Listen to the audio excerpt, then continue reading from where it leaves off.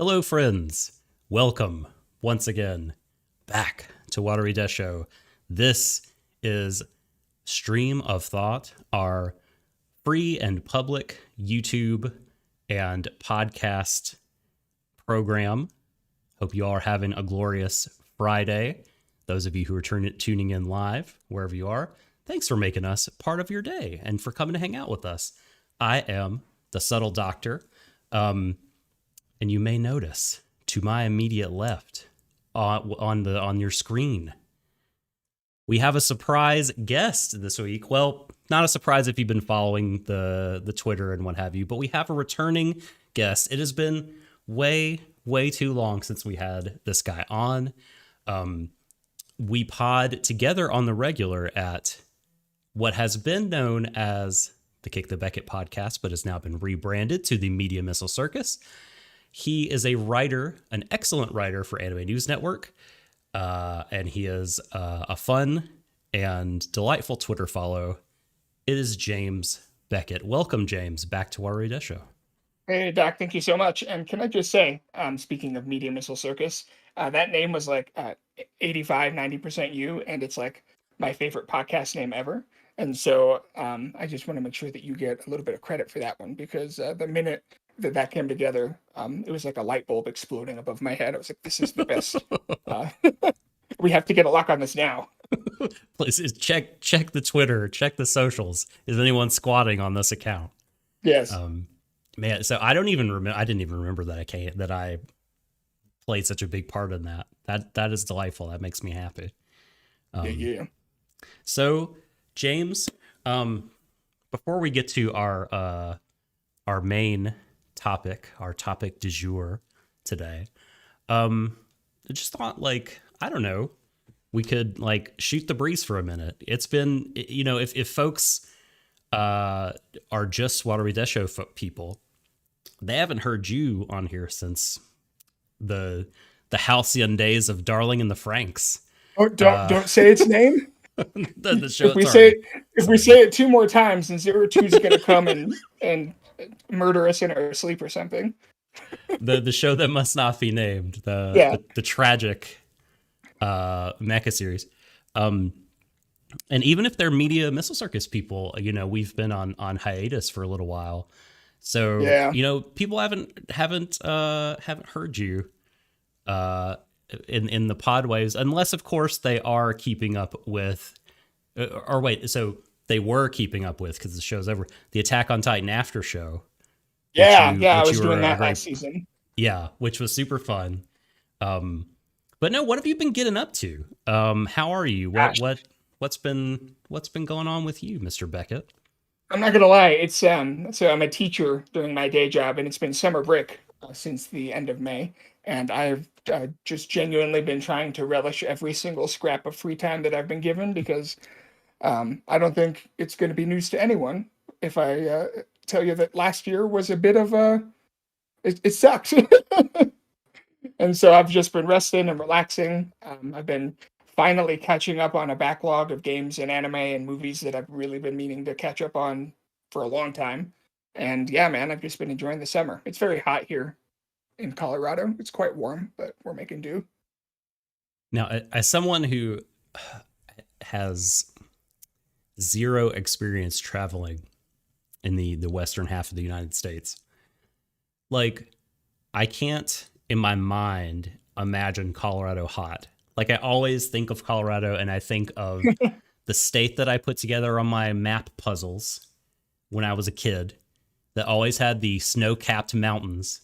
So I just always think of it as this, snow-covered, paradise. But it's hot there, huh? That's one of the running jokes for anyone that has ever been to or lived in Colorado is that the weather is completely insane, and it's not as extreme in a lot of ways as just the other day I was driving through Kansas, and I drove through one of the worst thunderstorms I've ever been in my entire life. We don't really get weather like that here so much until it's winter, but it can go from, for instance, just the other day we had probably a week straight where it was in the low 90s from Monday through Thursday, and then on Friday it all of a sudden dropped to 70 and it was pouring rain. Yeah. Wow. And then now to at least yesterday it was like 93 again, and it's feeling pretty hot today. So yeah, Boy, but it does get cold in the winter too. So we get the best of both worlds. you We get do. unbearable heat sometimes, and then we get inhospitable cold. So Is it ever like Aspen in the movies? Is it ever just like cold, but also, I don't know, oh, like cold in a Winter welcoming Wonderland. kind of way? Yes, exactly. Yeah, totally. It can be. It can be.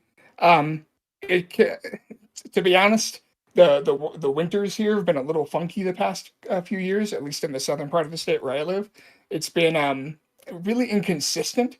You Mm, know, it used to be that we would get like a solid like blizzard, like shut down the schools for 3 days blizzard at least like once every year or two, around about March. hmm And the past couple of years, you know, we've gotten a couple of like heavy snow days, but mm, it'll be gone like that. And it's been odd. mm. It's been hard to predict. Um, but yeah, we can get those winter wonderland kind of picturesque postcard snow days sometimes. It's not as fun when you're in the middle of a city where the public transit sucks and you have to drive everywhere no matter what. But if you are in like Aspen or uh, old Colorado City, even is close enough to the mountains where I think it would be pretty nice when it's snowy. You know, sadly, this does not sound all that different from weather in and around the Nashville area. The Yeah. unpredictableness Yep. and the extremes. So maybe that shouldn't surprise me, but it does, because I am a dumb person when it Oh, comes to weather and geography and latitudes and what have you. Uh, I mean, but when we were driving through Kansas and we got the notification for that thunderstorm, mhm. I was like, "Oh, it's just a thunderstorm. Whatever. I drive through those all the time." I did not know what a Kansas thunderstorm Oh was like. no, It was terrifying. We thought we were going to die, and yeah. So, uh, trust me, I do not begrudge anyone for not being savvy to the weather patterns of the different states. That's one of the for anyone if anyone is listening or watching that is outside of the U.S. Something that I've actually really come to appreciate and find really interesting is when people from like Europe um, either visit here or they just kind of learn about the United States. And one of the things is this country is so freaking big, like land mass wise, it's so big that we have literally every climate imaginable at some yes. point or another. So yeah. So have you been beating the heat with any game or anime in particular? Has anything jumped out at you media wise that you wanted to shout out before we get into the topic and the title? Oh yeah, totally. So I fell way behind on Odd Taxi last season. That was a Mm, show where I knew I wanted to give it like my full attention. Like mhm. that's a show where you need to sit down and watch it. You can't just like have it on in the background. And I've been kind of binge catching up on that, and it's just been incredible. As anyone that's been reading the reviews on Anime News Network or any of the other sites or blogs or podcasts that cover the show will tell you, Odd Taxi is one of the most unique and interesting shows I've seen in a really long time. So You're not the first person, to, as you pointed out, to say that. I have seen extremely high praise for it on yeah. the Twitter timeline. Dare I say, James, some people were throwing around the name Satoshi Kon. Yeah, I think that's a very apt comparison. You can definitely feel Wow. the Woo. influence. It's not as it doesn't trade as much in like surreal or kind of genre bending Hmm. mood or atmosphere, at least not so far. Tonally, what I would compare it to, I don't really have a lot of anime I could compare it to. The closest cultural touchstone I have, I think, would be like a Coen Brothers movie. Like it's basically like the anime version of Fargo, if that That makes any rules. sense. Yeah. Without all the Minnesota nice, but it's very much about a very large cast of characters, many of whom are terminally stupid, and they get involved in all sorts of kind of comedic and dramatic shenanigans, Mhm. mysteries, crimes. It has a very different flavor than a lot of anime that deal with a similar subject matter, right? Like it doesn't feel like Mm. Bakano. It doesn't feel like what was that gangster anime from a while back? Was it Um, Gangsta? No, not Gangsta. It was the Revenge one. It had a number for a title, I think, like 2021 or 91 days. 91 days. Yes. Yeah. It Excellent show. it's much more offbeat, and it's Mm. very dialogue heavy. Very dialogue heavy. It's the kind of show where I have to imagine the translators were tearing their hair out trying to get that done for a simulcast. Oh, for But it's sure. great.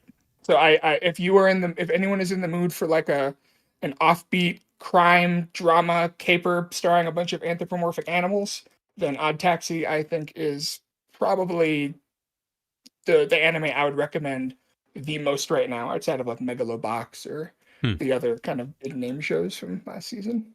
Some of those things you compared it to me, are very rooted in place. Like, is Odd Taxi like a period piece, or I don't know anything about it except that it's really, really good, or is it like kind of unspecified Japan, or is it set in a place? I want to say it's in Tokyo. I should know this. So many of the anytime a show takes place in like a cityscape, I almost always assume it's Tokyo. I'm Sure. 99% sure it's Tokyo. Okay, so just Um, modern Tokyo. yeah, yeah, Okay. no, social media is a huge part of the plot. The way that idol culture is touched on as well. Oh, I guess there is a piece of Japanese media that I think it's fairly comparable to, and that's actually one of the games I've been playing is Yakuza. It has kind of like a Yakuza vibe, Ooh, like okay. the side Okay. stories in Yakuza. Interesting. Like if you imagine if Yakuza start a bunch of furries and there's Mm-hmm. nothing but the goofy side stories, that's Man, kind of sort of what's going on this is with like, I Yakuza. feel like this is a better hard sell for me than saying it's like Satoshi Kon. And this is just, I love Satoshi Kon, but like that comparison made me kind of raise my eyebrows. Whereas what you just said makes me go, I want to watch this right now. Yeah. It's And very bingeable too. It's every okay. episode has like a cliffhanger, and so you're like, well, I gotta see what happens next. Ooh, okay, great. So, this is relevant to Warui Deshou because right now, our patrons are voting on what we're going to cover for the next season, and in one of the polls, because we have a couple different slots format wise, if you're just tuning in for the first time, I mentioned at the top this is stream of thought. We also do, we have kind of alternating schedule where one week we'll do a show called Stream of Thought where we cover one thing. The following week we'll cover something different in a show called Second Stream, and then Deshou the Third the next week. And then the rotation goes back to the beginning. And in one of those polls, voting for what we cover, Odd Taxi is not only winning, but winning by a lot. It's So good. That's a I think good thing. unless things drastically change, expect this season for us to be covering Odd Taxi. Oh, I will be happy to listen to you guys chat about that because that is yeah, there's a whole episode on gotcha game culture and like the predatory nature of gotcha games. It's actually like fairly incendiary in the Ooh, way that it kind of tackles that subject. So there's going to be a lot to discuss. that's very exciting. And you mentioned Yakuza. Hmm. Are you like a seasoned vet, or are you dipping your toe in for the first time? I guess I'm past the complete rookie stage. So I've been, me, Doc. I kind of, when I get into a franchise, I wanna like Yes. experience all of it Mm-hmm. from the Mm-hmm. beginning. It's a problem I have. I can't just play like Yakuza 4. I tried and I kind of got it, but it didn't really make a lot of sense to me. It didn't click. Um, but then I went back and I started with Zero because I'd heard that that's kind of the best place for Mm. new fans to really start playing the game. And I beat Zero, and I rushed through that game in like probably a month, which is saying something because I was being as completionist as I could as far as like the side quests go. And I've beaten Kiwami 1, so the remake of Yakuza 1, and so I'm currently on Kiwami 2, the remake of 2. And once that's done, I'm going to be going through 3, 4, 5, all that stuff. One of our patrons, who Dana, who's known as Blue Sea Devotee in YouTube, is a massive Yakuza fan. So they'll be I get it. happy. They'll be Now happy. I get it. I understand. Yeah, I now get it. Yes. Okay. I want to get it. This is always something I've like.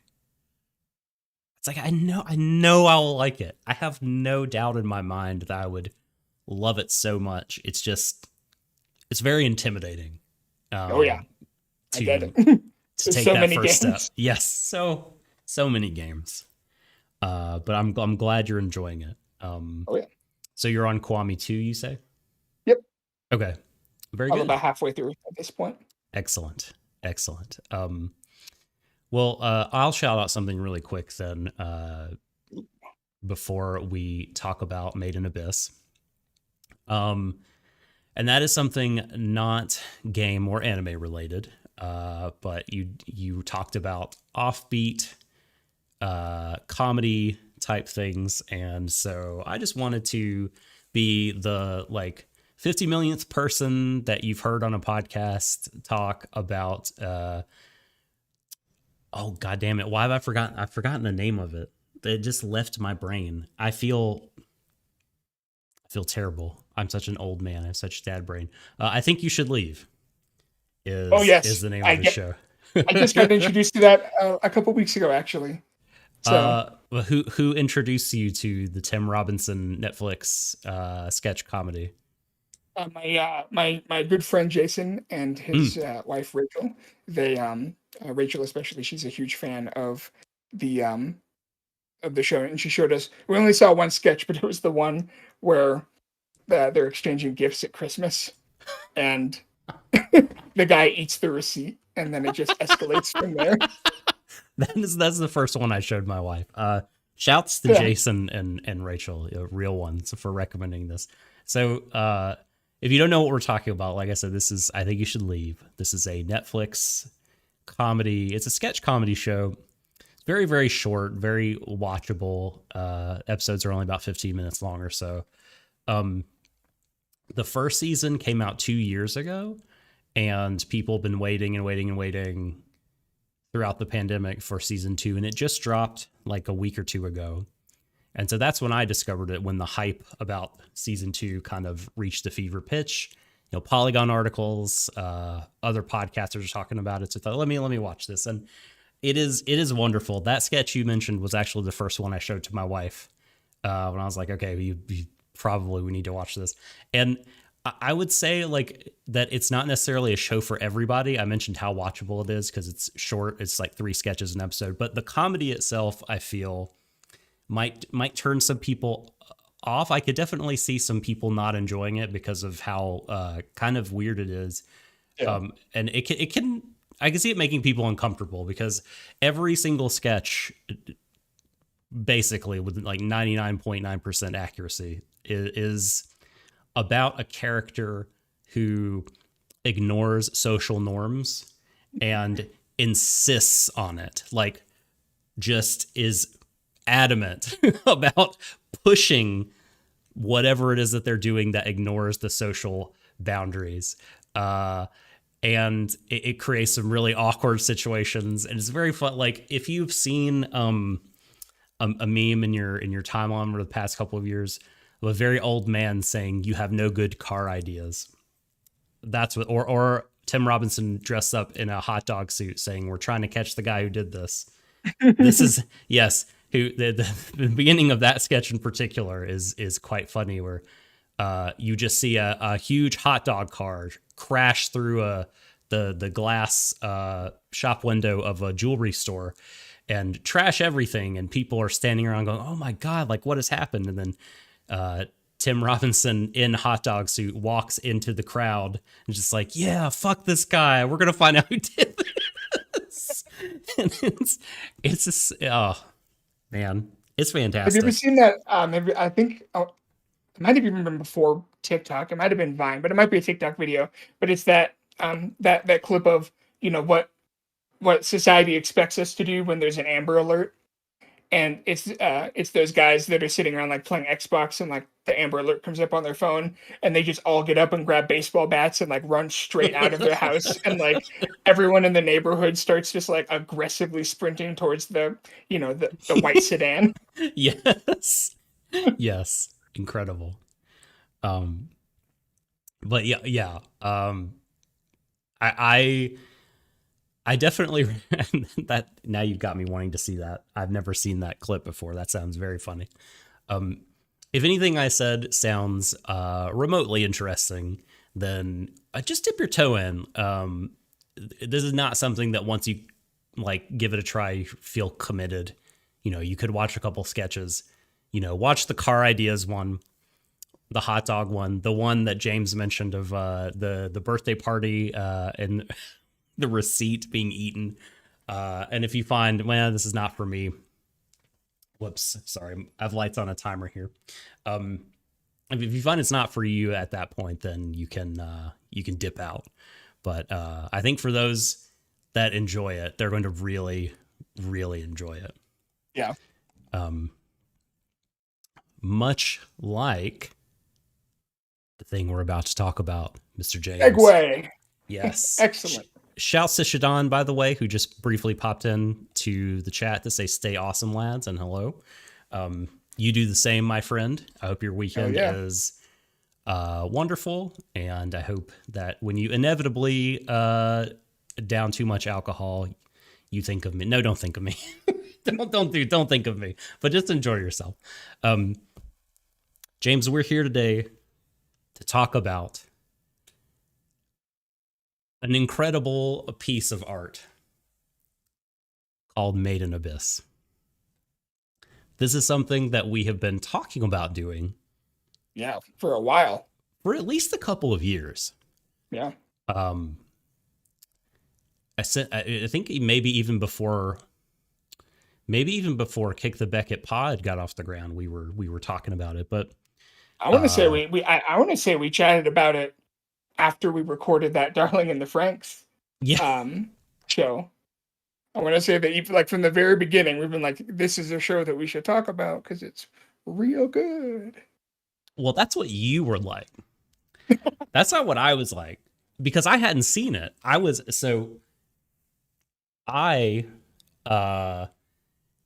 did not get around to watching this television show until this week.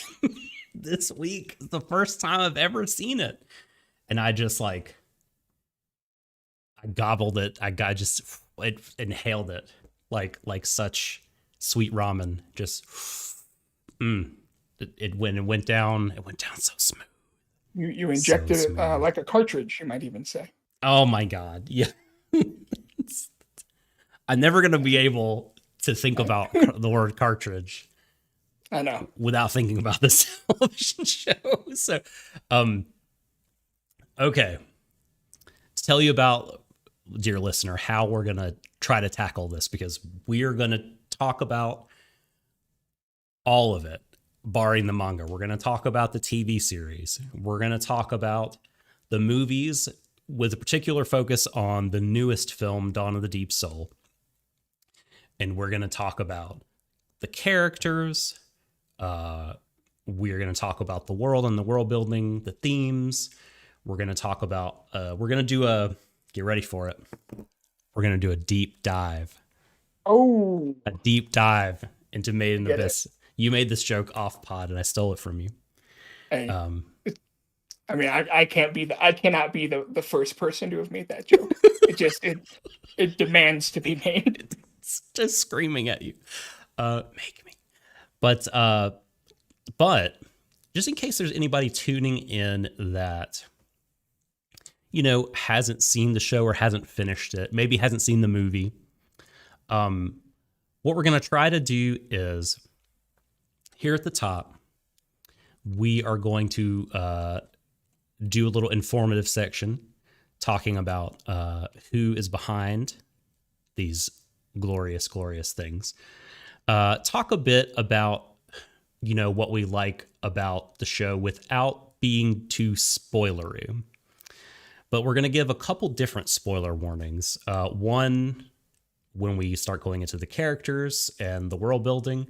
And then when we start talking about the themes of the show, I feel like we just can't really leave anything undiscussed. We can't leave any stone unturned. So we'll drop another more ardent spoiler warning at that point, and then everything is fair game. So if you want to hear what we think about the show, what's up with it, maybe without being spoiled because you're on the fence about watching it, totally hang out with us for a bit here. We'll let you know when you can, when it's advisable to dip out. And also at the end, we're going to have some listener questions. Folks on Twitter dropped us a couple questions, and one in particular is about recommending the show and the difficulties that lie therein. So perhaps that might be also of interest to you. So, all right, here we go. We're diving in. Made in Abyss. Yeah. What is Made in Abyss? Who made it? Let's talk about that. So, James, Made in Abyss began life as a manga. Is that correct? Yes. Mm-hmm.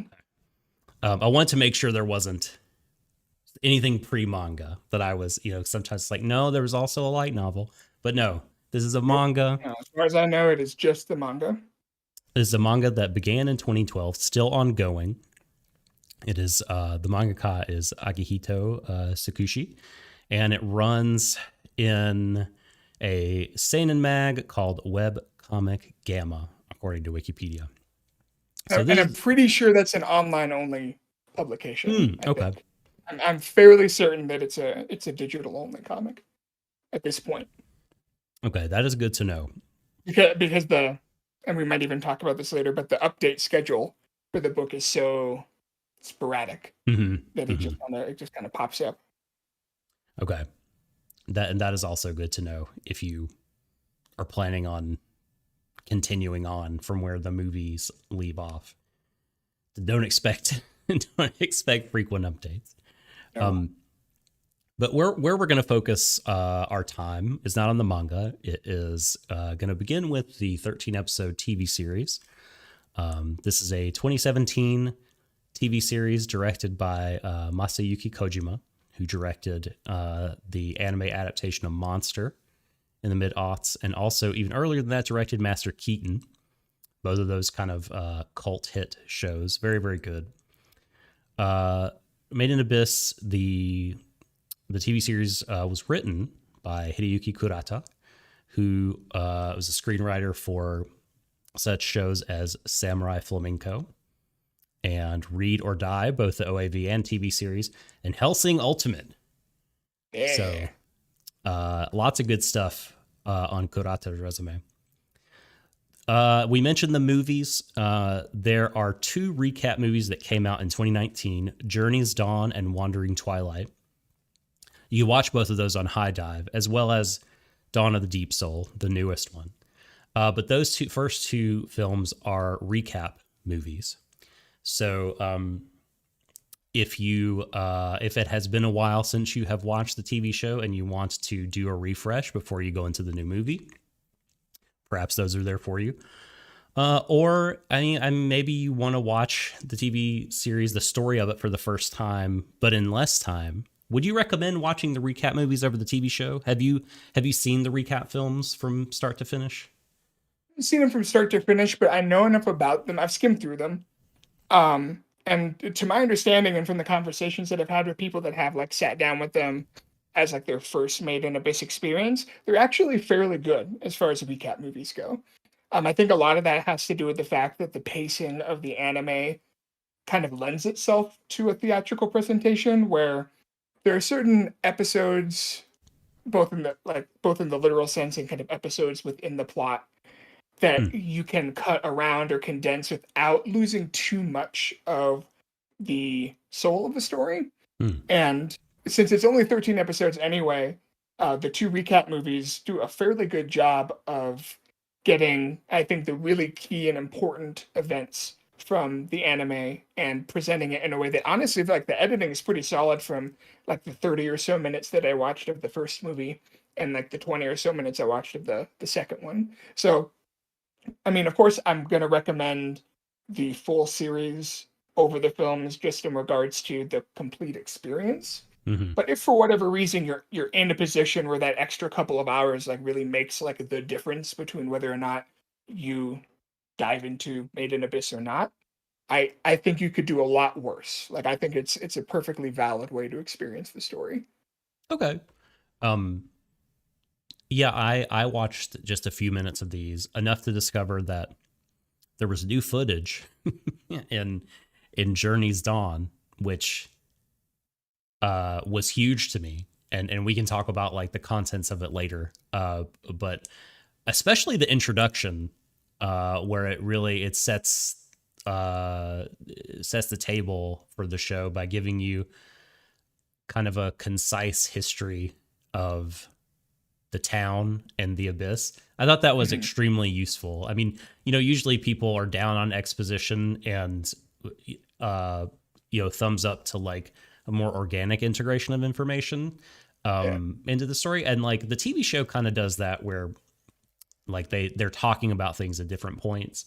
But I thought that was actually really well done at the beginning of Journey's Dawn. Yeah, it works, I think, because the show already has like a fairy tale vibe to it. Mm-hmm. You have that narrator that comes in and occasionally provides sort of an omniscient view of things, and I don't think either in the film or in the show it ever goes like too far, and it's certainly never um like so blunt that it like takes you out of the story at all. So no, I think it totally works.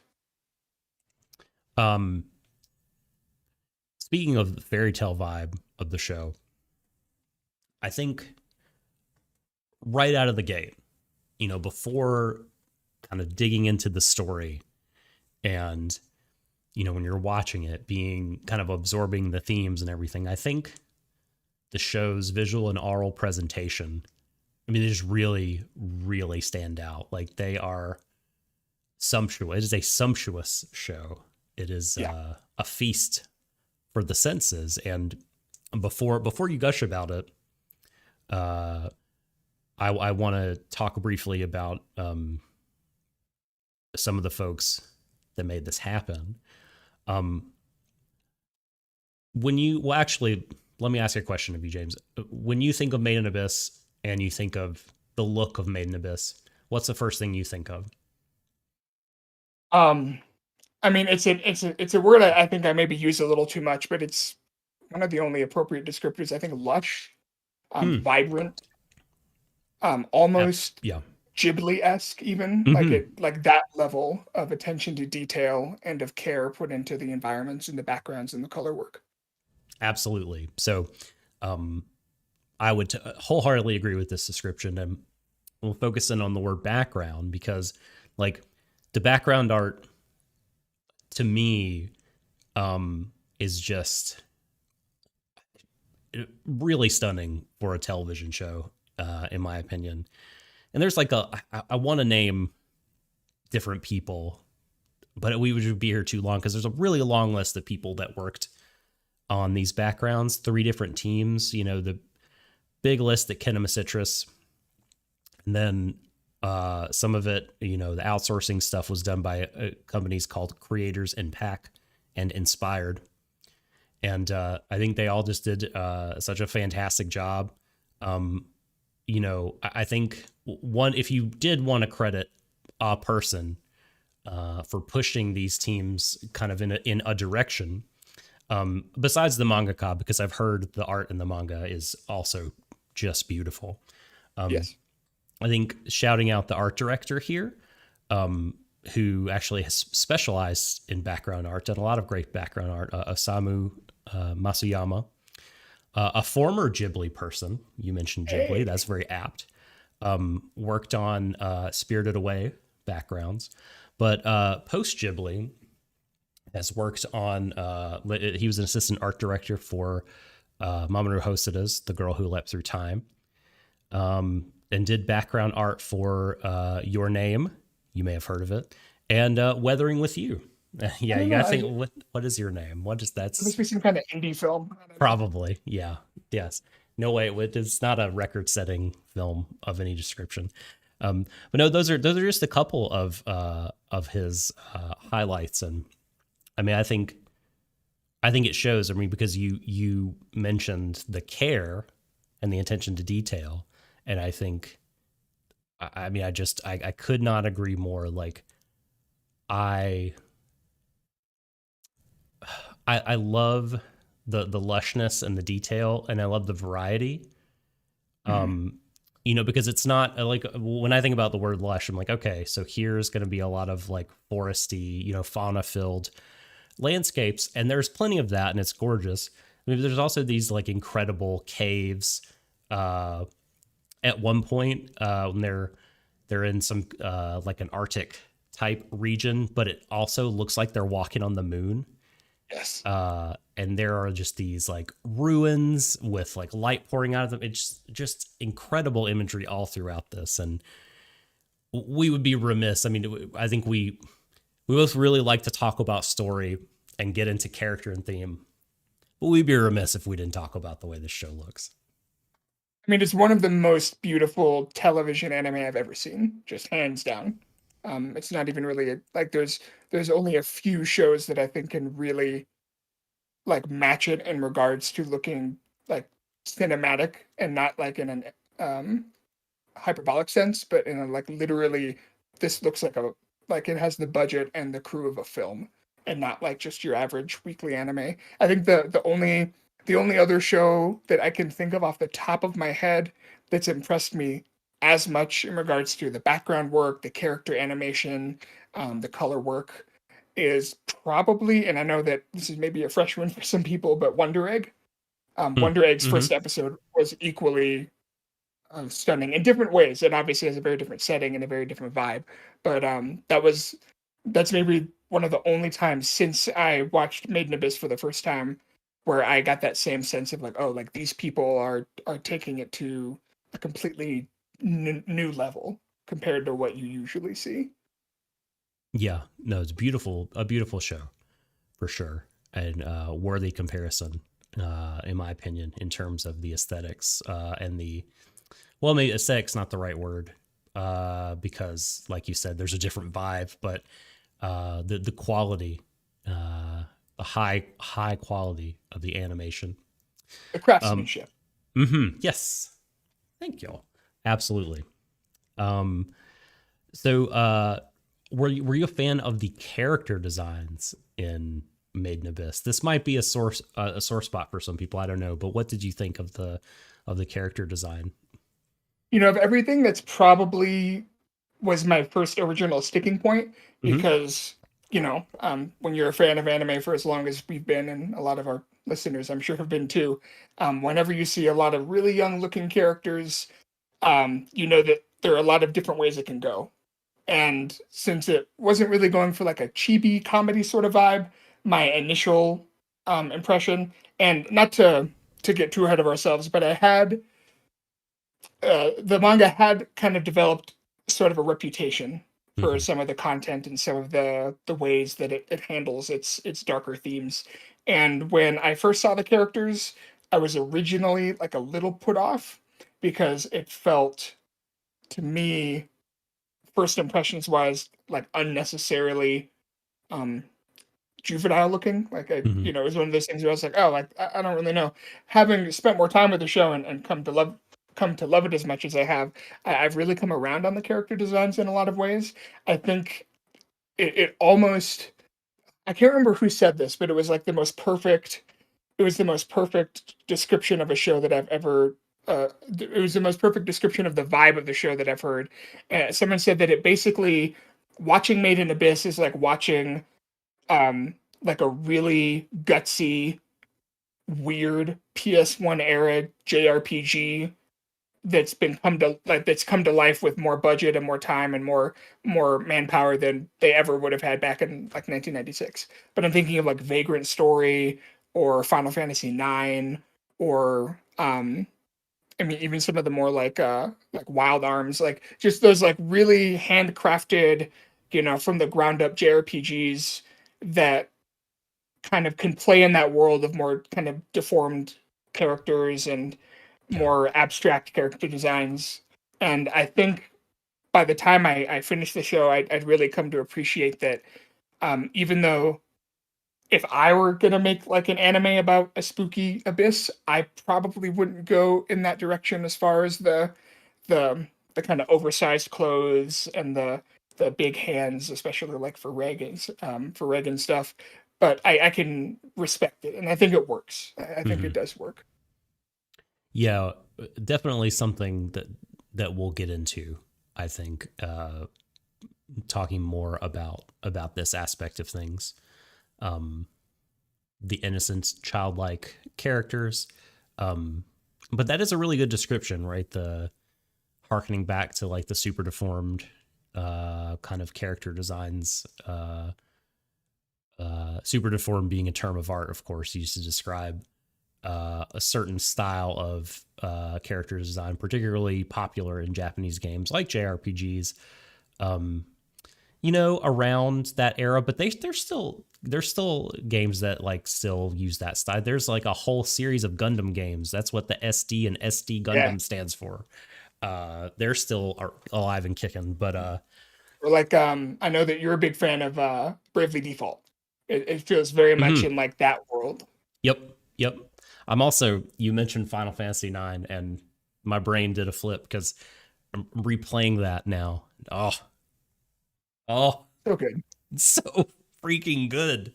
That Holy PS1 cow. trilogy is just, I mean, how It's lucky something were we else, to be man. able to live through that? Like the first I time know. around? I know. I know. I love it. I love it so much. Um, well, that is a really apt comparison. And uh, just to shout out the character designer, it's Kazuchika Kise. And they did the designs for Ghost in the Shell Arise, Holic, um, some stuff in Legend of the Galactic Heroes, like all throughout the new and the old, Oh, okay. which is interesting. that, but they're not the. I don't think that they're the main designer. Um, their role in it, according to like the encyclopedia entries I was reading, was a little bit unclear when it came to the original OAV. But their name is all over it in the design, in the character design sense. And then a kind of obscure old like sci-fi show called Cillian, which I like. Um, so that's character design. And then something that we absolutely have to talk about before we get into our spoilery discussion is the music. Holy cow, man. Kevin Pinkin. A Oh, not, I mean, not maybe not literally, but I don't know. Like he's he is, oh man. whew, Kevin Pinkin. Not the first. I mentioned this to a friend on Twitter. Never thought that I would say that one of my favorite anime soundtracks in years and years was made by a person called Kevin. But here we are. This is An the world we live Australian in. named Kevin, no less. Yes, an Australian named Kevin. Uh, so Kevin Pinkin did a remarkable job on this OST. Works in anime still. Works in video games. Composed the music for a really excellent game. I was going to call it a mobile game because that's where it came out first, but it is playable on PC and Switch. Florence. Excellent little narrative game. Necrobarista, which is a cult PC game. And it also very good.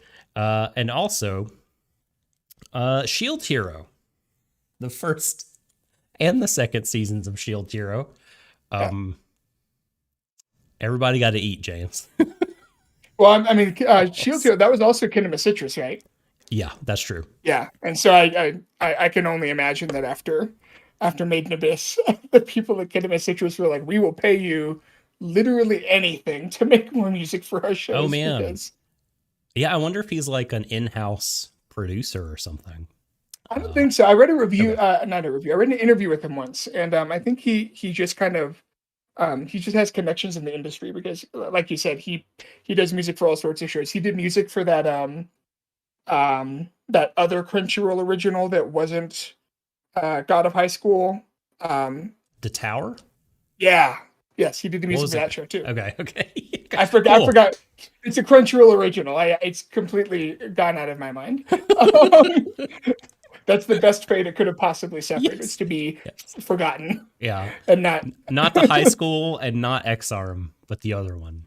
Yeah, the one that wasn't terrible. I guess I didn't Okay. really hear anything about it. Maybe it was bad. I don't know.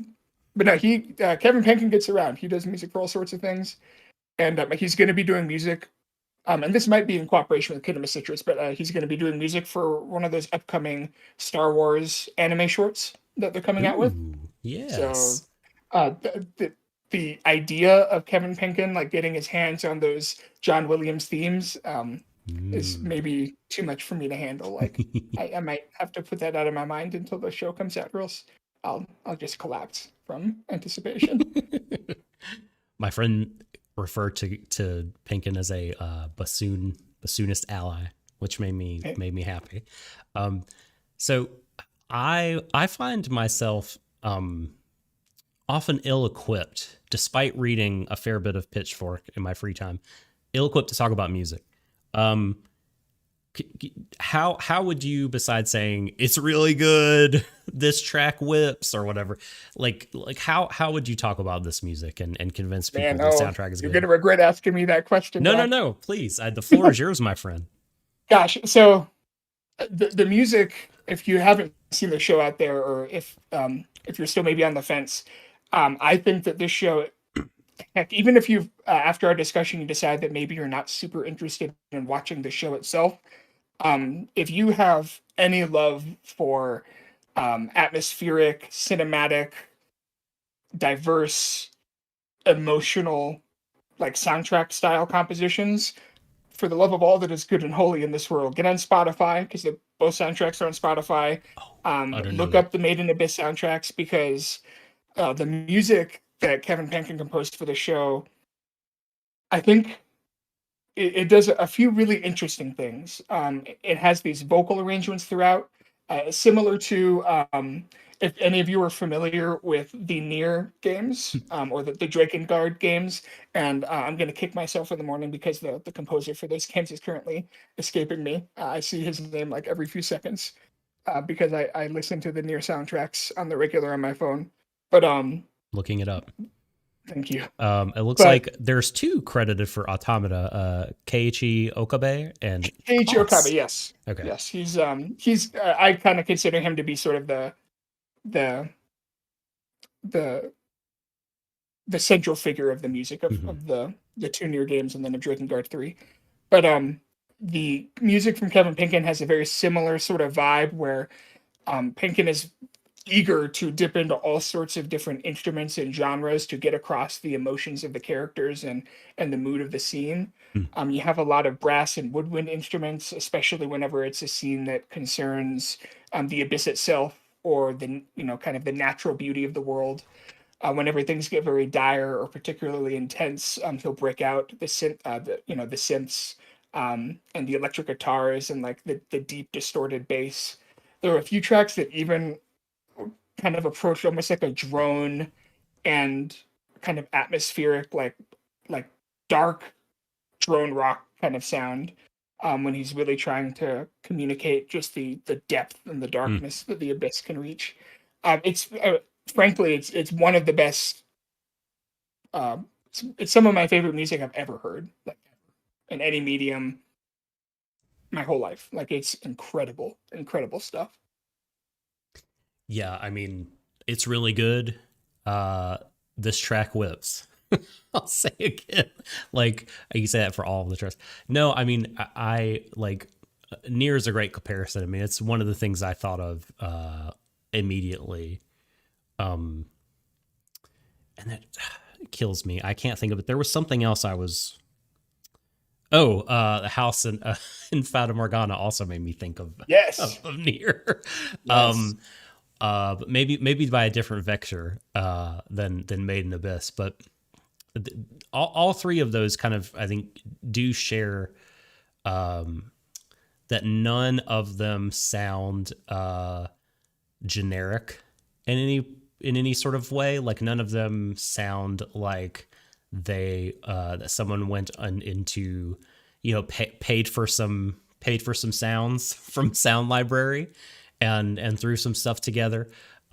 Very crafted, lovingly, and related to the mood and themes of their works. Um, the soundtrack for Made in Abyss has a real spiritual quality to it for me. Um, and yeah. there's like and it is a show that like hints at the mystical often. I feel, and so the music is very like of a piece with that, and it just is really remarkable. And like you said, even if the show ain't for you, please listen to the music because it gets our, I think, our highest Yeah. endorsement. Got a favorite track? I need to the Hana. I always Hanazeve Cardinha, I want to say, is the name of the kind of vocal track that opens up that first episode. I'm actually looking up the because the titles of the songs are actually pretty. You can tell that Kevin Penkin had some fun when it comes to naming the tracks. Um, Hanazebe Cardinha. Takeshi Saito is the vocalist that is he's singing in a made up language, very similar to what you have with Nier, where Mm-hmm. the focus is not so much on the words, but just the quality of it.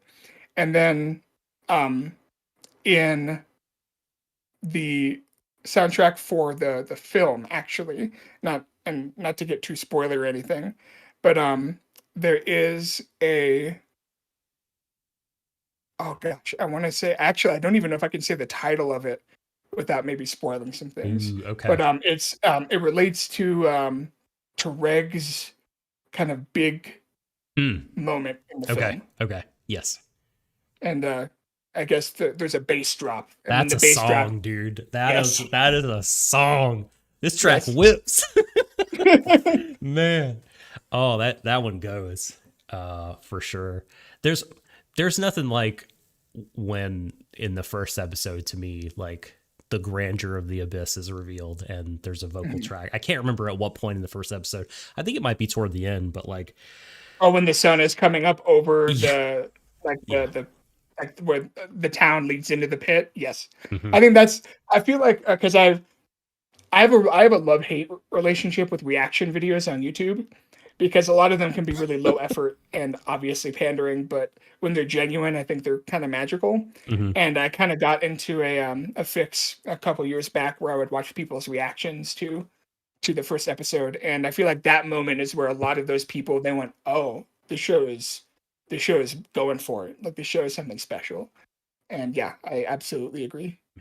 Yeah, that moment, it really, I mean, we talked about Nier, which I mean is an action game, but has I don't think I wouldn't say someone is wrong for saying it's a JRPG. It's a Um, JRPG in spirit, if not in yeah, function. Yeah. yeah. And we talked about the art design, or rather the character design, lending itself to the classic ones. Um, and I think the soundtrack there's something of a link there as well, like not just to Nier in terms of like the instrumentation and the kind of idiosyncratic nature of the soundtrack, but like I don't know, just like maybe it's to do with the themes as well, and how tied the music is to it, because like early on you just get the sense of like, man, this is going to be a grand adventure, Yeah. which I feel in JRPGs. And I think I always track that back to Laputa Castle in the Sky, whose Yeah. soundtrack is good, but not similar to this. But like there's a similar feel, like a classic feel of this is going to be an incredible, a grand adventure. And Yes. is a feeling that when I get it when I'm watching shows, I'll soak it in, because it is not a common thing that's evoked in me, and I love it, and this show does that for me. Um, so any final thing about the music before we give our teaser and non-spoilery bottom line / recommendation, I believe is what the outline says. Any final thoughts on the music? I mean, I guess I had a question for you because Oh yeah, hit it's a me. question I've asked myself a few times. If everything about this show were the same quality of art, voice acting, writing, storytelling, thematic depth, but the soundtrack was, let's say, replaced with something like middle tier Ghibli, right? Like Arrietty, the soundtrack for Arrietty, Oh. which you probably don't remember off the top of your head No, I because don't. you know. Yeah. Do you feel like how much do you think that would impact your enjoyment of this series? I guess a simpler way of asking how integral to the success of Made in Abyss as an anime, as a story, do you think Penguin's soundtrack is? This is an excellent question. Because I think my argument is, at least for me, for my kind of relationship with the show, it's almost as integral as, like, say, an Uematsu score of Final Fantasy, Yeah. where I don't think the Final Fantasy games would be half as remembered as they are if it weren't for the work that Uematsu did in those soundtracks, especially during like the 6 through 9 era, where those songs got like lodged into the brains of an entire generation. My man And was killing it. He it was was, killing it then. for a lot of reasons that we'll talk about, Made in Abyss, I don't think is ever going to have that level of Mm.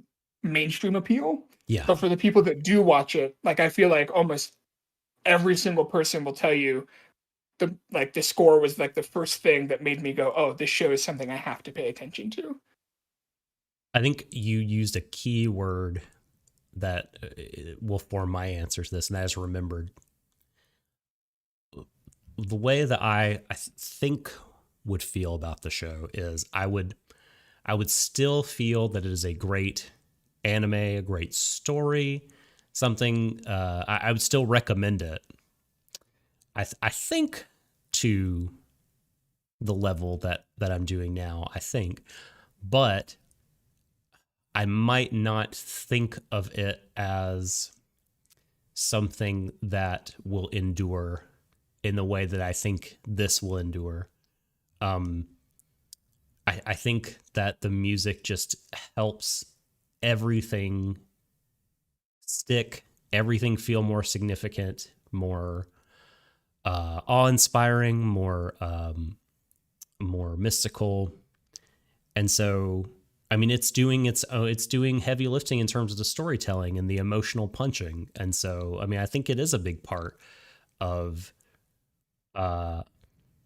not whether the show succeeds or fails, but how much it does succeed and how highly I do think of it. So, you know, if we're doing the classic, you know, IGN review scale kind of thing, it might knock off half a point, maybe a point. I was just thinking that, like, it would be a solid 9 still. Yeah. But yeah, I think the music is really what kind of elevates it into, because I mean, how often when you're watching like seasonal anime, right? How often, you might hear music that you think, oh, this is a good score, like, I like this music. But how often does a song from a show that you're watching like stick in your head for days, right? Mhm. Underground River, the song that plays in that first episode when you see the montage of the kids getting back to Earth, even like, because I came into the episode with a lot of um, hesitation and with a lot Mhm. of kind of preconceived ideas of what I thought the show was going to be. And I think I even wrote in my review of it that when that song and the vocals from, I want to make sure I get his name right, Raj Ramaya, he's the one that sings the English vocals actually in that song. When that song hit and the montage started and the kids start making their way back to town, um, literally every single like reservation or worry, even the ones that I felt like I probably should hang on to, they just melted away. I was like, yep, I'm in for this ride. Like, let's go. Like, yeah, take me wherever you're gonna take me, show. I'm here. And it's very rare that a song does that in a lot of media, much less, a television show. I wish I could really articulate in a precise way just how I feel about the montages in this show, because I think that they hit for me exactly perfectly. Yeah. Oftentimes montages, I just feel like I'm being manipulated, or that the studio, the author wants to manipulate me. Or sometimes I think, well, they just need to save some money here, Yes. something like that. Yes. Um, When it's the still frame and it just kind of zooms in on like a character's face and then it crossfades. Yeah. You're like, okay, or just this like, is where the budget ran out. yeah, just like different kind of shots, like panned in the room of like a group of dudes laughing over some like, very jaunty guitar. I'm like, okay, all right, that's really nice, I guess. but but yeah, like these ones, I don't know, like they're equal part, like all the emotion, like when I say like, oh, they're trying to manipulate me emotionally, like they are emotionally impactful, but also they're shot in this way that I can't look away from them, and they're incredibly engaging. And it's like, I don't know, it's just a perfection of a of a montage, man. I wish I could really like accurately describe how they make me feel, and how like I just have a weird relationship with montages, because I mean I get why they're there, but like I don't know, like at the very end of the show, there's an incredible, a deeply emotional montage, and like you know, I like I guess like in different other kinds of shows, my brain and heart would have gone, that's my cue to pull out. Yeah, and a lot of other shows, it's a crutch, right? It's Mm-hmm. either a shortcut or it is it's a cue to be like, all right, like end credits. We're Mm-hmm. gonna, or we're gonna recap some things, or if you missed last week, like here's some scenes that we saw before, but and I think this is where we can really get into our recommendations. Yes. Everything about this show is so confidently made.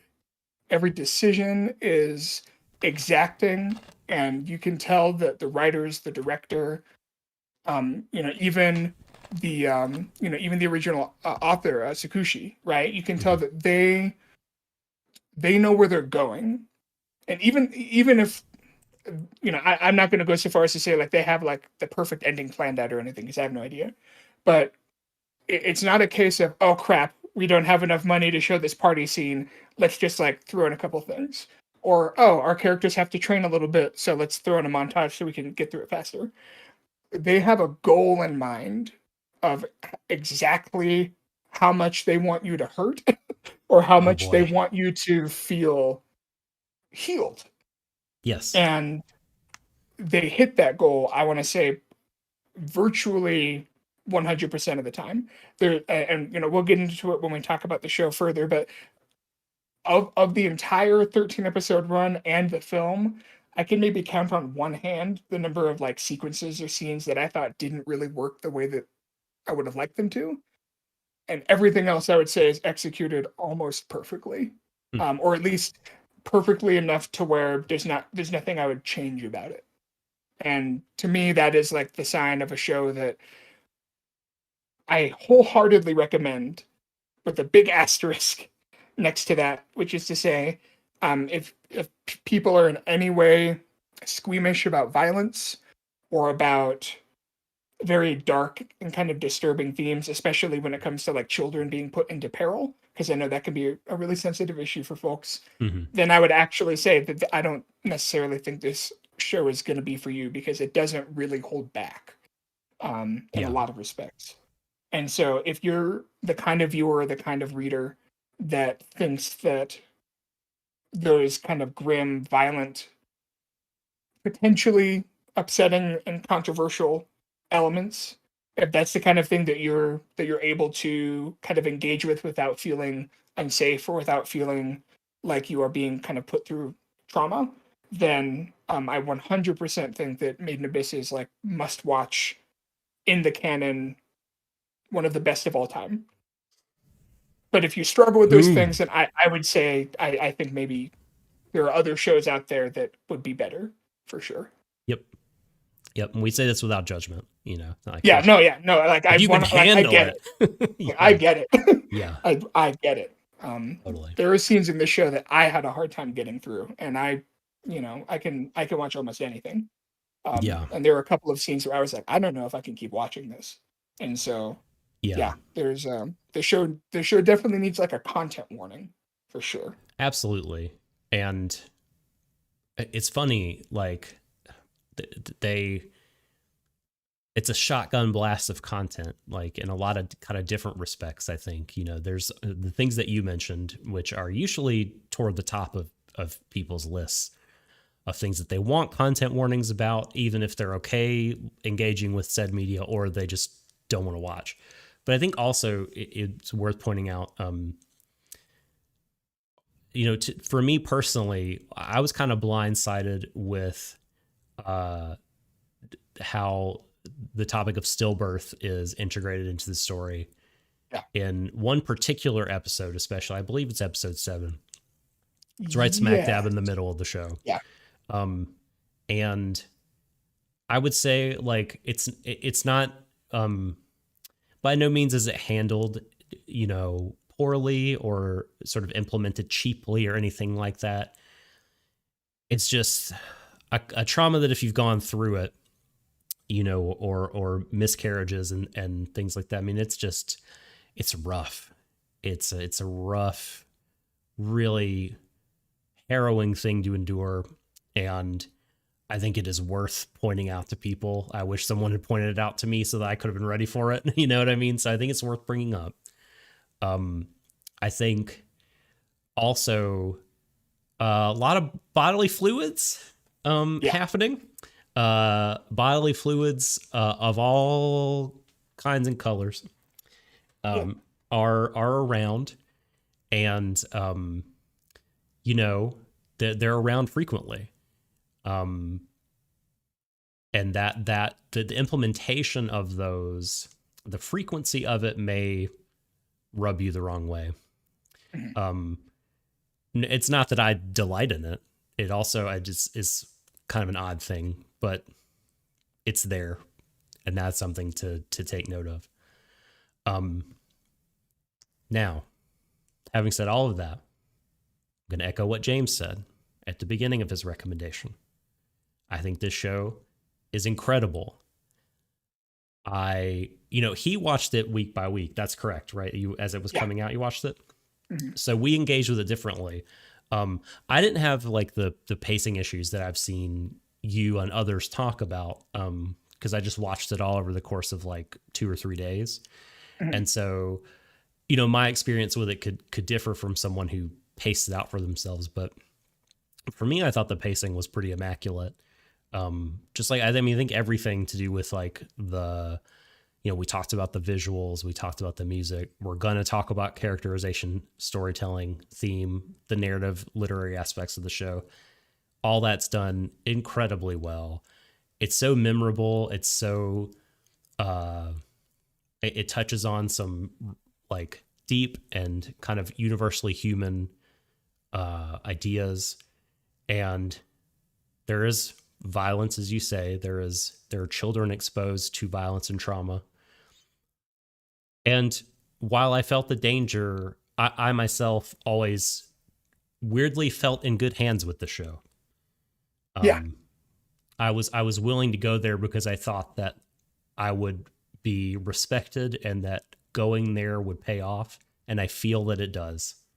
Absolutely feel that everything in the end is worth it and pays off. And I think this is a stunning show. It's early because I just finished the film yesterday. You're fresh off the Bondroid Express. The Bondroid Express. I'll have a lot to say about the Bondroid Express. Good heavens, the Bondroid Express.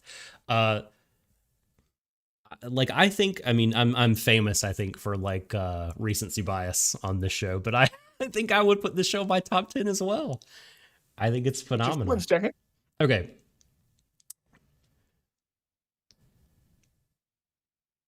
Oh my gosh. I'm so sorry. My one of my cats managed to sneak into my recording space here, and she's just been like hiding out in a corner, making not a single peep. And I keep the door shut just for the sake of the recording and stuff. And my poor cat, she just snuck out here and was looking up at the door, like, "Oh, you've locked me in." So I just had to make sure she could get out. Um, She just wanted but to no, know what you thought yeah, and of she the was show. just as yeah, she was just as wrapped up in the conversation. Yeah, but she But no, wanted out now because she didn't want to be spoiled. oh no, she would never want to be spoiled. Never. But your top 10, like you're Yeah, feeling. yeah. Hmm, I definitely. I mean, where on the list it will go, I don't know. I need to update my top 10 me because too. the last the last time I thought, maybe this is a Medium Missile Circus episode, but the last time I thought about it, a few years ago on Warui Deshou, Shadon and I talked about our top tens, and I don't know if there will be drastic changes made, but there will be changes made. I'm Oh yeah, highly confident, no, totally. because Made in Abyss is not on that list, and it would be on that list somewhere. Something's got to go. Something's got to go. Um, Maybe Die Buster. No, That's an oldie. it is, it is. But my top 10 is littered with old stuff. Um, okay, line in the auditory sand. Um, the first spoiler gate is opening. We are going to. We probably won't get as spoilery as we will when we talk about themes. I don't know if we're going to be like, "Hey, here's what happens in the end," but Yeah. we're gonna get into it, talking about the world, talking about the characters and their arcs. Um, so if you don't want to hear that stuff, adios, and we'll be here for you when you get back, if you come back. So I with will that out of say, if I could just oh, say really quick, mhm. I think this show does, even though it is actually about a very specific central mystery, what's at the bottom of the abyss. I think this is one of those shows where knowing some of the details that happen in advance might actually be good. Mm, It might help you contextualize some things, or it might help you decide, oh, if that's how they handle this content, then maybe it is good for me. I don't think there are many plot developments that I would say are necessarily like ruined by knowing them in advance. This isn't really a show about like big twists. It's more mhm. about payoffs, right? And I think those payoffs are going to hit no matter what because the show is so well made. So don't necessarily feel like you have to tune out if you're the kind of person that, because I know I'm the kind of person where there are some things that I got way more into them after they were spoiled for me a little bit. Um, 100%. I'm the same way. I do not mind spoilers anymore. I used to be very sensitive to it, but now I found that they do push me to try things more often than push me away because, oh well, I know what happens. And those are well made points by you, because I mean I haven't had time to even think about the show in this context. So I'm glad that you said that. I think that's right. All right. Um, I am going to, in some ways, hand the baton to you, good sir, because this section of the outline was architected by you. The world building, the characterization, sure. and that kind of thing. So, would you mind, honored guest, taking the lead here when we get into the world building and Made in Abyss? Yeah, and we can kind of talk about it both in like an explanatory, here's the details for the people that maybe need a refresher or maybe aren't Mm-hmm. super familiar. But I also kind of, as we go, I'm super interested to hear your thoughts and for us to be able to chat about how we reacted to these different elements of the story. So for the world building specifically, um, we have really we have a very vague understanding of what the world of this universe is like. That was kind of poorly worded, but you know what I mean, right? We don't I really do. know anything about the politics of like other countries. We get little tiny hints, but nothing especially concrete. We don't really know how like technologically advanced some cultures are versus others, since a lot of it is kind of sort of played as like magic, or at least technology so advanced that it might as well be magic. That muddies the water further. But the one established sort of human presence that we see of like culture and of life is the city of Orth. And Orth is a city that was built specifically to surround this place called the Abyss. It's a gaping maw into the center of the Earth or the center of the planet. You know And what they say about people that live there, right? oh, what do they say, Doc? They're really down to earth. Oh my, yes. Okay. You know what? I'll give you that one. That was a good one. Oh, can I say can I say one thing before you continue? And that's Yes. I was really glad to catch the first couple minutes of the first recap movie because I don't know if it was a sensory overload or I wasn't paying attention exactly to the right details, but by the time I really gotten my arms around the story, I almost thought this is the world. Like that there'd been some kind of apocalypse and like all that's left of humanity is like going down into the bit. But like the opening of that movie is very clear. Like this is just a part of the world. Like this whole opened up. People were fascinated with it, and they came from elsewhere. Elsewhere is still a thing. There's still other cultures, other people, the Earth, the planet, the different societies, all that you could still assume is very much intact. So I was Yeah. glad to like have that like confirmed. I don't know if that's the right word, but to really like firmly get that piece of concrete information. Yeah, well, it's like you said, it's not really explained in the show like explicitly, especially because uh, Rico and the other kids that we're going to meet are orphans, right? So they spent their whole life in Orth, and the Abyss may as well be the world to them. They've never been outside of, you have to sail however many hundreds or thousands of miles to get away from this sort of island volcano sort of structure. And yeah, the this is presumably, as far as we know, the only entrance to the Abyss anywhere. It's the one Mm-hmm. that there is. And it is as the opening scene of that movie explains, and as we discover, over the course of the show too, it has a very unique and very mythic sort of structure. Mm-hmm. Anyone that is familiar with like Dante's Inferno, right, will be intimately sort of familiar with the idea of a layered underworld, right? An underworld with stages where each stage has its own identity and its own flavor.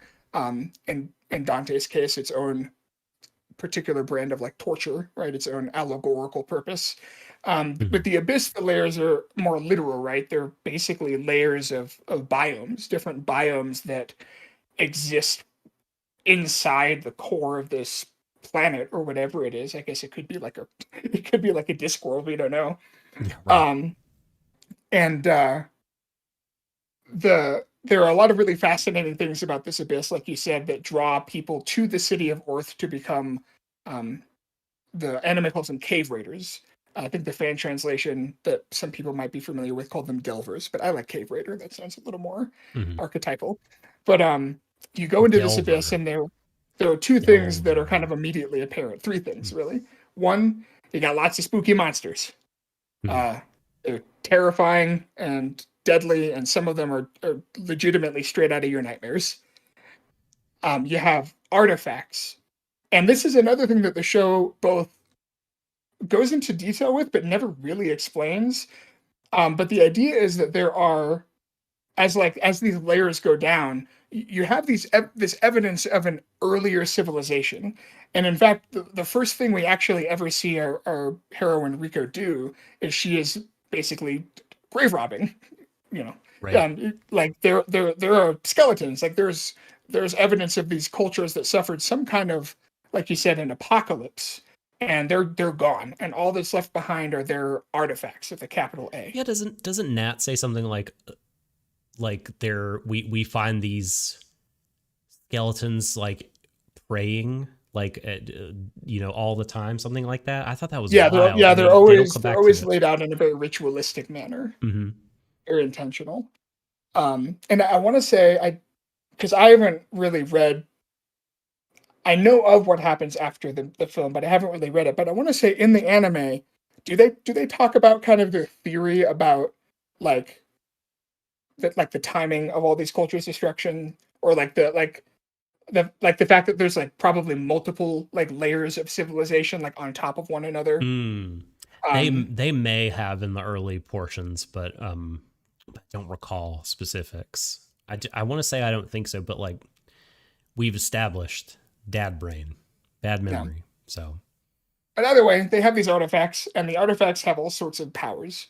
Some of them are weapons, some of them have more benevolent effects, and some of them are specifically to do with the curse, which is like the third sort of key feature of this abyss beyond its hmm, geography and its fauna. And the curse is this effect. It is explained at one point of the show as being almost like a membrane, sort of that encompasses like the atmosphere of the abyss. It's a little hmm, difficult to sort of explain in a literal sense, as far as like the science of it. But the long and short of it is, um, if anyone is familiar with the concept of the bends, right? If you go like scuba diving down deep, the pressure of the water, and versus like the pressure of like your insides.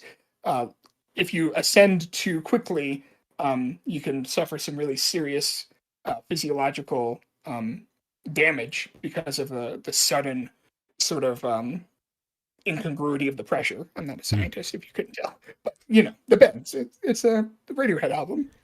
The curse is kind of similar to the bends, except worse, in that the further you go down into the abyss, the further you go down into the layers, Hmm. the physical and psychological consequences of coming back up are um, they become, what's the word that More I'm looking for? severe. More severe, and more severe by like they become Yeah. exponentially more Yes, severe. orders of magnitude Yeah, worse. yeah. On the first layer, when you're coming back up, you might get some nausea or a bloody nose. Second layer, you might like pass out, you might vomit a little bit. By the time you get down to the fourth and fifth layers, um, the stress of coming up too quickly can kill you. Um, You can't climb a flight of stairs without like breaking your teeth, yeah, basically, or which without is like like your eardrums rupturing. yes, you get cuts. Rico does from climbing the stairs. Yeah. I think that's in the film. And Yes. in the fifth layer, I want to say, but yeah, I mean, That's it's a fifth just layer. wild stuff. And then once you get to the sixth layer is known as basically the point of no return, Yep. because while cave raiders, the expert cave raiders especially, can send stuff up with balloons, they can't ever come back because there's literally just no physical way to survive coming back from the sixth layer, or at the very least, that's what everyone understands as of Mhm. the beginning of the show. If you go down to the sixth layer, even if you're still alive technically, you're Mhm. basically considered dead because you're never coming back. Like it just Hmm. can't happen. Yeah, I think when people go, they refer to it as their last dive, Yeah. right? Okay. Yeah. And they explain that like the way, just the fact that it's filled with all of these different kinds of plants and animals and monsters, even getting communication from that down is considered almost impossible. Right. Just the likelihood of a balloon making it up that far is just really low. Yeah. Um, and yeah, so that's basically our setting. And Doc, let me ask you, if you had the same reaction I did when I started to understand what this world was and what the setting was. And my reaction was, thank you God. It's a fantasy setting that actually feels like another world and not just a video game, like just like an MMO. Yeah. I laughed so hard my earbud popped out. Um, yeah, no, I wanted some more. I wanted some more RPG battle mechanics. Honestly, that's what I thought. I Oh, was like, a stat why screen? don't Maybe they have like a. why aren't they leveling up? Why when Reg hits stuff, well, damage numbers pop out over their head. I mean, that's what anime fans wants. That's I what know. we I'll be know honest. anime fans wants. I couldn't empathize with the characters because none of them had a stat sheet, and so they weren't actually people to me. They didn't matter because I I know couldn't see their it's attributes. God. Um, no bonding events. No, look. Uh, yeah. I mean, I had totally had the same reaction. It feels like another world, and it feels. I want to get across when I say it, it's like I don't know. I don't want to sound like I'm.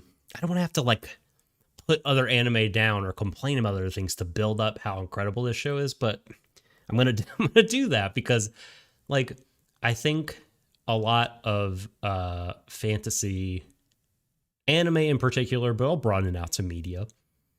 There's sort of a gesture in another world. There's like a rough sketch, you know, and you and that's off. It can be really good, and you're like, I just want to know how more of it works, but you don't ever get a satisfying amount of that. Whereas, man, in this world, cliche orama here, it feels so fully developed and well realized. Just so many details were thought about. So much, so many intriguing little mysteries, like not just like what's at the bottom, but like we were saying, like at the edge of the abyss, the first layer. I mean, like what is going on with the skeletons there, and like how did we like what is this curse like? Why is it? What's Yeah. happening here? And then, I mean, just like the amount and the variety of wildlife. I think, I feel bad for not mentioning it earlier when we talked about the lushness of the show and the fauna, the flora, man. Or wait, no, the flora, that's not the right word. The animals, the wildlife, the fantasy creatures that populate this world. I was just in love with. I mean, if you follow me on Twitter, I like to post a lot of fantasy creature artwork from kaiju and toku shows, from Monster Hunter, from FromSoft games. And while nothing here is meant to be as nightmarish as some of that stuff, they're still so like exotic and so like alien. But in a I don't know, in a legible way still, like it like everything from like when I was watching the intro movie. That's not the right word. The first recap movie. Why did I call it the intro movie? That's the OP, James. When I was watching the first recap movie and I got to the what is it, the Crimson Split Jaw, and then in particular like the Corpse Weeper. Like I remember Yeah. like the first time I saw like the Corpse Weeper and then heard it like imitate like the cry for help. I was just like, holy shit. Like this is just a gnarly, terrifying, yet beautiful and graceful in its own way, very awe-inspiring monster. And it that moment made a really big impact on me. And then there's so much of that. There's just a huge variety of really interesting creature designs. And it's not just like, well, what we're gonna have here, a flying centipede, and then a rat colony. And it's like some of the stuff, it's like you just never would think of in a million years. You did, unless, like you said, you have a nightmare, and then Yeah. perhaps they will emerge. But I really love that aspect of things. Well, no, you compared. You brought up like Bloodborne or the Mhm. FromSoft games, and I know that this is like such a cliche that it's become a parody that is completely meaningless. But I think that Made in Abyss is one of the few Dark Souls occasions. of anime. I mean, I I honestly actually think that that is kind of a fair comparison because you mentioned, right, we kind of talked about two contradictory things. One is that the world has kind of a very broad sort of fairy tale vibe. Hmm. There are a lot of things about it that we just don't know, and a lot of Yes. inferences that we have to make just based off of context clues. But everything that we do get, very much like Dark Souls, Yeah. is so meticulous and intentional that it feels real. Like it Yep. feels like you are just stumbling through this alien netherworld. And there's stuff here that I'm sure that the author and some of the artists even have like put a lot of thought into, like, here's Hmm. why this works this way, here's the function of this, here's like the purpose of this. We're never going to know it. We can maybe nail together some clues. I almost wish that like every time Reg and Rico pick up like an artifact or or a weapon, you could see like the little flavor text Yes, the just item to kind of description. start piecing it together.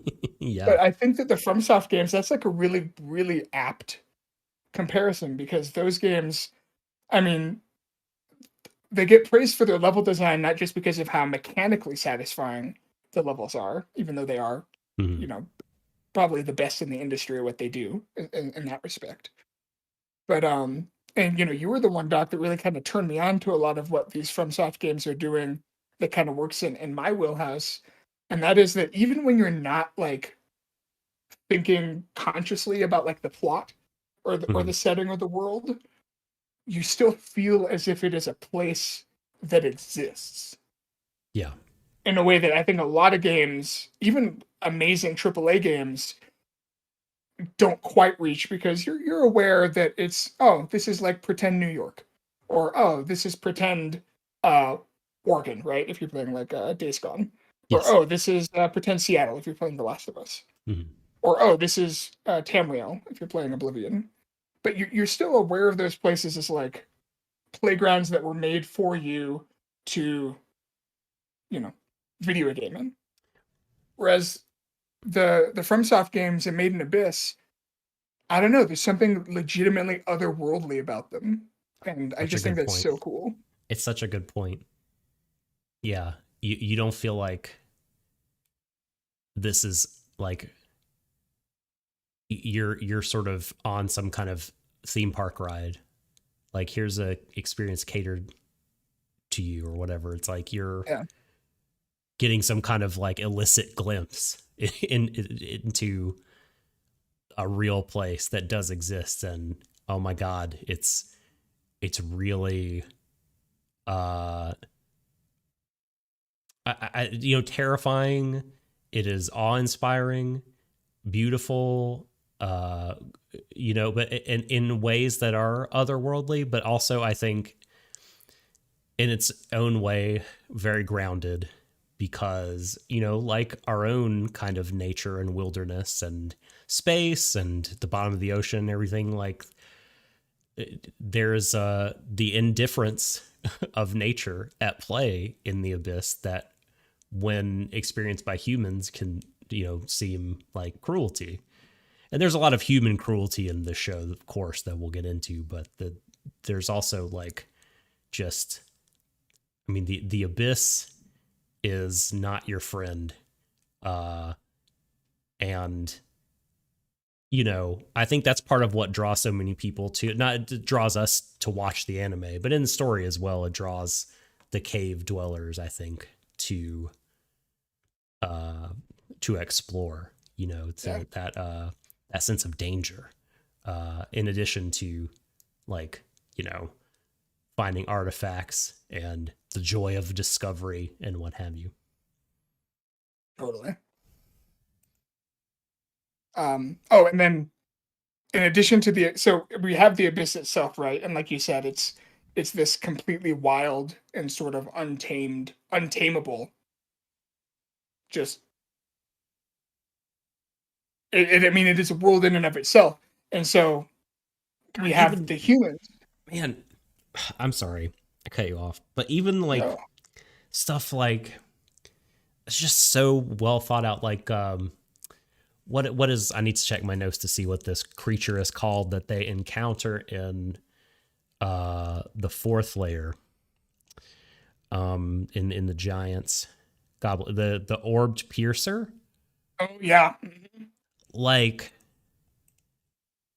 if you have watched nature documentaries about animals that live deep, deep, deep in the ocean, where the pressure is incredible and there's no light, but yet life is thriving,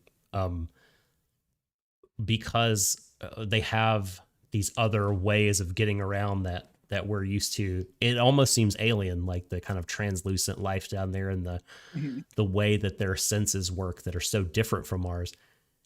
That is at play with this orbed piercer, because if you just sort of like Reg encounters it without knowing anything about it the first time, it's like it's magic because it can like predict his movements. But then when the curse of the abyss, right, is explained, and like you said, the physical kind of way it manifests as like a membrane. When all that's explained, you see like, oh, the orbed piercer is like using some kind of sense it has to tap into that and senses your movements or your thoughts or whatever through that. And it's just like, it's so incredible. And it's just like one of like 100 little anecdotes that you could talk about after watching the show, like this environment, this animal, this aspect of like the world mechanics that are just like, they all combine together. Like the cumulative effect of all that stuff is just like, wow. But also Yes. like the way it all fits together is incredible. I mean, well, there's again, I've said it before, so I apologize if I sound like a broken record, but there's just so much thought put into it, right? Like even with the cave raiders themselves, you have their whole hierarchy, these whistles that they have to kind I love of this. mark their level of and it's funny that I was earlier complaining about how this doesn't feel like just an MMO carbon copy setting, even though there is very clearly a lot of influence from the world of RPGs and video games, because you have like these hierarchical systems that are, if not like levels, they're basically like ranks, right? Yeah. So, for instance, at the start of the show, we have Rico, our main character, who is she's a bell. She's a cave raider in training. She doesn't even get a whistle; she gets a little bell. And once you graduate up the hierarchy of official cave raiders that are allowed to go deeper and deeper, and they can bring back fancier and more interesting artifacts. You have red whistles, blue whistles, moon whistles, which are, I guess that's kind of like purple. It's an interesting kind of diversion from the color scheme. Yes, that's really funny. And then you have the black whistles, and then you have it's almost like in a Zelda game where they like straight up tell you, all right, you're gonna go to like 4 or 5 temples and you're gonna fight some bosses at each one, or like Mega Man. Yeah. You have like these guys, these are the creme de la creme, these are the bosses. Not necessarily bad guys, but these are the best of the best. And of course, Hmm. this being a well constructed and well told story, the minute you learn about the white whistles, who are almost godlike Yeah. in their strength, in their accomplishments, in their sometimes lack of humanity. Yeah. Not the good gods necessarily. Right. We're talking like Yeah. Greek and Norse Hmm. gods. Like we're talking gods that'll fuck you up if they feel like it. Yes. And they are Um, deified by the ordinary citizens. yeah, they're essentially worshipped. They have festivals. They have legends told about them. Um, because the story is so well told, you immediately think, okay, we're gonna meet these guys.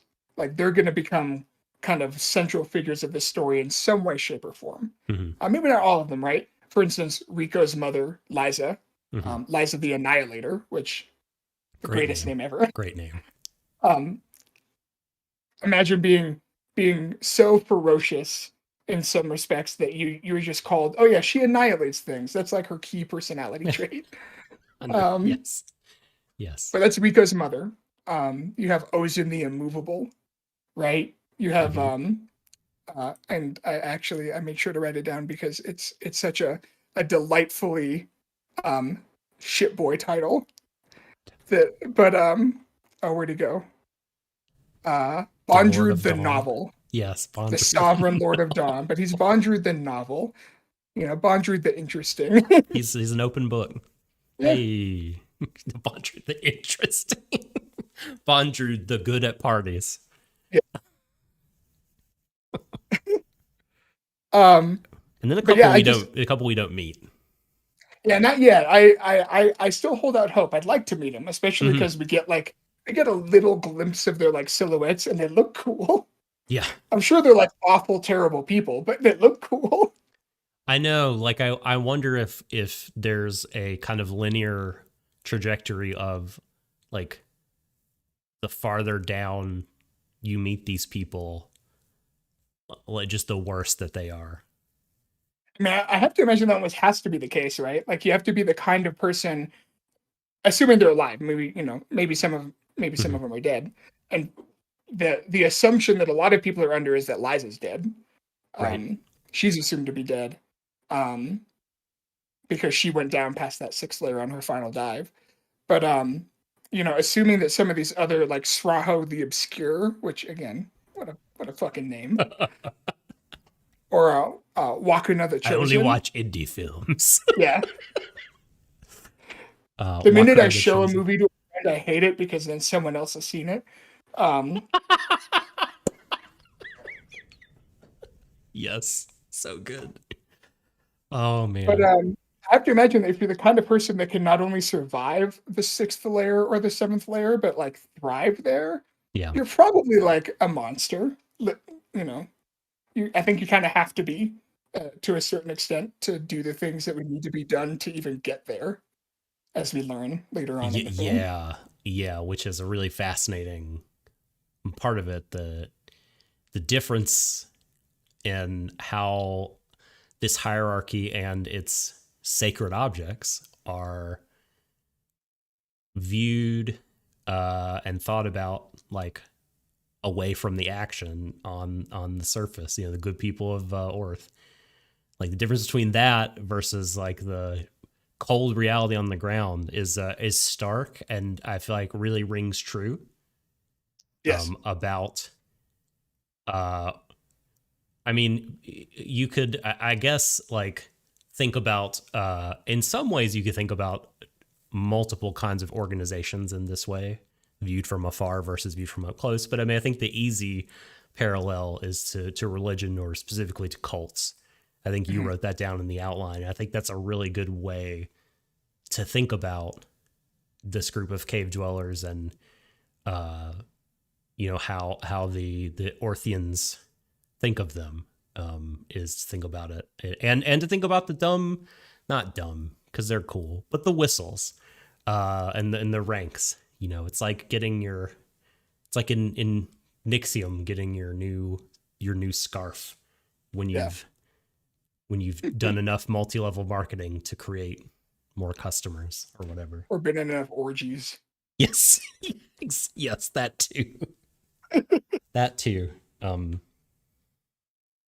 So, Doc, just so we've talked about the world, and we've talked about kind of the like the human presence versus the inhuman presence of the abyss. But when it comes to the humans that we're following in this story, mhm. who are the ones that are the most important? Well, certainly Rico is. You'd have to say number one. She's our point of view character largely. Um, she is, as you mentioned, daughter of Liza the Annihilator. She was raised in Beltro Orphanage. Her mother, we learn, left her there to continue her raiding career, to continue diving. She said, "Rico, you know, you stay here, under the tutelage of a lady with some wild hair Yeah. that you do not want to cross. It would Oh. appear." And also under the tutelage of like one of her, like someone who wanted to be her apprentice, who's called, Rico calls him leader. What is his name? Is it Jiro? I think something like I that. think so. I'll be honest. He shows up so rarely. I always forget his name Yeah, because yeah, he kind of has his purpose to serve. But yeah, it's the leader. It's um he's not a. I'm sure he's to us he'd probably be young because I'm sure he's like in his early 20s maybe. But to the kids he's like the adult authority that isn't the yes, scary headmistress of the orphanage. exactly. Like a prefect or something. Yeah. Um, and she's got her buddies at the orphanage, and one of the first things that happens in the story, and I guess is like the inciting event to like the big journey, is that um, uh, a dude, a large bearded man called Habbo. I don't know. He's a black whistle, um, a very hardy fellow. He's returning from one of his dives on a very low layer of the abyss, not the sixth, but it's still quite low. I think probably the fourth, something like that. Anyway, he comes back and he brings Liza the Annihilator's white whistle, Yep. which is a sign that she has taken her last dive and gone into the sixth layer, or died.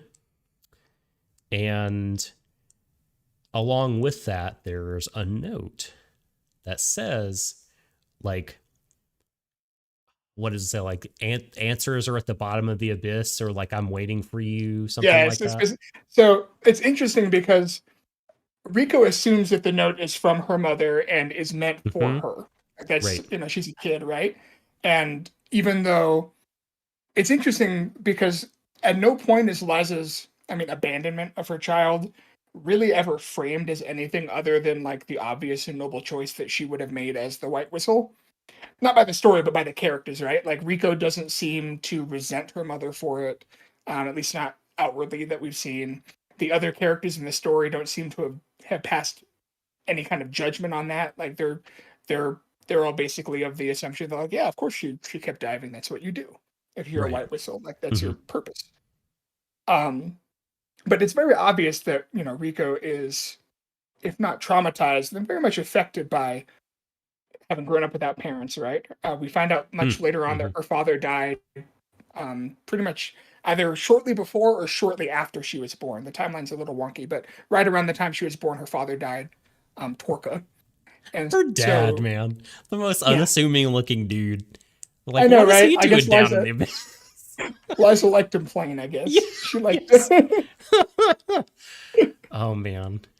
but Yeah, and then but you Ozen. can tell that Ozen's like she very very jealous clearly of that. misses her mother and misses the presence of her mother in her life. And so she just assumes that this note is written by her mom, even though I think Reg even points out, or maybe it's Lear, but one of them points out, like, this might not even be for you. It might even be from your mom. Like, you have absolutely no reason to believe that your mother would tell you, a preteen girl, Yeah. to um, go to certain death. um, In fact, it's Ozen who says this is not your mom's writing, oh, right. because I Yes. knew your Yeah. mom. So I don't know what this is, but this ain't her talking to you, which is Right. like, an earth shattering revelation for Rico at the time. Hmm. Um, but But she still goes, but right? yeah, Like, she still says, early in the story, yeah, she's like, I gotta go. I have to go. I have to find my mom. She's obviously calling to me.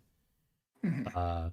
So she's our lead, but of pretty much equal importance is Reg, or Regu, as I've seen written in some places. Ragu. Right, exactly. The pour the Regu over the spaghetti, and heat until desired temperature.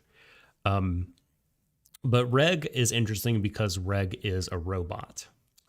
Reg is a living artifact found very early in the show by Rico during like a training cave raid, and named Reg because Rico used to have a dog called Reg. But Reg, like I said, is a robot, although a very lifelike one in a lot of different respects. Yes. They're sure to let you know that he can have things like fear. He can experience trauma. He can get horny. He Um, can. Yeah. Apparently, whoever or whatever made him um, made sure all the parts were working as would be expected in yes, any adolescent boy. yes. He can eat. Really, the only obviously like artificial parts, because they talk about how like his hair and his skin and everything. Hmm. It like they talk about how once you like get up close and start touching him, you can tell that it's synthetic. Yep. Like he's like made of like rubber or whatever. Hmm. But really, the most obvious thing is that he has giant extendy robot hands that he can shoot Yes. out like grappling hooks and wield like amazing cool weapons. Yeah. Yeah. The like probably the thing in the show that has like the highest ratio of like cool animations. It's like the arms, or like the hands that doing the blast attacks. I loved in the movie, I think it was the movie, right, where he's flying around and like he's kind of extended one of his like in his arms, like each one of them has these infinitely long, it seems, cables uh at like his shoulder, uh or no, at his elbow, and then the forearm and the hand can kind of shoot off and grab onto something, and it's very useful in the abyss when you're doing a lot of climbing and doing a lot of Yeah, he could like descending undulate down. them or like turn them in such a way that it basically becomes like a gyro, like a That was so cool in the movie. Like there's just like a shield like spinning around him, like so of his the cables from his arm. It's so cool. Um, yeah. but but yeah, Reg, he's great. I want to talk about either now or when we talk about like themes, like I don't know, just some. There's just a lot of things that like there's a lot of relationship dynamics between he and Riku that, how do I say this? There's a lot of doors I'm glad that the show did not open.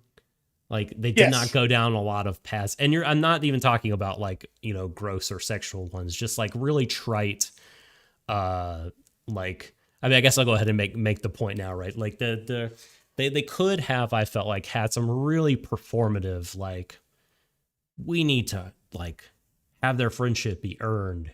So we need to have them have a rift, you know, Oh and get yeah, like back that scene together. where, oh, you lied to me this whole time about blah blah blah. Yes, yes, Hmm. yes. No, they never Or do like anything like that. or had some kind of like, you know, you need to start treating me like a person and not like a piece of property, Hmm. because I'm a robot.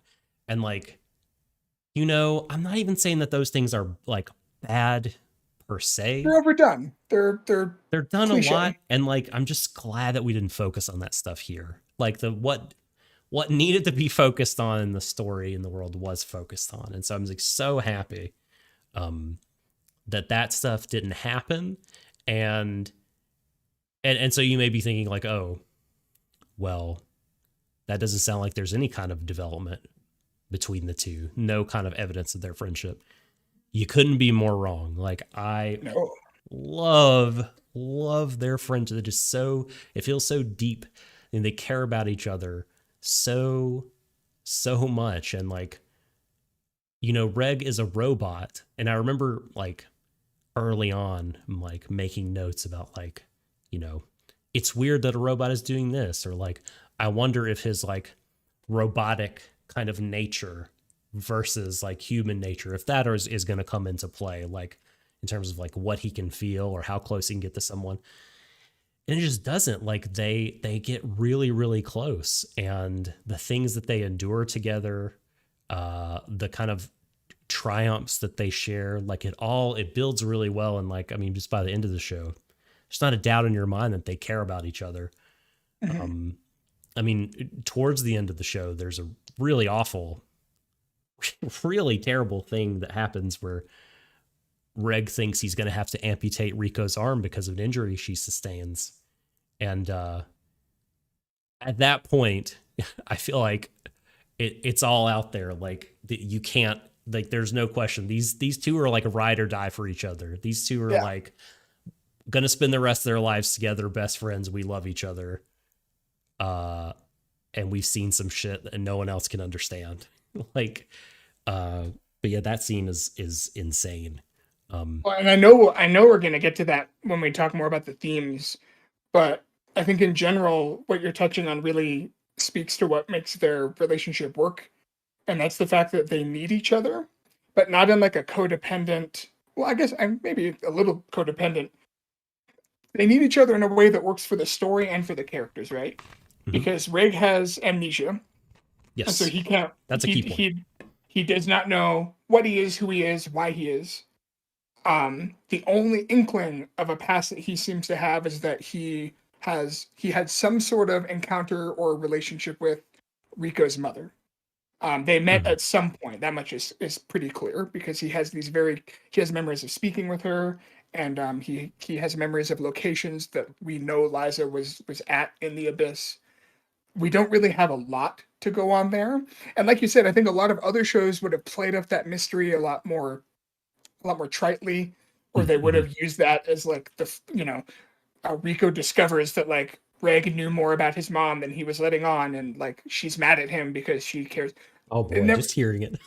I know, but God. the show doesn't even treat Reg's amnesia as like the cliche Yeah. motivation for like an RPG character. Like, yeah, he wants to know more about who he is, and he says like, yeah, I'm curious to know.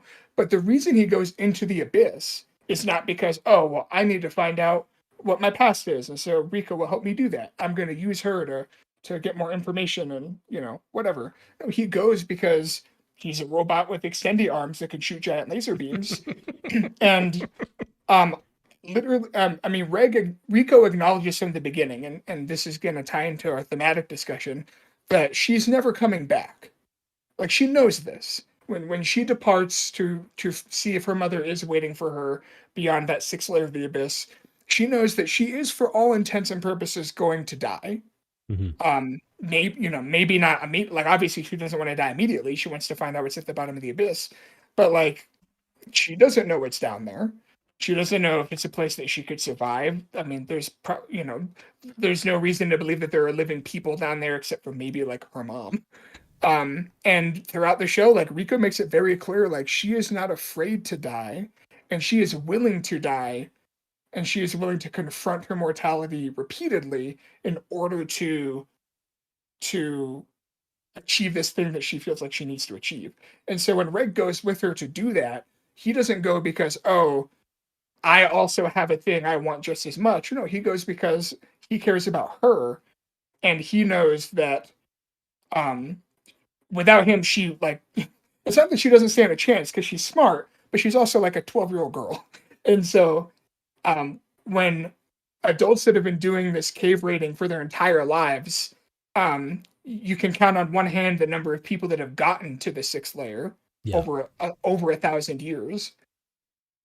Red goes because he knows that she needs him, and I mean he loves her. Like he loves her Yeah. in a.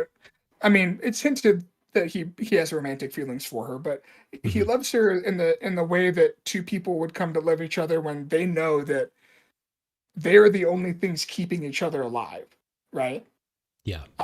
For Reg, it's a little more ambiguous because he's a robot, right? We don't know if he can die, or like we know that he can come back from the abyss, and so it's not a one way trip necessarily Mm-hmm. for him.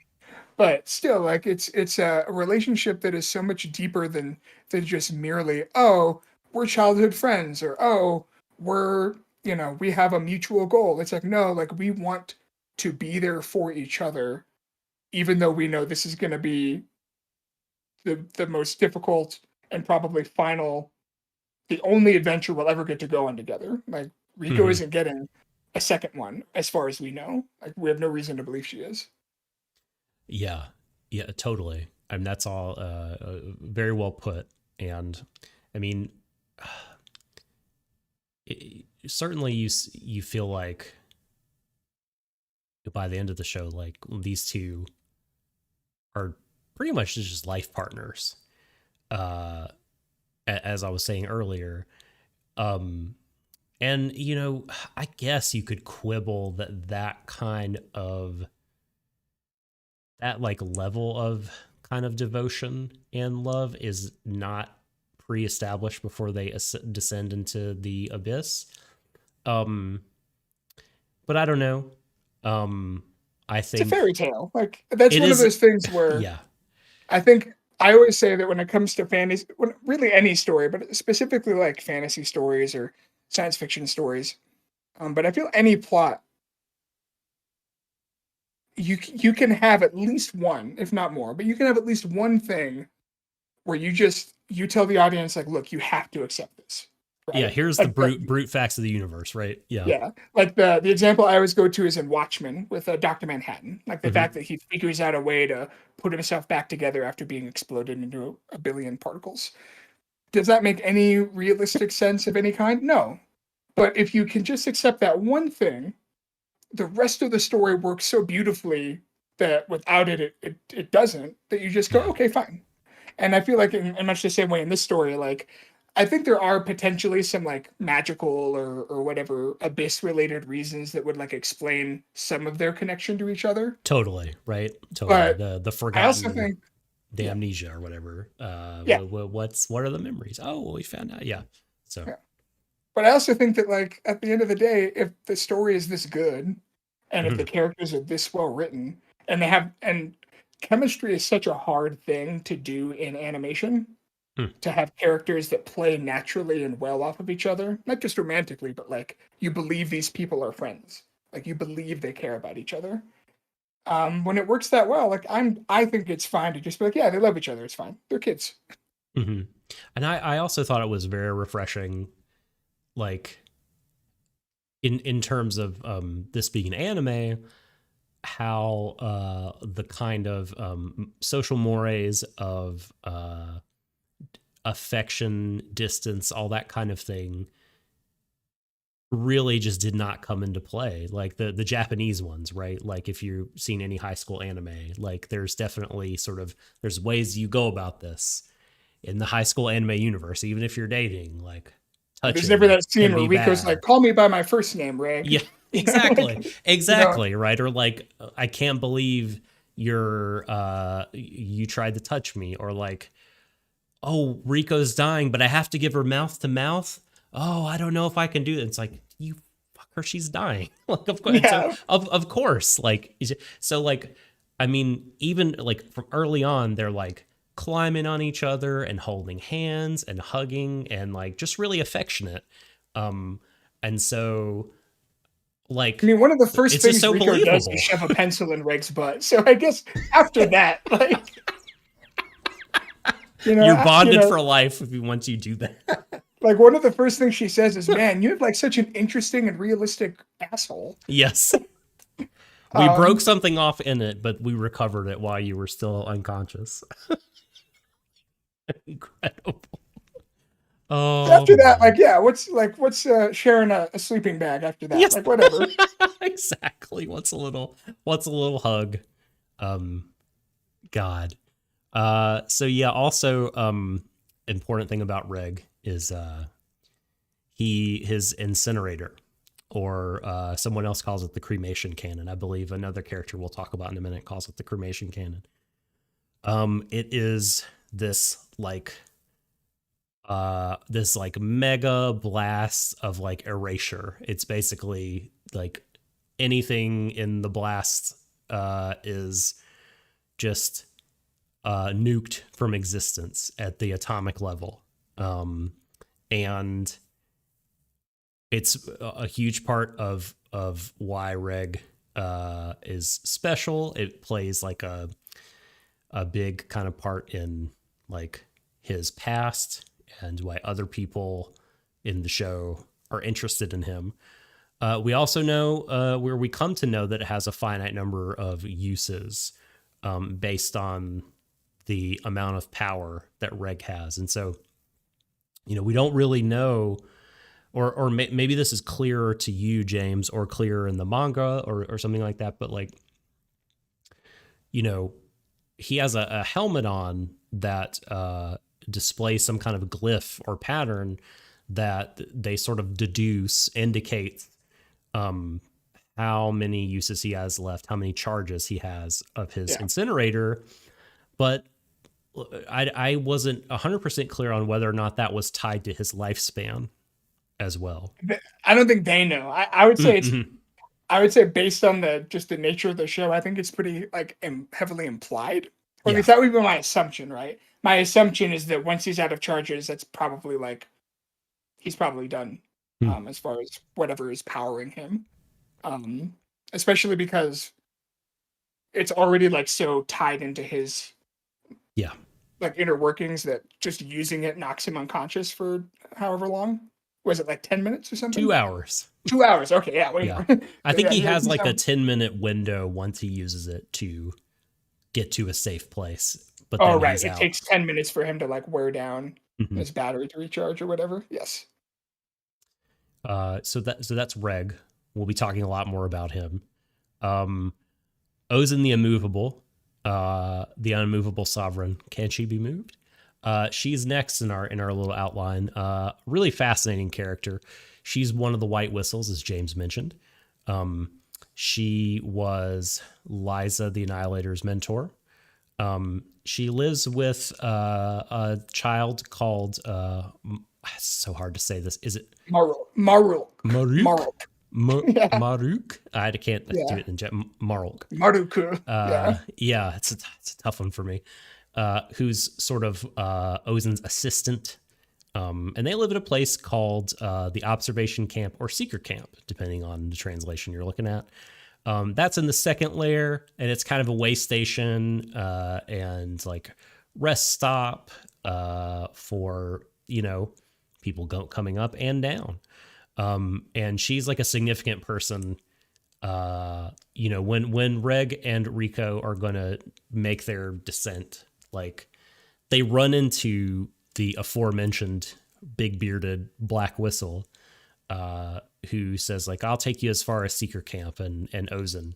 And I think someone else mentions like, okay, or maybe it's Rico herself who's like, "Okay, Reg, the first kind of big like box to check on our journey down is like getting to Seeker Camp and talking to Ozen." Mhm. Um, and Well, because she knows that Ozen knew her mother.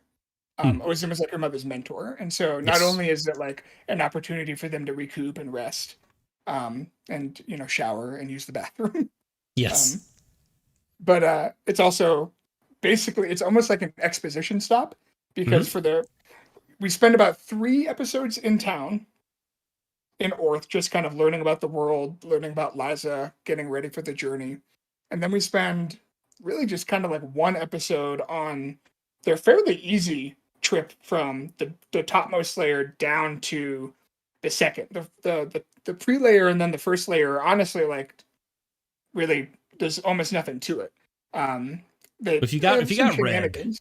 if you got Reg, then Yeah, you his arm can can just like extend down you and be you like, really oh, this can make some good time. Yeah, yeah. There's like the inverted forest in the second layer, which is kind of neat. with those Um, creepy looking fucking monkeys. yeah, Those the Princess Mononoke monkeys, man. yeah. Like they're terrible. Yeah. And and one of the things Ozen makes them do is survive for 10 days in that forest. That didn't look easy at all. But it is just this upside down forest where everything is growing in reverse and the waterfalls are like flowing up. And it's really cool. It's a really neat, a neat setting. Um, Mhm. I need to like go back and look in the movies and TV, like just the background art and kind of take that in more. Mhm. It's hard sometimes. You get really wrapped up in what your faves are up to, and but man, the that place is really neat. Um, Ozen, like you said, reveals a lot about Liza and Rico. She's the one who says like, well, your mom married this like, you know, John Doe, whoever. And a huge, I think that's right. A big part of why Rico wants to meet Ozen is like she wants to thank her because someone tells her that Ozen helped like carry her up out of the abyss because Rico was born in the abyss. Yes. And her Liza and Ozen they had this like bell, this artifact, and they had to leave it behind because Liza gave birth to Rico and they needed to get Rico up to the surface. And so Ozen helped out a lot. And I have to say, upon revealing all this, Ozen is a huge asshole. So yeah, it's she, important to note she's that a Ozen. We've been saying she's a mentor to Liza, and that's true. But Ozen's also insane for one. she's Very clearly. irredeemable Um, personality. Like, yeah, that's Rick's favorite word to use. And for Ozen, um, she literally just beats the ever loving shit out of both of these kids yes. because that's like her weird and twisted way of basically testing them to see if they're truly prepared to like deal with what they're about to find in the abyss. Um, And she got which is its carried own away. Oh for no. sure. And she has that creepy, sardonic, laughing Oh, the void. face. Yeah. Yeah, yeah. Like a mask. It's that happens, and you see the lower half of her face, and it's just like, Well, it's interesting because oh, she actually, my wife kind of helped point this out to me when I was watching it. She's basically like a satyr. Um, yes. Yep. she has Exactly. over the years she's been using this thousand men pins artifact. She puts these basically magical rods into her muscles and bones, and that's what makes her so strong, and that's why she's I don't know if she's immortal, but she ages super slowly. Like she Hmm. even says at one point that like she's a lot older than she looks, and she already We looks kind of like we see a out flashback of of her. Yeah, we see a flashback of her talking to Liza, and Liza's clearly like the age Rico is in the anime, but Ozen looks the same. yeah. So yeah, and yeah, Ozen, like, she's got these like almost hoof like feet, Hmm. and she Her hair her is sort of styled into almost yeah, like horns. Yeah, horns, and like she has kind of like her shoulders and upper back will sometimes do this thing where like they will rise up almost like over her head, yeah. where it looks like she's hunching out, but it's like her muscles are doing it. It is very intimidating, and It's it basically is the first time that we see that the white whistles, or at least the white whistles that we get to see, the first one, because she's the first one that we see in person, is that in order to like live in the abyss, which is what the white whistles do, you have to really kind of give up your humanity. And yep, Ozen, to I guess her credit, she hasn't given up so much of her humanity that she's like a completely. I mean, yeah, Reg says irredeemable, but like she does care for the kids. Like she trains them, she helps them out. She tells Rico the full story about her birth, which is a lot more fucked up than what Rico was totally, told. But she does help them, and yeah, she does so in a way that is not as, I guess, intimate as what Bondru does for them later. And so and she's, I almost feel like she's like kind of at like the threshold of like hmm in another 10, 20, or 50 years, whatever time is for her, she, she might be at that Bondru level, you know? hmm, She even has like her own Prushka in Maruk, except right, right. she just abuses Maruk. She doesn't, do that other stuff. Yeah, I mean, they have an odd relationship. I mean, at some points, I thought like, okay, maybe Marlock is what helps kind of keep her sane. And she does have the like a crew basically as well of like, you know, middle-aged dudes that like, or I guess maybe even old dudes. I don't know, but they seem to like, I don't know, act as like a check against some of her worse instincts. So, Yeah. and also we see, and I know it's in a flashback, but we see her on the surface, which makes me think like, okay, maybe she's like the one that can like is not far gone enough to where like she can't like be a part sometimes of like civil society, at least the fringes of it. She Maybe. can function at least. She can like, Yeah, she could you know, pretend. She could yeah. pretend, and then she can like. Have you ever seen I think it's an 80s anime OAV called Iria Zerum, the animation. Mm-mm. Okay. And there's these live action Zerum movies as well. But like after this, look up the Zerum monster design, and there's a lot of Is that resemblance. what Nicolas Cage was just referencing in that interview? I didn't see this interview. He gave an interview where he said, is that a mecha series?" No, it's sci-fi, Oh, okay, so not robotics. okay. And Nicolas Cage just Giant gave an robots. interview a couple days ago where he was wearing a shirt for an anime that wasn't Gundam, and he called it Gundam, and people aren't sure if he's kind of doing that like super boomer thing of like thinking all Yeah. mecha are Gundam. But Yeah. he said that it was his favorite from a child, and it had a name that I feel like was maybe similar to that. But anyway, He's playing Nintendo as he yeah. picks up a DualShock 4. Just playing Nintendo. Uh, I'm calling it all Gundam. That's funny. Um, No, I didn't see that interview, but like, no, there's some. By the way, Erie is fantastic, and you should all watch. It's only 6 episode OAV, beautifully animated and super cool old sci-fi thing. And anyway, the antagonist in it, Zerum, not dissimilar looking from the way Ozen looks when she's totally kitted out with her kind of wide hat and big armor. And yeah, I mean, she just looks like a badass. Yes.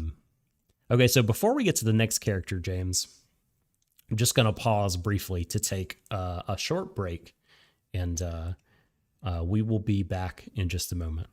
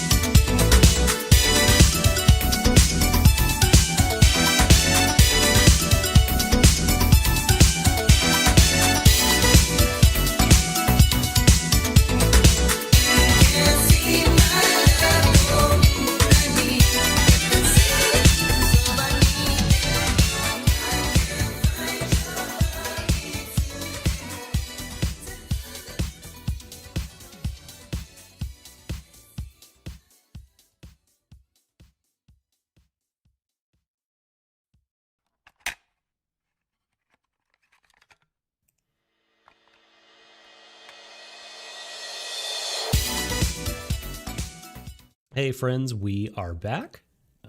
Thank you for sticking with us. Thank you, James, Oh yeah. for sticking with us also. Um, we'll pick up where we left off. I believe we were going to start talking about my favorite character. As, as much as I gushed about Reg and Rico, and I love them, they're We can't get to so good. Bondred yet. He's The Umbral Hand number 7 is the best. yes. He's the best one. No, Nanachi. I adore Nanachi. Nanachi is uh, the most Final Fantasy looking character that Oh is yeah. in this show. Yeah, they Uh, have gosh. I was trying to think of the character that they remind me of. Um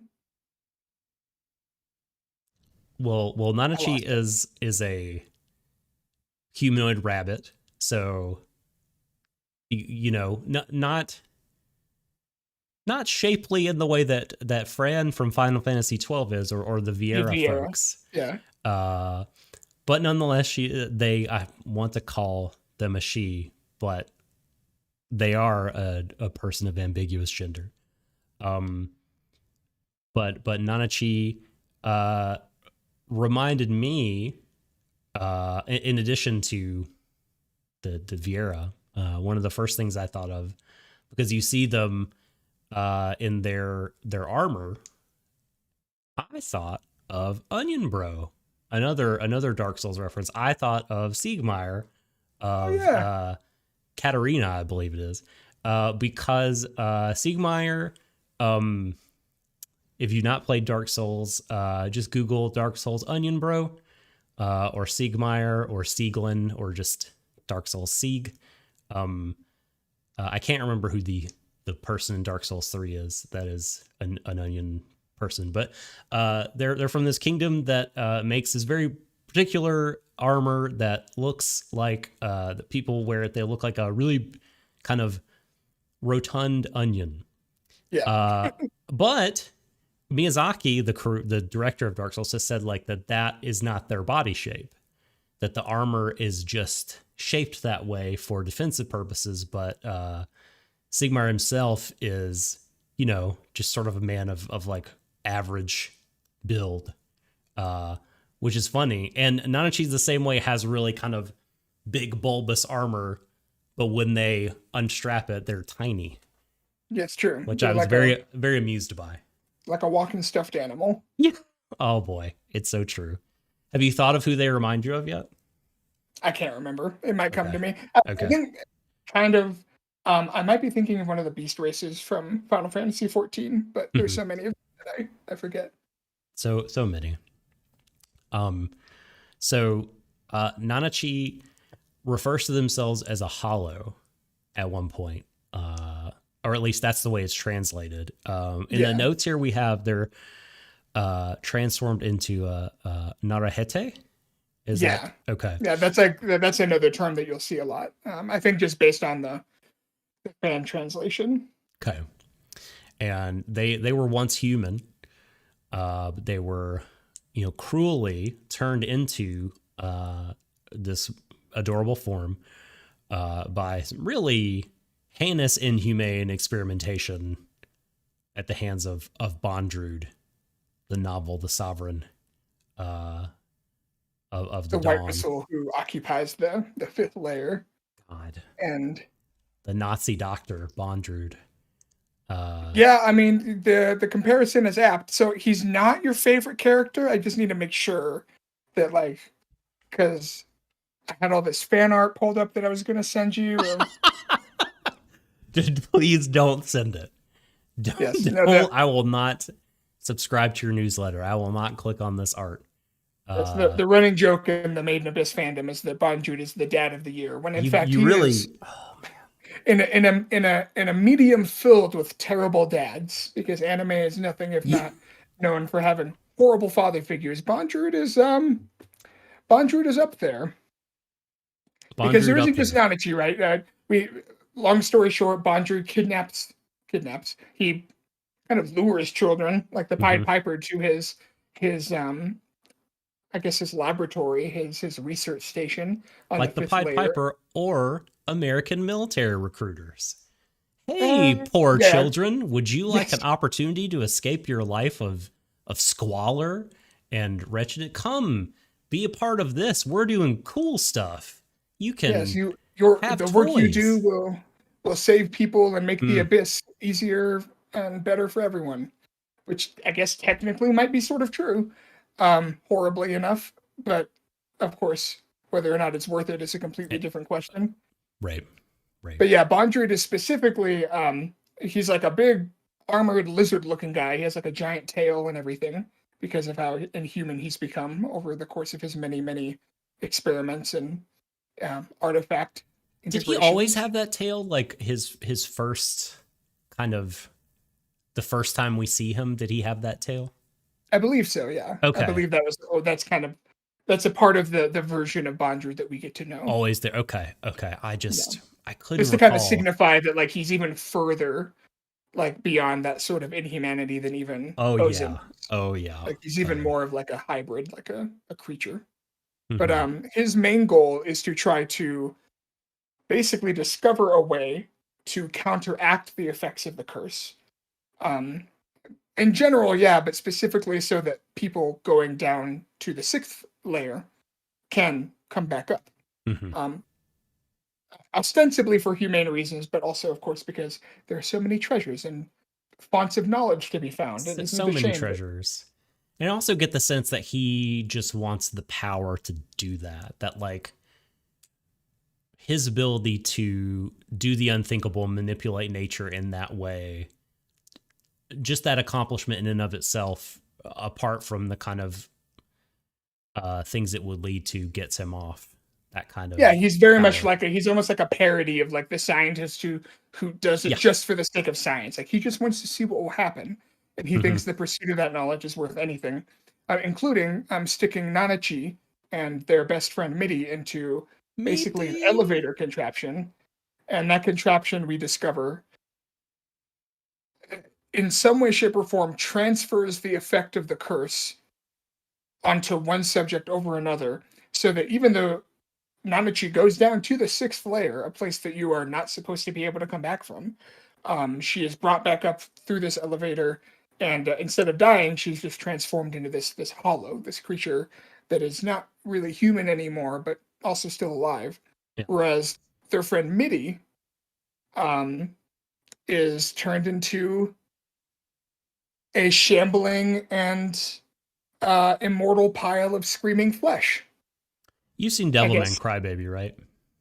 yes, You remember what the pastor's child becomes in Devilman Crybaby? yes, yeah, Totally reminded me of Mitty and the other poor pitiful children that Bondrewd experimented on, and kind of, at some point we see he's just got a, and I think most, if not all, of the Bondrewd content is in the film Dawn of the yes. Deep Soul, but we see like, We see a glimpse of it in the show when they yeah, reach the bottom and they see that there's just all of these forsaken, not children that have yeah, just been left to because they can't die. Like Midi can't die. She's and we do know that Midi identified as a girl. So hmm, um, my apologies if I accidentally gender Nanachi. It is difficult because they are me presented too. in every way as traditionally feminine. Yes. And I don't even know. I don't think the character themselves is non-binary. Like I don't even know if that culture has that concept.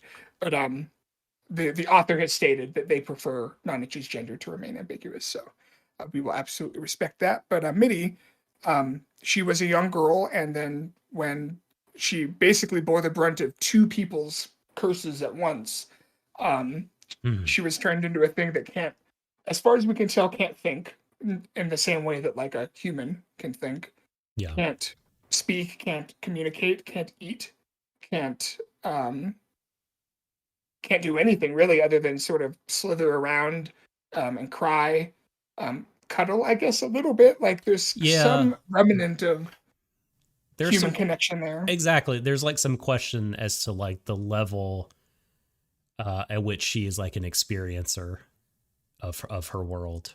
Um, Yeah. and what it's comparable to, but certainly not human, but outwardly, she's more just like a helpless animal, I guess, in some ways. But Yeah. but it's also kind of what Nanachi believes is that sort of Mitty's soul, if you will, is still in there and is suffering. And uh Nanachi, sorry, pardon me, I've done it now. Nanachi, their first kind of major goal in the show is to, uh, in the most peaceful way possible, and to end Mitty's suffering by ending her life. Yeah. And that, I have to say, I think it's episode 11. It may be 12. It's near the end of the show, when at the very end of the episode, Nanachi turns to Reg, because Reg is saying, "I'm so grateful that you've helped us." I talked about the fight with the spiky orb creature, in which Rico gets poisoned. Rico's saved by Nanachi's knowledge of how to treat that wound and that poison. And so Reg And we discovered that the only reason Nanachi knows how to treat these poisons oh, is that she's basically been, and we find out she's been killing people, or at the very least, she's been taking advantage of finding dying people, and she's basically been, or they've basically been experimenting with poisons and other, implementations of death for years. We don't yeah, actually really know how old they are, how much time has passed. We don't know if they age, but Nanachi's been trying to poison Mitty for a long time, and that hasn't been successful. But they've at least been able to figure out how to save someone like Rico when she gets poisoned. yeah, some kind of countermeasures. And but Reg is saying, I'll do anything. I'm so grateful to you. And Nanachi looks at the floor and says, "Can you kill Mitty for me?" And I was totally bowled over. That really crushed me. I mean, and after that, we learn what you and I have just talked about, kind of the detailed history of Mitty, and why ending her life is a merciful gesture on Nanachi's part. But boy, I mean, that was, whew, it was heavy, man. And that the scene in which they do end Mitty's life, because they're able to, is so poignant and so well done, so well acted by the Seiyu, the voice actors. It was it was so beautiful, and sad and tragic. And Bondrewd is the fucking worst, man. Fuck that guy. I swear to God. That's the worst. When you said the dad of the year, you texted me at some point when I said I'm about to watch the movie, and you're like, "Oh, the dad of the year," and I was really expecting it. And then no, I thought you were I thought you were in on the joke. No, I was like, "Oh, a good dad character." And then we see Prushka, who we'll talk about. I'm like, "Oh no, He's the not worst. this guy." I'll be mad if they turn him into some kind of sympathetic character. They don't. No, they don't. He's a monster. Yeah. So those are the main characters. That's the principal cast. and really, I mean, it's interesting that in describing the main characters, that also really takes us through the plot of the show. Mhm. Is Rico and Reg make it to Ozen, and they have their confrontation slash kind of mini training arc. There are a couple of standalone episodes where they're just sort of navigating the abyss and trying to overcome the obstacles. And then the Yep. last third of the season is really, from the moment Rico gets poisoned, which is just one of the most harrowing and upsetting moments of Man. violence and suffering that I've seen in an anime. I wanted to go back to my past self that was shocked by the corpse sweeper and just be like, "Oh, that's cute. That's Yeah, you cute. sweet summer The child. corpse sweeper. Just wait. Just wait about 7 episodes." But after that, it's pretty much them learning about Nanachi and what they've gone through with Midi, and that's really kind of what takes us to the very end of the series, right up to before the film. And I think it's so fascinating that in a sense, it's a very straightforward story. They literally just keep going down, and they meet some people on the way. Some of them are nice, some of them are Bondrude, and Hmm. but when we talk about the themes that these encounters are able to dig into and the emotions that they're able to dig into. I mean, you've already touched upon one of them, right? The idea of like what is love and what is mercy and what is kindness in this place. Hmm. Like what forms do love take in a kind of world where literally everything and anything can kill you horribly. And for Rico and Reg, we see that love is, protection, and love is healing, right? Um, Yeah. Even when Rico is kind of outside of the story for a bit because she's unconscious and poisoned, um, you understand not only how hard Reg is working to help her, but you even get that moment where Rico kind of explains that when she wakes up, she had a dream of Midi, and that Right. she even had this moment of like empathy and human connection because of the suffering they went through. Like it's almost like that that brought them closer together. But then you also have things like with Nanachi, where due to circumstances entirely beyond their control, they were exploited, they were abused, they were tortured, um, they were almost killed. They were essentially sent to die. And after everything they went through and after everything Midi went through, the best form of love that Nanachi can show, because not like Nanachi's been living with Midi for however long, Hmm. and it's just this sort of endless cycle of.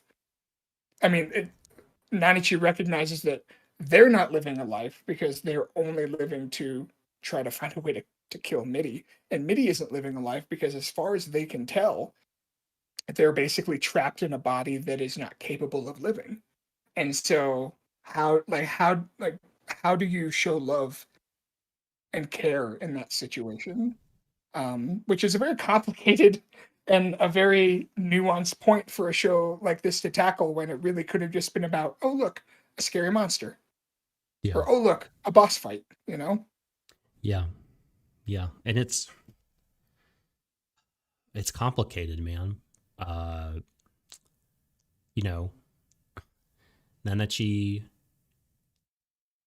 understands on some level that, like we said, Mitty is not a human being in the traditional sense. At least all outward appearances would suggest that, no matter what's kind of happening on the inside. And yet, she still does things like read Mitty bedtime stories, which is a sort of what kind of a parent would do with their child, and interacting with her in these very human ways, because not she's a person who still loves Mitty, even though, like I said, like, she probably knows like that might not be getting through to Mitty in a really in the way that she would like it to be, but like, Did you but she's notice? trying to show she loves her.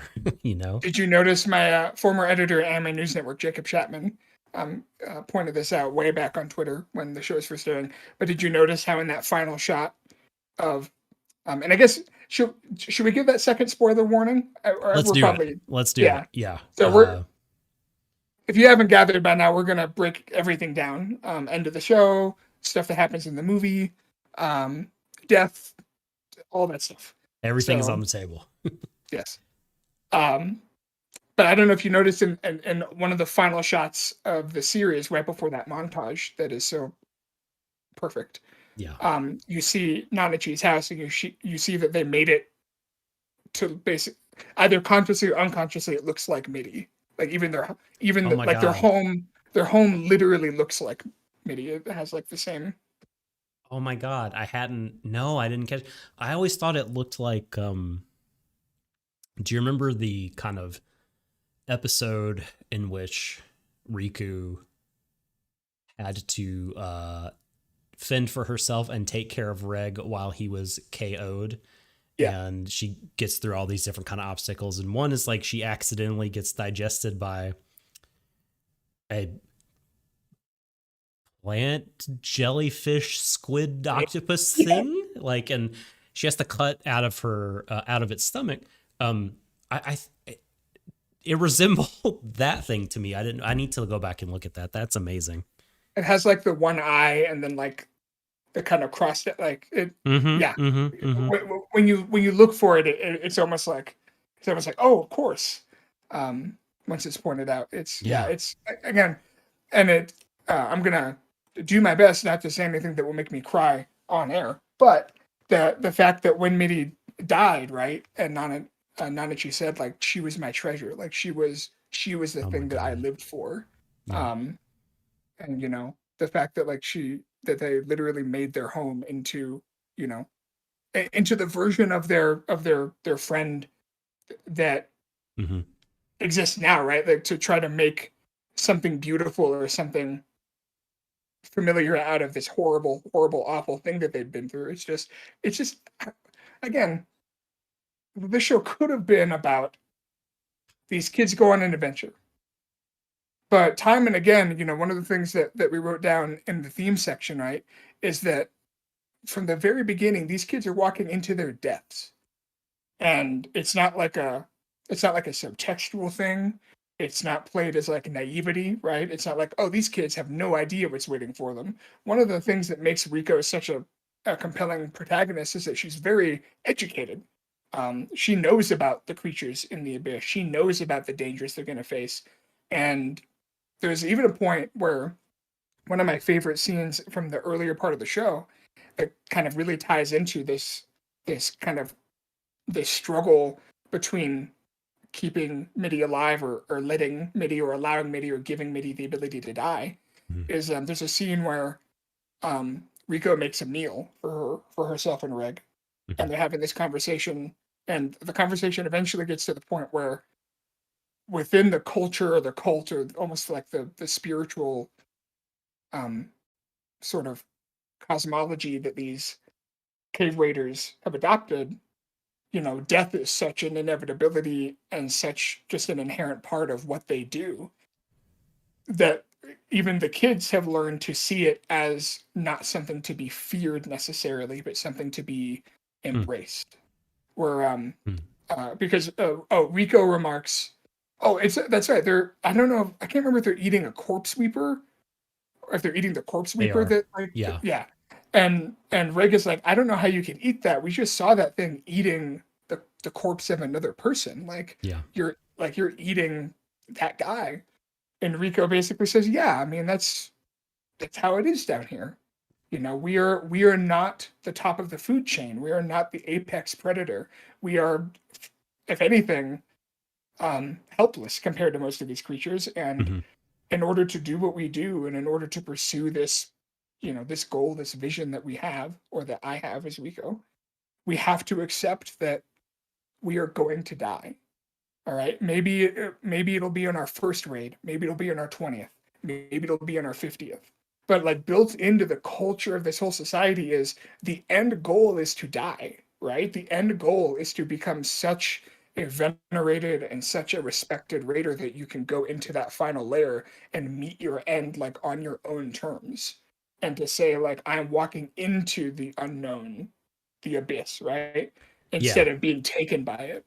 Yeah. And so that ties so perfectly into the end where we have a character who's, Rico. And I think one of the things that the story does so well is that Rico, and to a much lesser degree, Reg, they understand that in theory. Like they understand the abstract, oh, we are going on a dangerous one way trip we're probably never going to come back from. It's going to be hard. We're probably going to get hurt. But like, this is what we want to do. Whereas Yeah. Nanachi is living that. Like Nanachi is living. I have gone through the worst imaginable Just trauma hell, yeah, that you can conceive of. Like my yeah, body has literally been like my humanity was stripped from me, hmm, my humanness was stripped from me, yeah, and my best friend, my my life partner was broken, even worse, into an yeah, unrecognizable thing. And so now Nanachi has to ask themselves the questions that Rico and Reg were sort of almost not debating, but they were treating it in a slightly more academic sense, right? right, Of like someday, Rico's like, yeah, I might die, and someday I'm gonna die, and it will be in the abyss, and that's something I've come to terms with. Whereas Nanachi has to actually look their friend in the eye yeah, and make the choice, like this has to happen. Like you need to have an ending.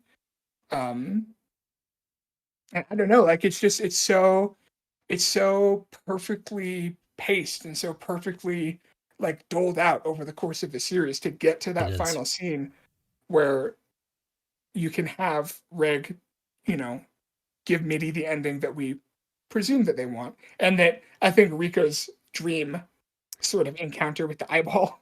I yeah, think that imply. I think that scene is there to kind of show us, yes, that is what Mitty wanted. Like, yes, yes, this yeah, was an objectively good thing yeah, that that she was was done. still suffering in some way. Yeah.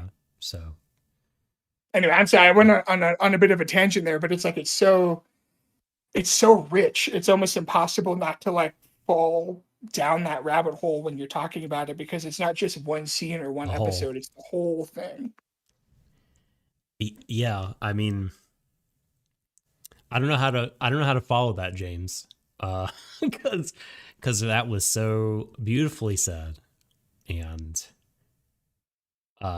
so well done by you to like put all that together. I mean, that's a lot of stuff that I hadn't kind of connected I mean, I've in had the that benefit of way I've had 3 years to like, to think about it.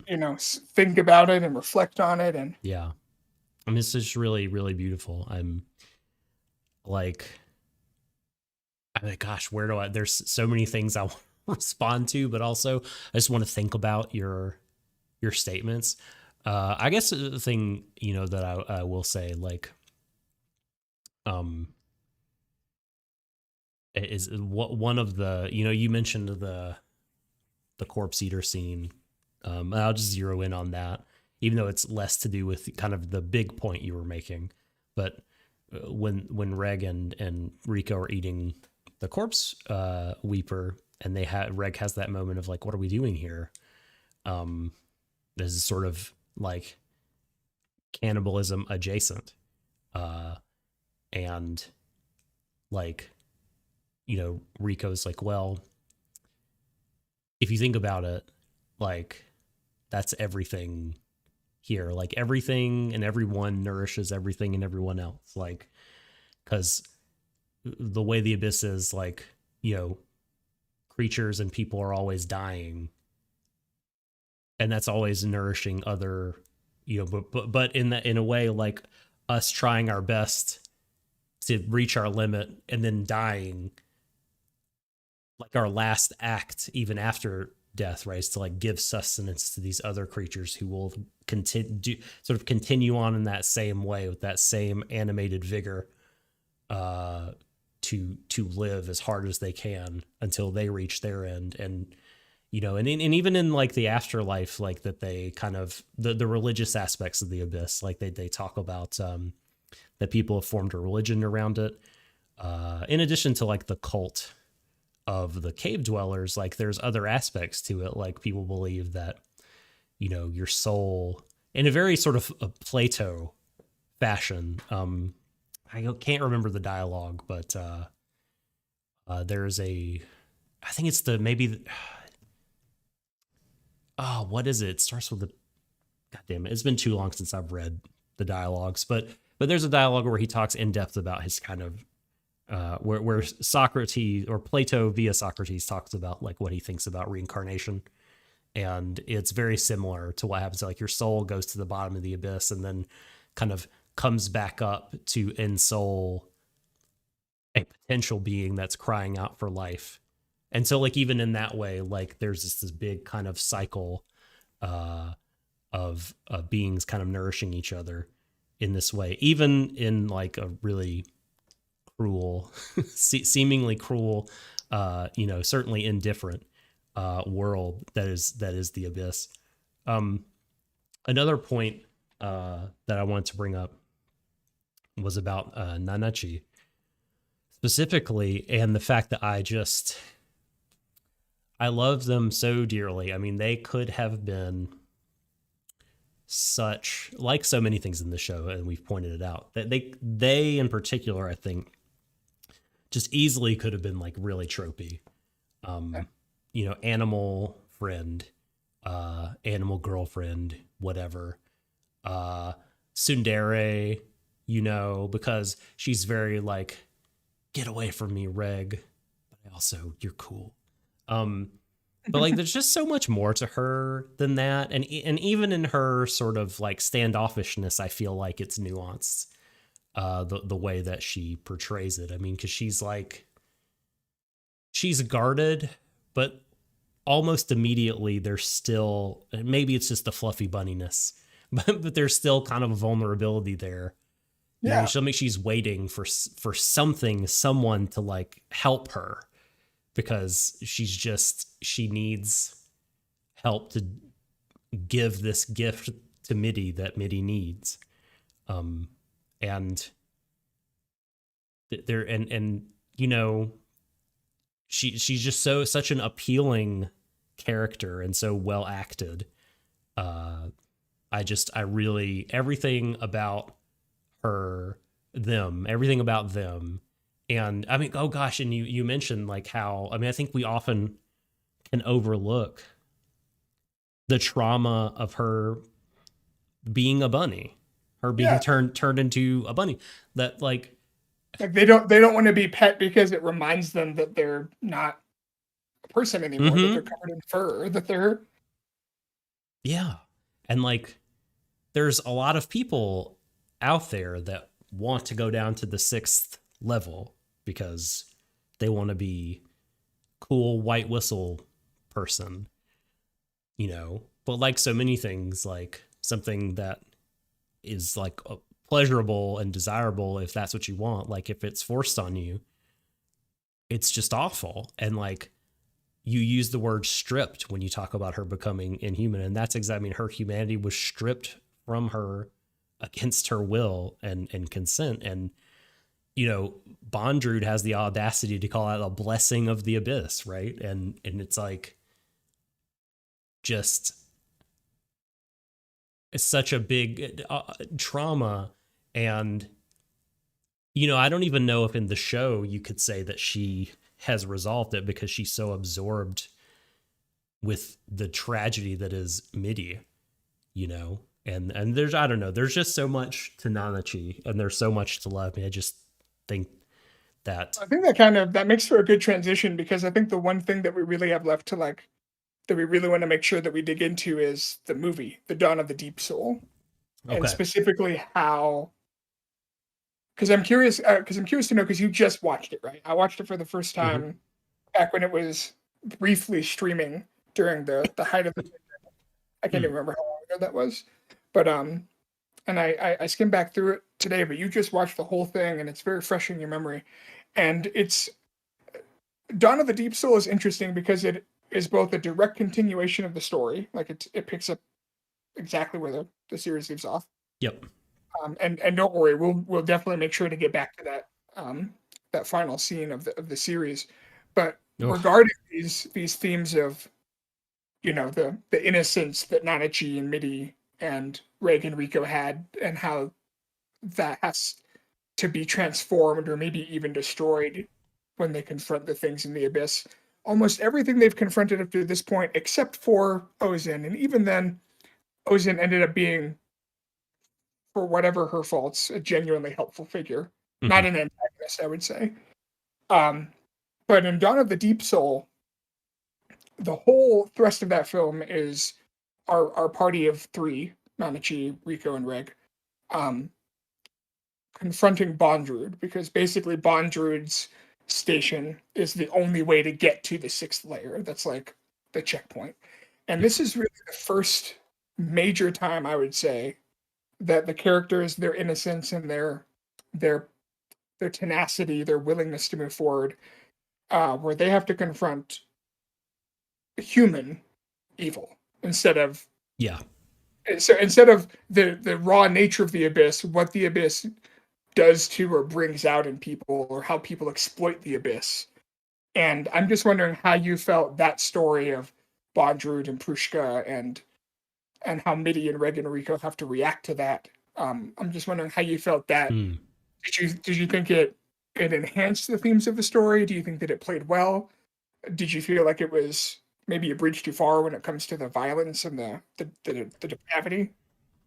Um, so, but before I answer those questions, just really quickly about the film, I just want to say, as uh, as a film in a vacuum, I think it's just impeccably made. Dawn of the Deep Soul, and also as a continuation, something like a theatrically put together chunk of episodes of the show. It's such an achievement for me. I mean, not just because of the quality of the animation and stuff like that, but like so many times in my experience, like watching a follow up film or an associated film of an anime series I like, the film, something about it feels off, like the pacing is off, or something about the shot selection and composition, just something feels weird and different. And I've had that experience quite a few times, but this film, of course, written and directed by the same folks that did the TV series, and they just, to me, absolutely knocked it out of the park when it comes to getting, like, matching the pace of the show, but in a new movie. So good. Okay. Oh, so the violence in this movie, they definitely upped the ante from what was already, a lot in the TV show. But I do not think that it like is simply, like torture porn or something like that. I think, like I said early in the pod, and I do think all these sort of decisions and choices of the story are worth it. They're all for something, and to me, they make sense and pay off and intertwine with the themes of the story. And it's interesting that in this movie, something that I was thinking about while it was happening was that, like, Bondrewd's drive and the drive of our party of three, as you put it, like, in some ways you could look at them and say that they are of very similar kinds of drive, to know new things, to explore, to make the abyss traversable, that kind of thing. But he's utterly lacking in humanity. He is like cruelty personified, and he butts up against the innocence and like real purity of this group of kids. Nanachi excluded. Nanachi is childlike. We don't know how old Nanachi is. The kids in Made in Abyss experience like a lot of trauma at the hands of humans, and like they carry those emotional scars around and physical scars around with them. They have a lot of guilt, a lot of feelings about it. And so sometimes, I mean, I was thinking during the movie and during different parts of the TV series, like in the, because I was thinking about, I thought a lot about the abyss as kind of a metaphor for self-discovery, or for, from a journey of innocence to experience or maturity and learning about, like, I don't know, kind of going from a childlike conception of the world to a more adult conception of the world, and kind of seeing things for what they really are, so to speak. Yeah. And, like, that's a really difficult sort of journey. And that is a journey which, our those that take it do experience a lot of harrowing, I think, experiences. Like loss of innocence is, while necessary, incredibly difficult and can be really, really painful, right? And it could be the kind of thing where you wake up and the reality around you might think like, this is horrible. Why? What reason is there to engage with this, right? But I think, and so why do the kids of Made in the Abyss continue on in the face of this awful trauma, despite like the immediate like, well, I need to save Rico. I want to Right, because help. It's like, the what's the plot of the larger movie is reason? really the plot of the movie is really straightforward. The plot of the movie is they need to get to the sixth layer, and they Mhm. discover that they can't really do that unless they have a white whistle. That's like it's kind of like a gateway. Like you have to have a white whistle, and even though Rico has her mother's, she can't actually use it. She can't like blow the whistle and make it do its whistly thing, Yeah. because the magic binding it means that it can only actually function for its original owner. And so that's kind of like the plot barrier. Mhm. And like functionally, the movie is we need to figure we need to figure out a way past Bondrewd. Nanachi is kind of more specifically not really looking for payback because they specifically say like I don't want to fuck with you, Bondrewd. I am willing to put the shit you did to me, like not in the past, but I'm willing to ignore it so that my friends and I can make our way through. And of What a course, Bond, champ. She did it yeah. again. At one point, they say, I'm willing to come work for you. Well, that is that If you promise to leave them alone, if you and promise to that one not is hurt more them. under duress, right? That one is more like that one is almost more I'm willing to give myself up because I've already been through what you do. Yeah. It's almost like Nanachi's wanting to say like I already know what you're going to make me do. I know what you're going to do to me, and it terrifies me, but at the very least I have like my innocence is gone already. And so I'm willing to put myself in harm's way Mhm. to put myself back in this traumatic relationship in order to protect Yep. Rico and Reg's innocence. Now, unfortunately, because Bondrewd is such a mythic bastard, that doesn't work No. because and maybe this is a scene we should probably just talk about. I think if only because it's probably the most. It's not. I mean, it's not sexual in a traditional sense, but I would say it's probably the most upsetting scene outside of the amputation scene in Mhm. the series, just simply because of how graphic and strange it is. It's pretty brutal. I mean, Because it's really because something. Red gets taken by the Umbra Hands, and this is one of those instances where I was going to ask because this is one of the few scenes where I felt that um some of Akihito Sakushi's, I don't know if you want to call them kinks or just uh bugbears, his preoccupations, or maybe taking over the story Hmm. because Hmm. ostensibly the function of that scene is Reg learns that Bondrewd is evil. Prishka starts to kind of figure out that Bondrewd is evil when he is taken by the Umbra Hands, the kind of golem servant things that Yeah. Bondrewd controls with his artifacts, and he is sort of almost dissected, tortured, right? And I think it would have been kind of rough enough if they'd like cut into him and like cut off his hand like they do, right? But then they kind of take it one step further and they strip him naked. They shove needles into his stomach, which is kind of a Oh my recurring God. thing, the Yeah. belly button thing. And then Oh. uh, the most explicit thing is they stick like a tube to his genitals and they suck out his urine. And you actually see the urine kind of and it's a very that's one of those moments where I understood thematically what they were doing. They were like very Yeah. literally Yeah. kind of robbing Reg of any delusions he had of his own safety or whatever. Uh-huh. Um, because Rico had already had her kind of moment of being pushed to the physical threshold and being pushed to the limit of her like capacity to to move on and survive Mhm. on her own. And of course, she needed Reg and she needed Nanachi.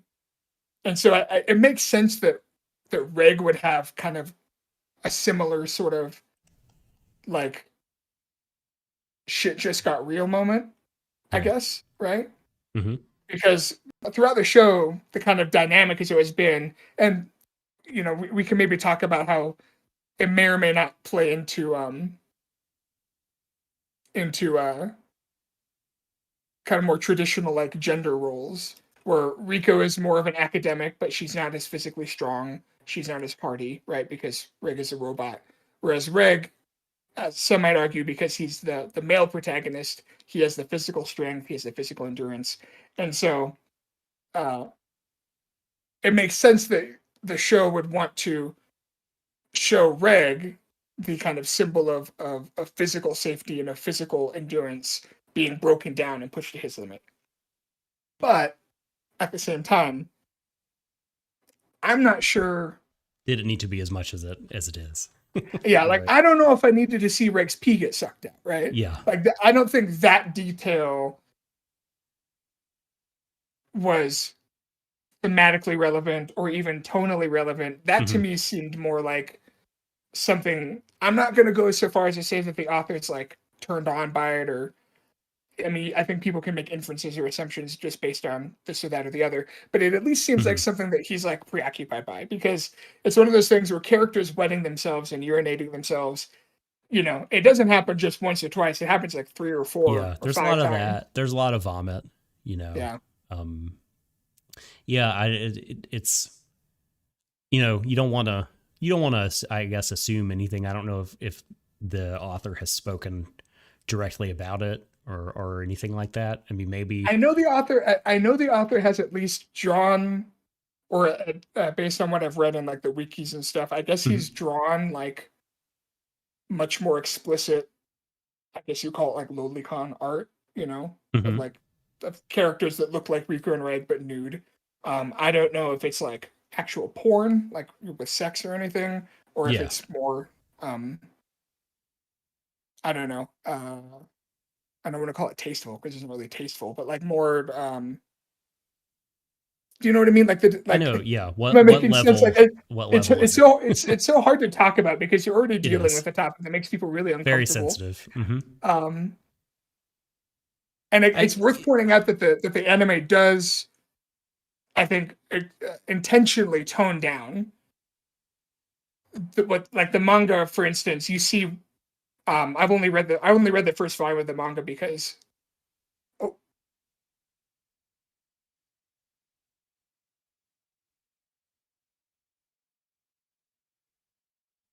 needs to attend to some business.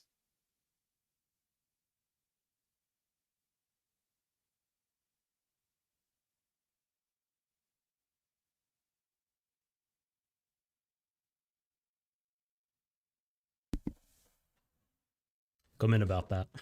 No, no Just worries. take a call. Um. Yeah. I mean, like. I guess. I mean, some people would have, I guess, a question about like all the fluids in particular, and I mean, maybe that's just the author's way of, like you were saying, like that's the best way they know, or they feel like the way that it works to show human vulnerability and Yeah, suffering or unsafety. But like, but I can see it bothering. I definitely see it bothering people, and yeah, uh, yeah, yeah. I but don't that know. said, I'm not exactly sure where to go from there. well, it's Um, tough, right? Because like I know, like in the outline, um, we mentioned, like especially during the part of the film, and you talk specifically, like I wouldn't call it torture porn, neither in like the pornographic sense or in like the Saw hostile horror movie sense. mhm. I don't think we're supposed to get off or be entertained by the violence No, or the I would agree. and I guess I would say the reason Dawn of the Deep Soul works for me, even though I think it does go even farther than the show when it comes to the fucked up stuff that happens to these kids. Hmm. I mean, we haven't even talked about how Bondrew takes his daughter figure, the one character Prushka, the girl God, that he, cartridges. and I would argue, I think he genuinely believes that he loves her. Like I think he genuinely believes that he is a loving, devoted father, which makes him even more twisted and terrifying. But he Yeah. doesn't just like kill her or torture her like you might expect. But he rips out her most vital organs, including her brain, Hmm. Oh tosses boy, aside this is some graphic all the meat shit. and all the bones, right? So he takes her brain and her lungs and whatever Yeah. nervous system shit he can shove into a cartridge, a metal box, and he literally loads that cartridge onto his, I don't know, armor weapon thing in order to Yep. power his his attacks Like against. a curse blocker as well, right? Yeah, yeah, Like oh yeah, and it's it's also supposed to yeah, absorb the curse. yeah, sorry. Yes, it's his way to. It's basically a mobile version of the elevator that he put Nanachi and Midi in, where they suffer the curse while Yeah. he gets just the side effects. And that means that there's this bundle of nerves and blood and I don't know LCL Tang Right. is Right.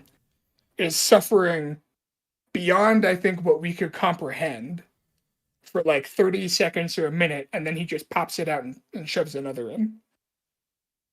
And it's like that's one of the most disturbing things I think I've ever seen Yeah. in any piece of fiction.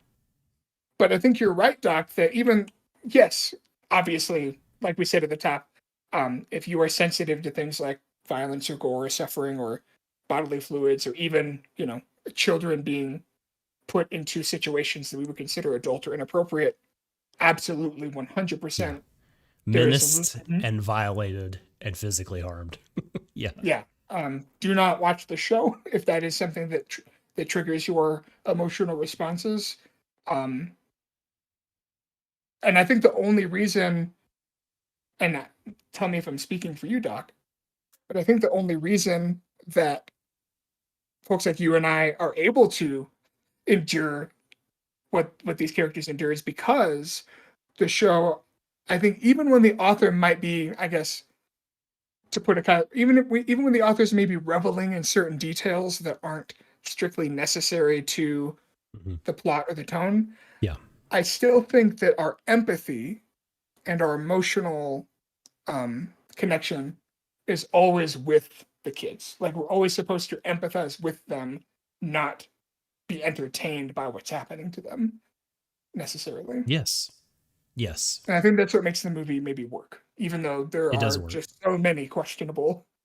Yeah, and I've we said that we feel like maybe some of the moves were not strictly speaking necessary to get the point across. At the same time, I mean, I don't want this to come across wrong, but I do enjoy fucked up shit in terms of uh like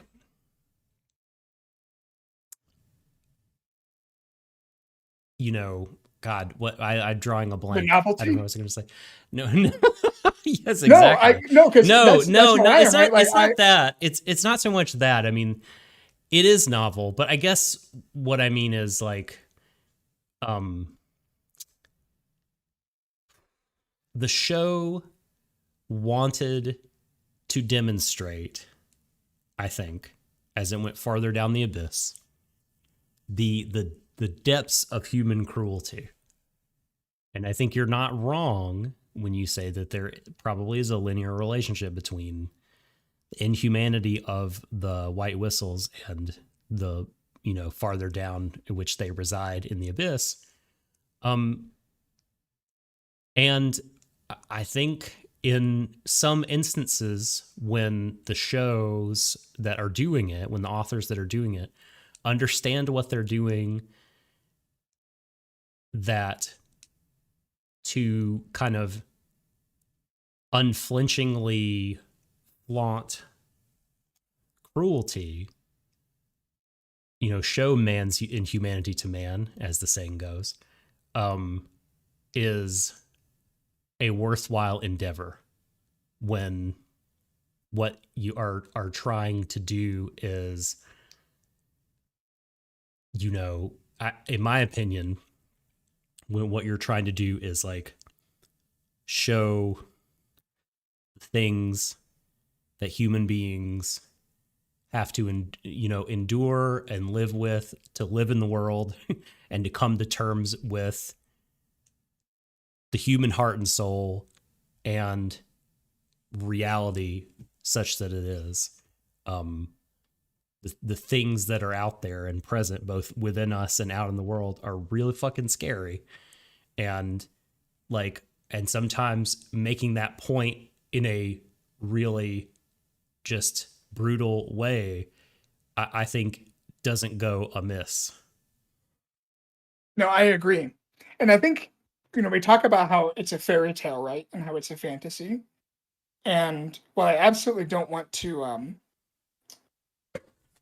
I don't want to discount like the very real and very valid, like negative responses a lot of people Yeah. are going to have to this like material, because it's not being made for everyone, and it's not being made to it's not even really being made to make you feel good, or at the very least the way that it's trying to get you to feel good is a very specific and very kind of harrowing sort of journey.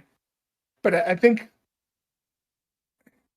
when you look back at like old, even Western fairy tales, right? Cinderella with like the sisters getting their eyes plucked out, or Mm-hmm.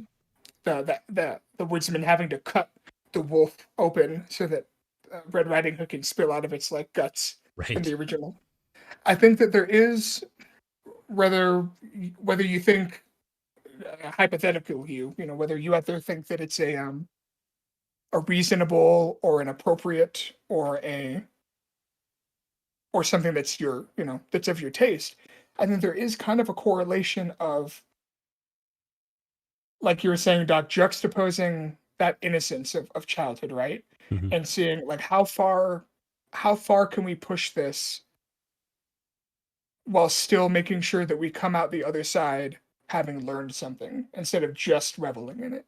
And I think that's the thing, no matter how fucked up and weird and gross that it can get, for me, I think the thing that makes Dawn of the Deep Soul and Made in Abyss in general so powerful is that not only not only is it using a medium that kind of ensures that no one's really getting hurt, right? Like even Very if these are important. like Very even if this important. was a live action movie, which I guess they're gonna try to do somehow Oh, in the right. West, fucking idiots. Um, like if Tell us this how was a you live really action feel. movie Yeah. and these were like actual kid actors, this would be unwatchable, right? I don't think Different discussion. yeah, like I don't think, even if you got rid of the weird fluid stuff, I don't think you could get away with making a live action version of Made in Abyss that just focused on like even the scene where Rico breaks her arm and Reg has to break it and set it again, and it gets like all swollen. I don't think you could film that with real kids without invoking such a visceral and violent surge of disgust that even like I don't think I could watch that. Like Yeah. like literally I don't think I could watch it. Mm-hmm. I think the fact that it is a work of animation or manga, there is enough distance removed so that you can kind of take the characters more in like an allegorical sense or metaphorical Yes. sense. Oh, yes. And also, at the end, they do come out stronger. Mm-hmm. And not because of their suffering. Right? The show doesn't. The one thing I was super worried about, and the movie almost makes you think it's going to happen, Mm. is when we learn exactly how depraved Bondrewd is, what he did to Prushka and all the other kids, um, and when Reg and Rico and Nanachi go through their basically movie long multiple stage mission just to figure out how to kill Bondrewd. Spoiler alert, they can't. They can't do it. But there is that moment where Bondrewd is basically he's defeated to the point where he realizes that these kids, I guess in his mind, have earned the right to to to go past him. Yeah. Whatever. Um, and there's that moment where he's lying there, his body's disfigured from the curse, that even the cartridges couldn't really save him from. And um, He used them all up. he's, yeah, So, yeah. and he's lying, he has like that the fucked up monster eye like Yep. bursting out of his helmet, and his hands Mm-hmm. are like claws and stuff. Yeah. And Nanachi comes up to him and he's like giving her that spiel about like basically almost like basically what we said, right? Like, oh, like this is what it's all about. Like this is the kind of experience that I've been fighting for, like to see how far I can push, humanity and blah blah blah. And it's basically to the point where Bondroid is essentially saying, like, see, Nanachi, like it was worth it. Everything that happened was worth it because it got you here. And I was so worried that the Hmm. anime was going to do that thing that a lot of anime do, where they say, you know what, even though you fucked me up forever and ruined my friend and are literally a walking war crime of indistinguish like of incomprehensible proportions, I guess I kind of care about you, or I guess I'm kind of grateful. I was so worried that they were going to do that, and thankfully Nanachi just looks straight at his eye and says, "Shut." They basically say, "Shut the hell up! Yeah. Like, stop talking." Yeah. And I think that's what saves the show, is that I don't think that media has an obligation to, like, I know that there are a lot of folks these days that tend to get frustrated if a story doesn't, like, explicitly state its stance on the morality of its characters, Hmm. right? Or, Hmm. oh, this character didn't get punished enough, so this show must endorse XYZ. I don't really prescribe to that. I think that context and inference and the intelligence of the audience are all things that are just as important as a story Hmm. saying, this guy sucks. But in this case, I think that one of the things that makes this not torture porn, like you were saying, is that it makes sure it doesn't make the mistake that, like, Saw makes, where you can root for Jigsaw, where you Yeah. can wind, or where you can root for, like, Rick from Rick and Morty, because yeah, he's an asshole that's genocided planets and is just a sociopathic monster, but he's funny and I kind of like him. The show makes sure that at the end of the day, like, Bondurant is evil, and yes, the kids are stronger and they are more. Their bond has grown stronger because of what they went through, but that doesn't, like, excuse or justify what Bondurant did. And I think if the show had made the mistake of saying, "You see, I put you through this gauntlet, and now you are stronger," that would have really rubbed me wrong, because that would have made it seem kind of like fetishistic. Yeah. Yeah. But I I think, think I think yeah, the show walks the line. I think. I agree. I agree. I mean, I think you know, in a very real sense, what the only thing that needed to happen was their kind of relationship with Prushka. And, you know, because of her feelings toward them, uh, it just so happened that they were able to get the white whistle from all of that. But I agree. I mean, I don't think at the end of the day that the cruelty that they endure and that Bondrewd just sort of does in the name of science and discovery, all that stuff. Um, no, I don't think the show and the movie is saying, like, um that that kind of thing is necessary. And I don't want to sound contradictory, because I do think when looking at the journey in a metaphorical sense, I think there is something to be said for, like, you know, like the sort of, again, if you look at the descent into the abyss as a journey of self-discovery, or from innocence to maturity. I think there is something to be said for, if you look at it allegorically, like they've overcome, like one has to overcome obstacles and reckon with the truth that the world can be quite cold and cruel. But when looking at it in a literal sense, I don't think the show is saying, like, I guess no. I guess this was the you're level right. up, baby. This was the I boss think fight. I think what I meant more is that that it contextualizes the suffering, right? Like, it doesn't just say cruel. Like, Hmm. it's saying that cruelty is inevitable because Mhm. That's kind of human nature, right? Human cruelty is inevitable, but it is not to be celebrated.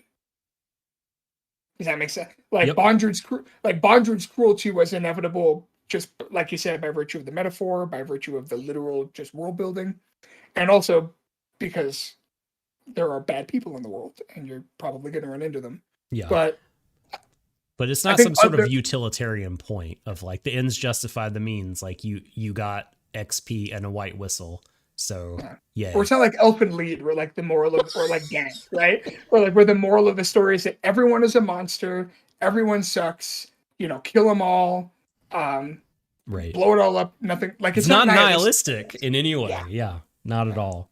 Not at all. Because the party of three, the kids like are like going against type. Like the farther they go, like, even though that they've undergone trauma and overcome a lot of shit, they still retaining their humanity. They don't believe that suffering and sacrifice are like good if it means you can get a shiny new artifact. Yeah. And I happen to think like that the real curse of the abyss, more so than nausea or injury or loss of humanity. I think the real curse of the abyss is the tantalizing mystery that I spoke of earlier. That so I think it was Aristotle at the beginning of metaphysics that said all people by nature desire to know. It's like a deep seated longing within people to understand the world around them. And I think Made in the Abyss even says like that the longing to maybe what I'm saying is just textual, right? That like the longing to explore the abyss seizes people more powerfully than a poison. I think it's episode 12, actually. It's like the real curse of the abyss is the inescapable hunger for adventure it puts within you. And I think that is like the real curse, but it is a curse that I feel like in some ways that our core group is, if not totally shaking, then they're defying the worst parts of it. Because while they retain the desire to know, they don't also, by implication, believe that by any means necessary. And they still have their humanity. Yes. I think that distinguishes them from all the other sort of monstrous figures that dwell down there. And I think a big part of why that is that like, I don't know, I feel like what part of what the show might be saying is that like no one can make it to the bottom alone. At least, and remain human and good and not forever like changed into some kind of monster. Yeah. And I was saying earlier, like I think about this, or I thought about this a lot when we were talking about Evangelion. We were doing our Experiencing Evangelion podcast, which you can get by heading on over to the Media Missile Circus podcast feed, wherever you get your podcasts. Spotify, iTunes, Google. Well, actually, I don't know if it's on Google Play anymore because I don't know if they do podcasts. But Spotify, iTunes, Stitcher, all the good ones. All the pod places. But I thought about this a lot, right? It's like, why do these characters continue to get out of bed in the morning when they're confronted with the kind of cruelty? Because Evangelion also doesn't really let up when it comes to showing the horrors that we can inflict upon one another. Sure. And like the kind of conclusion I came to about Made in Abyss is slightly different than the Evangelion one, because I think what allows our group to keep their humanity and keep their drive and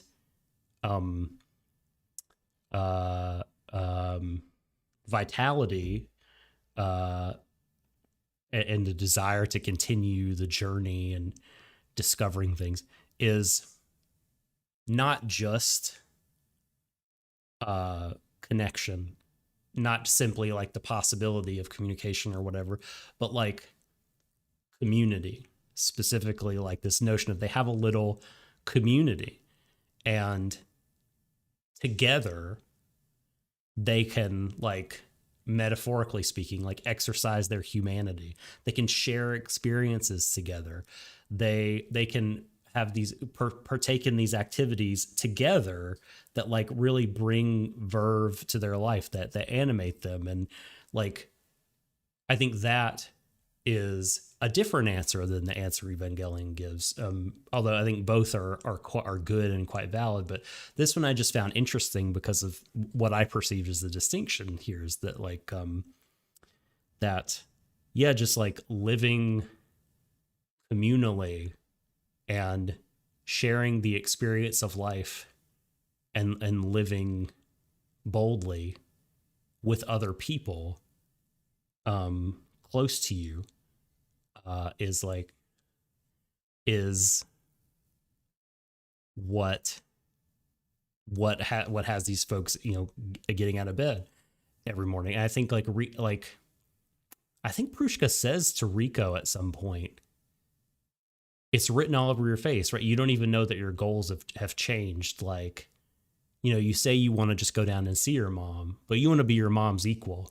Like, Yeah. you want to do stuff with her. You want to go on adventures with her. You want to make her part of your community and experience things together. And that's clearly like what's going on with Reg as well. And, you know, the things that he gets out of his relationships with Rico and Nanachi. And I loved it. I thought it was wonderfully communicated throughout the story. Gonna put it better myself. I mean, it's like the very final scene in the movie is the three of them. They get to that bathysphere elevator thing. Yes. And I think it's Nanachi. It's funny in the English dub. It sounds kind of corny. It's not the fault of the actress, but it just sounds a little stranger in English. But Nanachi says like, "Well, this is our final journey from which we'll never return. Are you guys ready to go?" And it's like it's just so fascinating how after everything that the characters go through in this film, it can end with them feeling genuine joy for what's coming next, even though it's probably going to be just as fucked up as this. But you buy it, like you understand, like yeah, like this is just the next step of their journey. Some parts of it sucked, but they have to keep moving forward. They can't go back. So yeah, and I totally, you know, vibe with what you're saying about, you know, looking at the story as like a group of kids who know that they're going to die. Like they have like confronted the reality of their death in some sense or another. And like you said, Rico and Reg are kind of coming to a place like more and more where it's a reality. Whereas like Nanachi, it's really different and very much more kind of real and part of her daily life. But I also think it's kind of cool to me to think about the going into the sixth layer and like, you know, losing your humanity or whatever they put it. I liked to also kind of think of it as almost like reaching enlightenment in a way. Like, well, yeah, well, I mean, because once they've embraced that certainty, right? It's almost like, I mean, what's the thing that most people spend all of their life doing?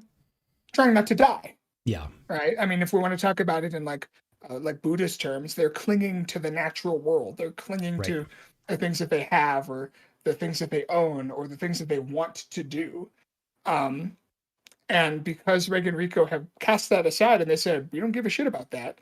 We're getting to the bottom of this abyss. I think that very much is a kind of enlightenment, because once they've now that they know, all right, at the end of this journey is going to be some kind of death. That's already taken care of. No change in it. Now that we don't have to worry about it, what can we get out of our experience, right? It's Totally. like what, yeah, like what, now that we're not, it's that old cliche of like now that once someone like finds out they're diagnosed with cancer in those like cheesy Hallmark movies, that's when they start living, right? They start going skydiving and, climbing Oh, mountains and whatever. yeah.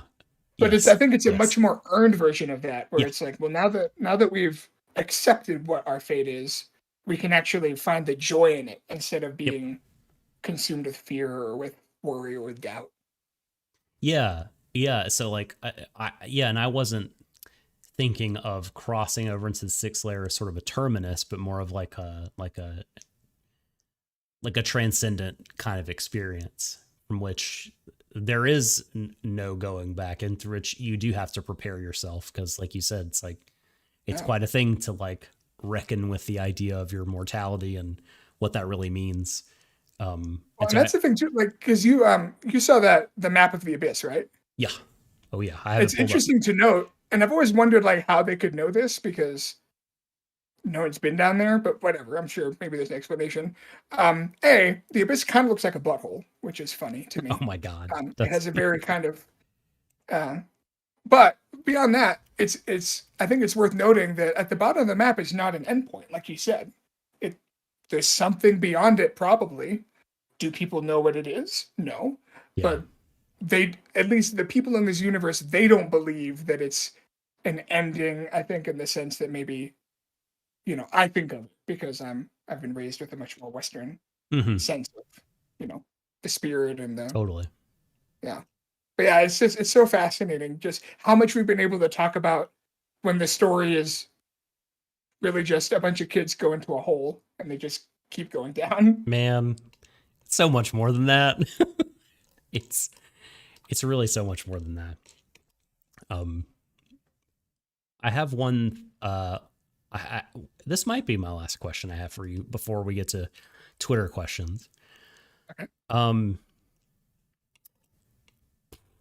so I know you touched on this earlier, but I want to get James's opinion and not just James's take on what the show's opinion is. Okay.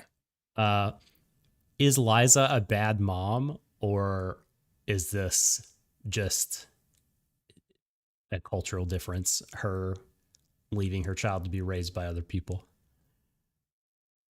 Gosh. Um, that's really tough because Yeah. again, like I think if we were to strip it down to the bare components of the argument, right? Hmm. Liza, for all intents and purposes, kind of abandons her kid to an orphanage so that she can focus on her career, I guess. Um,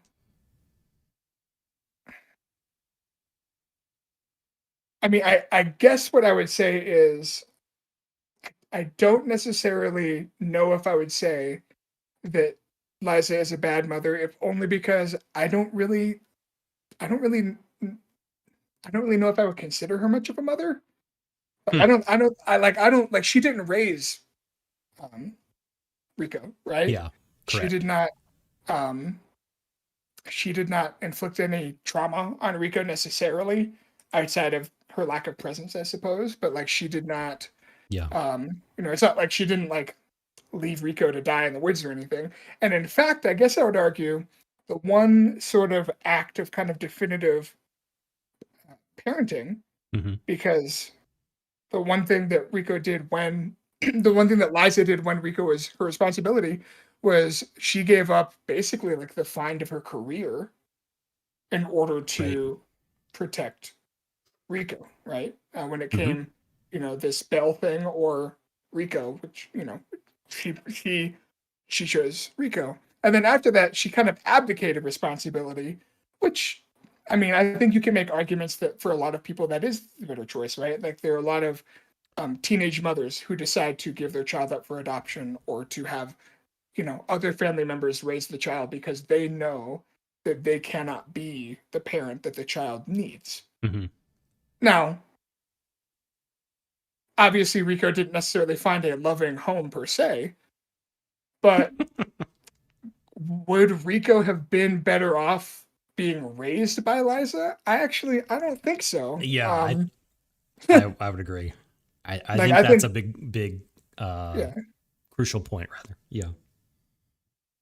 But like if Liza had like fucked off to like raise a different family and be like a domestic house mom or something, that'd be kind of shitty, you know? Um That would be tremendously shitty. if she had like a Yeah. family in Boston that she like flew to and like, that Yeah. that whole thing. But I think given the context of the world that they live in and the context of who Liza was as a person, no, I don't think she's a bad mom. I don't think she's like mom of the year, but I don't think she's like, She's you no know, Bondrude no, she's no Bondurant. when it comes to parenting. Um, Man, yeah, no, I think I thought about this a lot.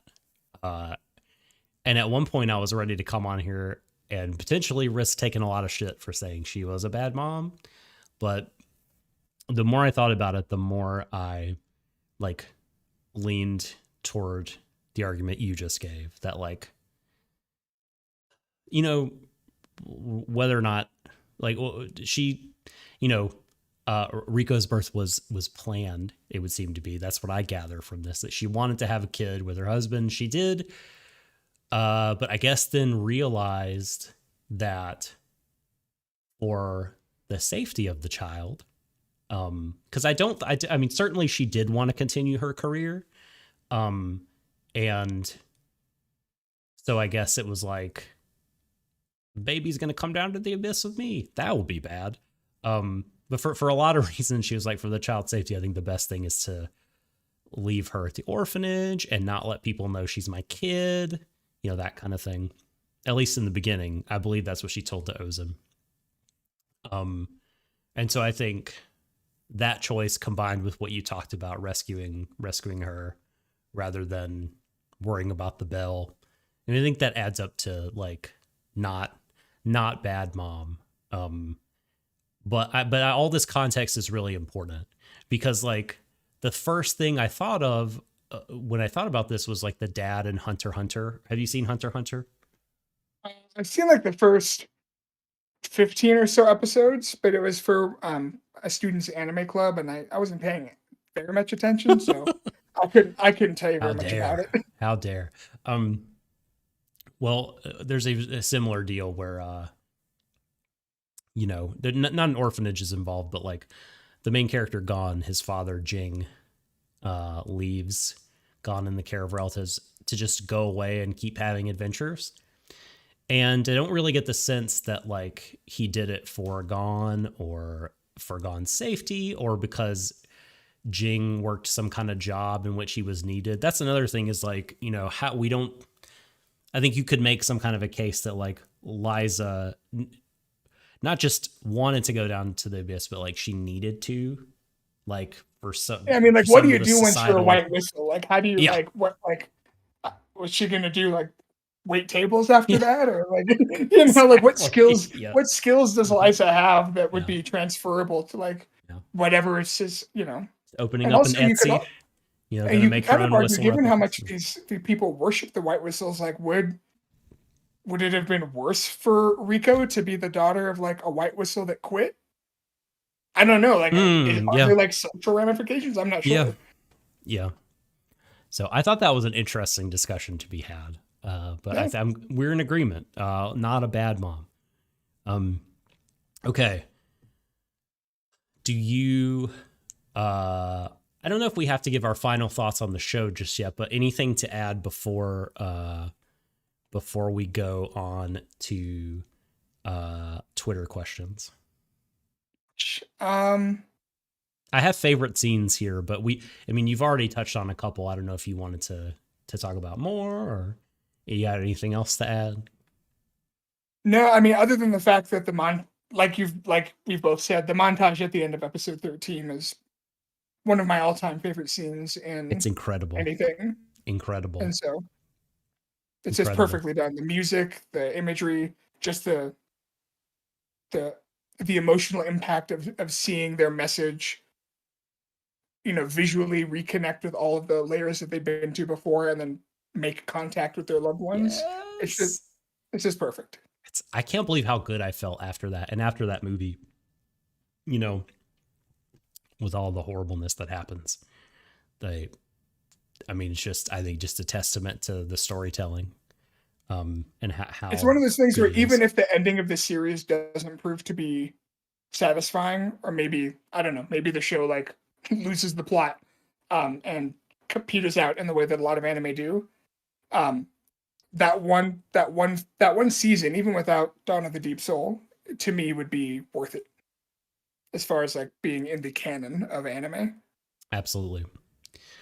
Two scenes I just want to shout out really quickly. I love the scene in episode 12 when and Reg just gets to do some like baller shit, when he like finds a black whistle in the fourth Yeah, layer doing stuff, and I think he like takes out the orb, uh, spiky creature, or distracts him or something, and then is like, "Hey yo, tell Jitaro we're still continuing with our adventure."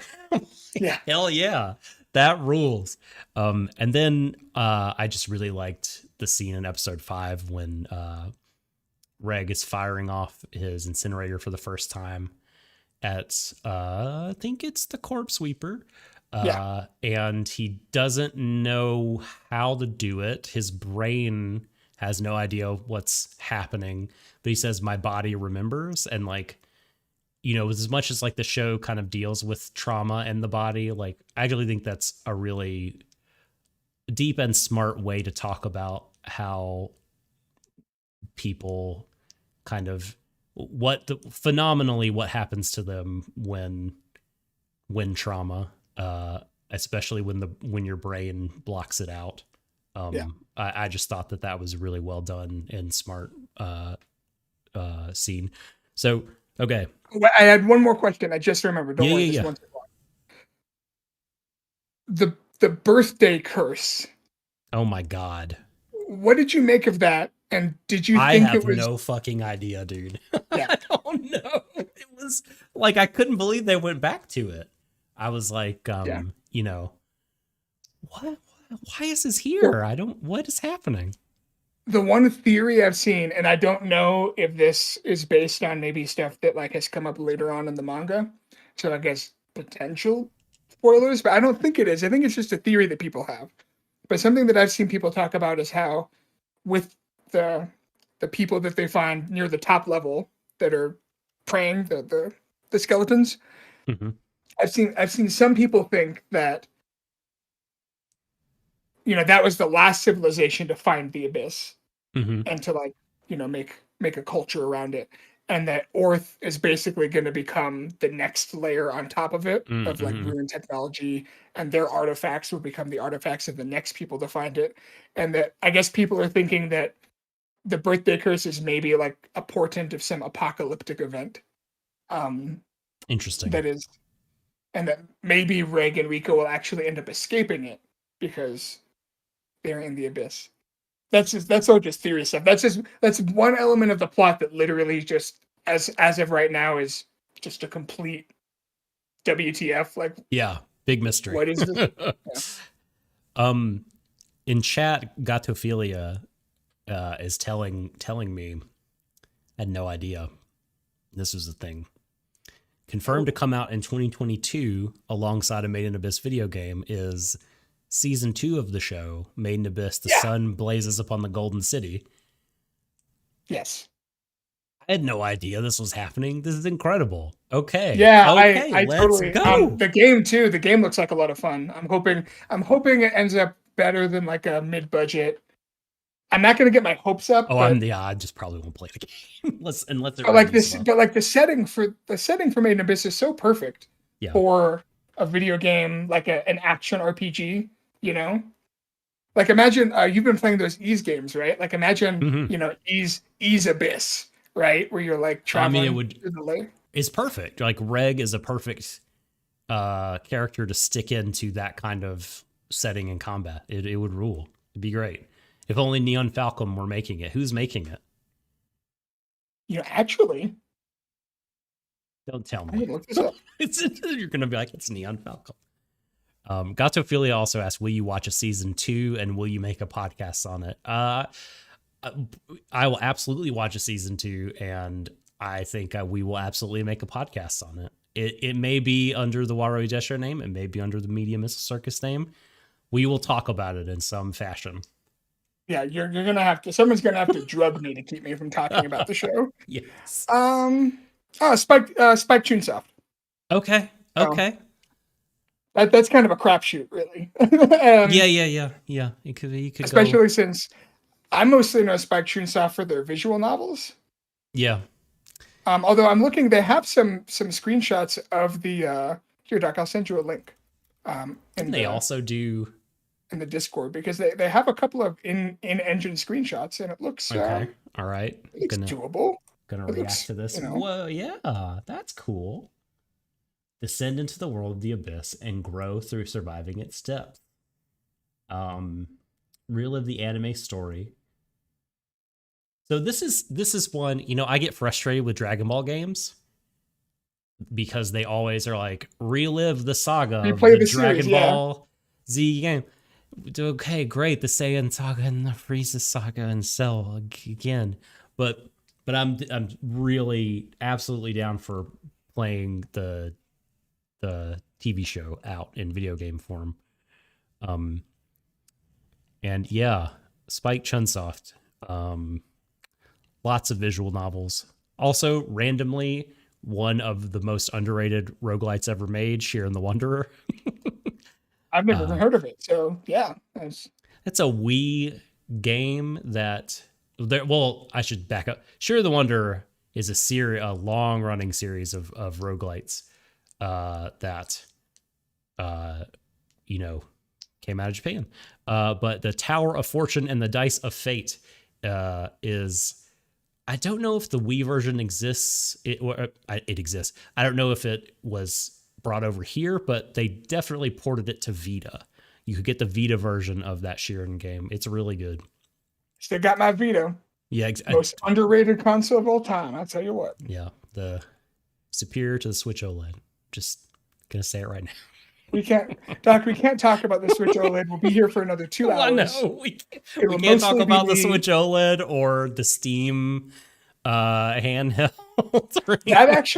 That means I can play all my Steam visual novels in bed, which makes it the greatest console of all time. It's pretty cool. I'm finally gonna play fucking Umineko, and I'm gonna do it in my pajamas, and I'm gonna do it with my cats on my tongue. It's gonna be great.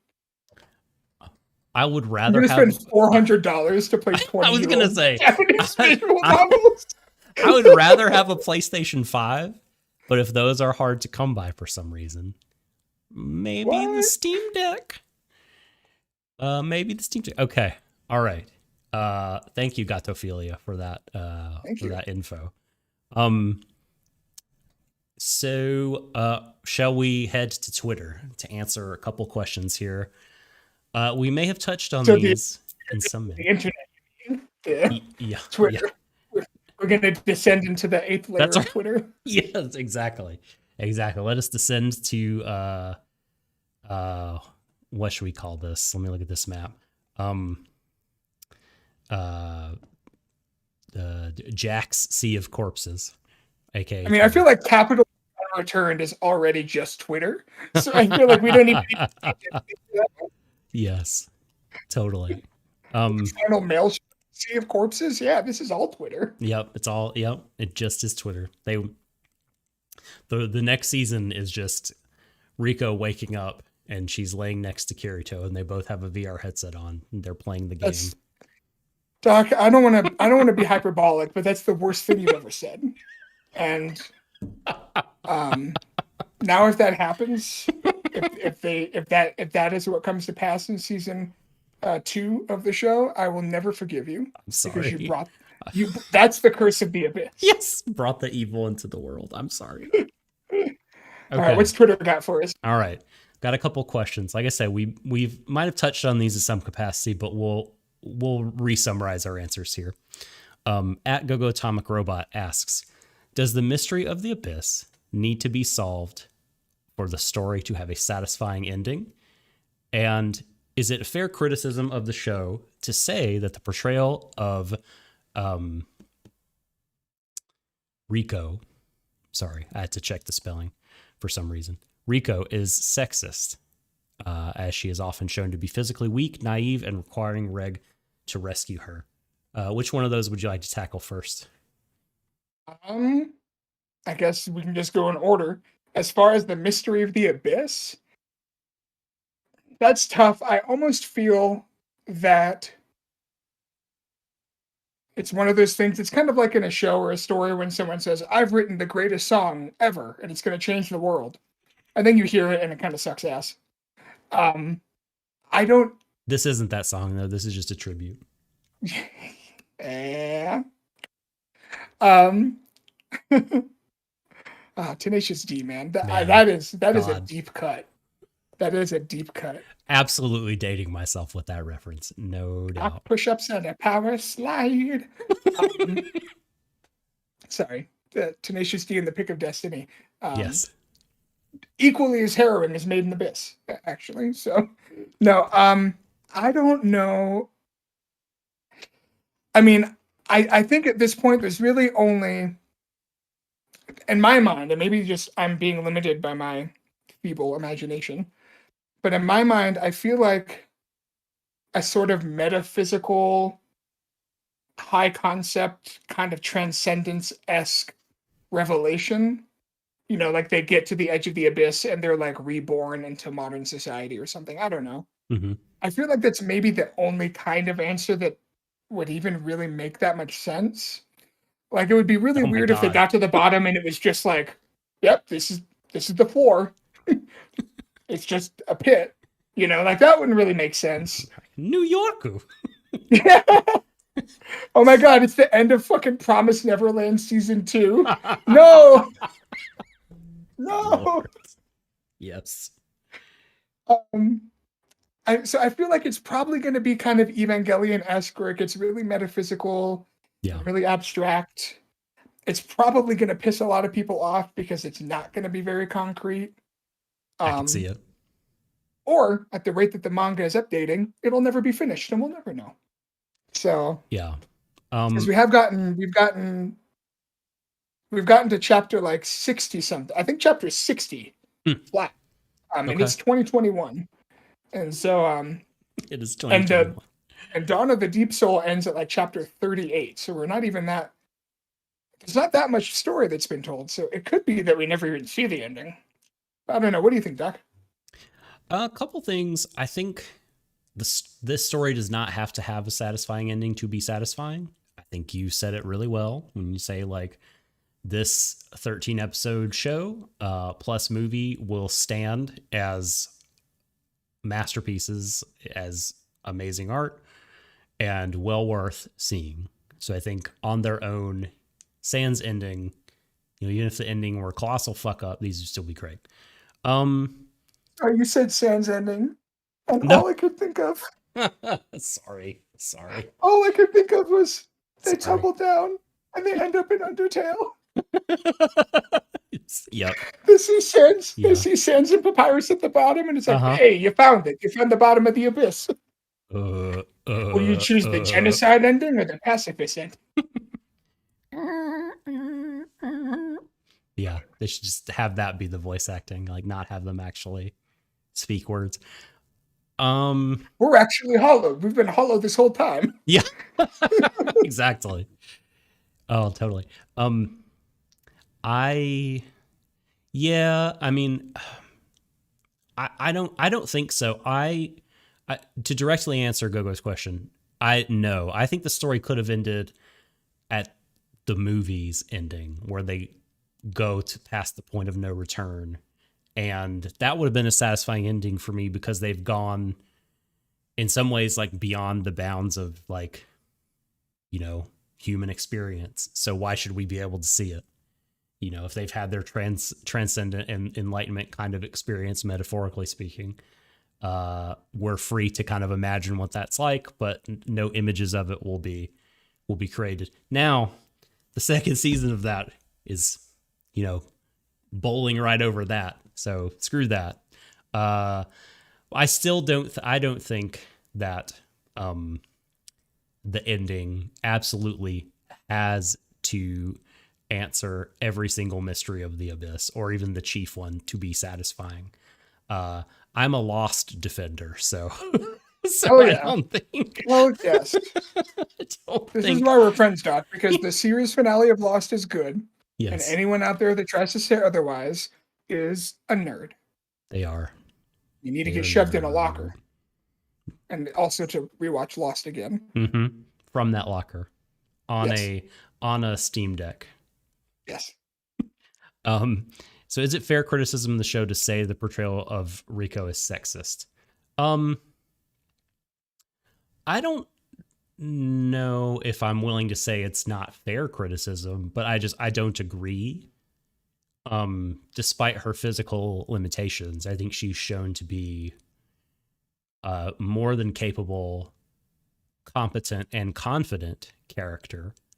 I think that she has plenty of like skills and abilities, right, that like contribute directly to their advancement down the abyss. You know, she's got her encyclopedic knowledge, her kind of can do, go get 'em spunky attitude. She's tough as a proverbial $2 steak. I mean, you know, she's asking for her arm to be amputated. She's like, break it, do it now. You know what I mean? Like, I she could do is that. tough just because she can't like beat up you know, an umbral hand with her fists. Like, she is a tough cookie, man. So I think that that all things considered, like she's not Reg's equal when it comes to physical combat, but she's every bit as important when it comes to like undergoing the journey that they are and getting to their destination. So I myself would not like say that the show in that particular way is sexist. What do you think? Yeah, I mean, it's like I was saying earlier. I think there are arguments to be made that the roles that they're playing, as far as like the RPG party is concerned, are at least they exist within norms that a lot of I people have see. come to see Maybe defined as gender, right? stereotypical. That's a good Yeah. point. But that being said, I think I think a lot of the potential I guess criticism I would have with it kind of goes out the window when, especially in the film, it kind of makes explicit that not only is Rico's goal to be the equal of her mother, who's considered like the greatest white whistle ever, Hmm. um, but the I feel within the context of the story, it's fairly clear that the story believes that that could be possible, right? Like Absolutely. like it would be different if if if most or all of the embodiments of physical strength and force were male or presented as masculine. And I guess you could maybe argue that Ozin is sort of kind of she's not traditionally feminine, but I don't think that the show has ever really codified Riko's personality or even her I don't know about weaknesses, but the areas in which she doesn't excel as being related to her gender. If anything, I would say it's more about age. Um, Hmm. Hmm. I would argue that the only thing that really separates herself from The her show is mother is ageist. yeah. Well, not no, not yeah, right. I get No, it. it's more that like I firmly believe that if Rico had just stayed the course and gone through the same route towards success that her mother did, right? Went from bell to red to blue to moon to black. I think she would be 100% like one of the best cave raiders that ever lived. I mean, she kind of is already. She's the youngest person in history to ever get a white whistle. Hmm. Um, but I do see how, you know, the fact that the girl character is the one that has to use her wits and her book smarts, and the guy Sure. character is the one that punches things. It's kind of gendered, I guess. But I don't think it's sexist because I don't think it is making any value judgments or that it is saying that Rico should be this way or would be better off to be this way because she's a girl. I think it's more playing off of archetypes that have existed for a long time, but doing things with them that I don't think are very relevant when it comes to gender, right? Like Shiggy and the rest of her friends that are boys are very much kind of portrayed as either at or below her level of strength and competence because they're like 12, Yep. right? Mm-hmm. I think, I could see, I don't think we're going to get, I don't think we're ever going to see these kids as like adults, or if we do, it'll be like the last page of the thing. Hmm. But I could see her being just as imposing and strong as Liza, just with enough time. Absolutely. Absolutely. That was a excellent and subtle answer. So thank you. Harder Next, from watching you, Doc. it's not It's in your name, true. after all. It's not true. Next question from our friend Danny from the Anime as Lit podcast, which is an excellent podcast, by the way. Highly recommend to anyone and everyone interested in looking at anime like it's literature. I love that. Oh yeah, That is my favorite. it's your More jam. literary theory in the world, please. Like we need people to understand how critical analysis works. What podcast are they about to do? I'll just give them a little quick pluggeroo since we're both into that style of criticism, and specifically the Anime is Lit pod. Why can I not remember? It's an Osamu Dezaki show. And they've already done Rose of Versailles, so that's not it. Dear Brother, yes, Onisama A. Hey. Yeah, they have recorded that one, and it is going to be a 2-parter, but it's going to be next week that comes out. So plug for Danny, Kay, and friends. There's a guest on that one. So yeah, Danny, who is a Made in Abyss fan, he asks, I find Made in Abyss hard to recommend to anyone due to the high squick factor, especially centered around young kids. But the good stuff, art, backgrounds, animation, music, are just so standout, and I'm fascinated by the world. I don't want to miss out on it. Where does it land for each of you in terms of personal enjoyment to discomfort ratio, and how would you go about recommending the series to people with fair warnings about the unsavory bits?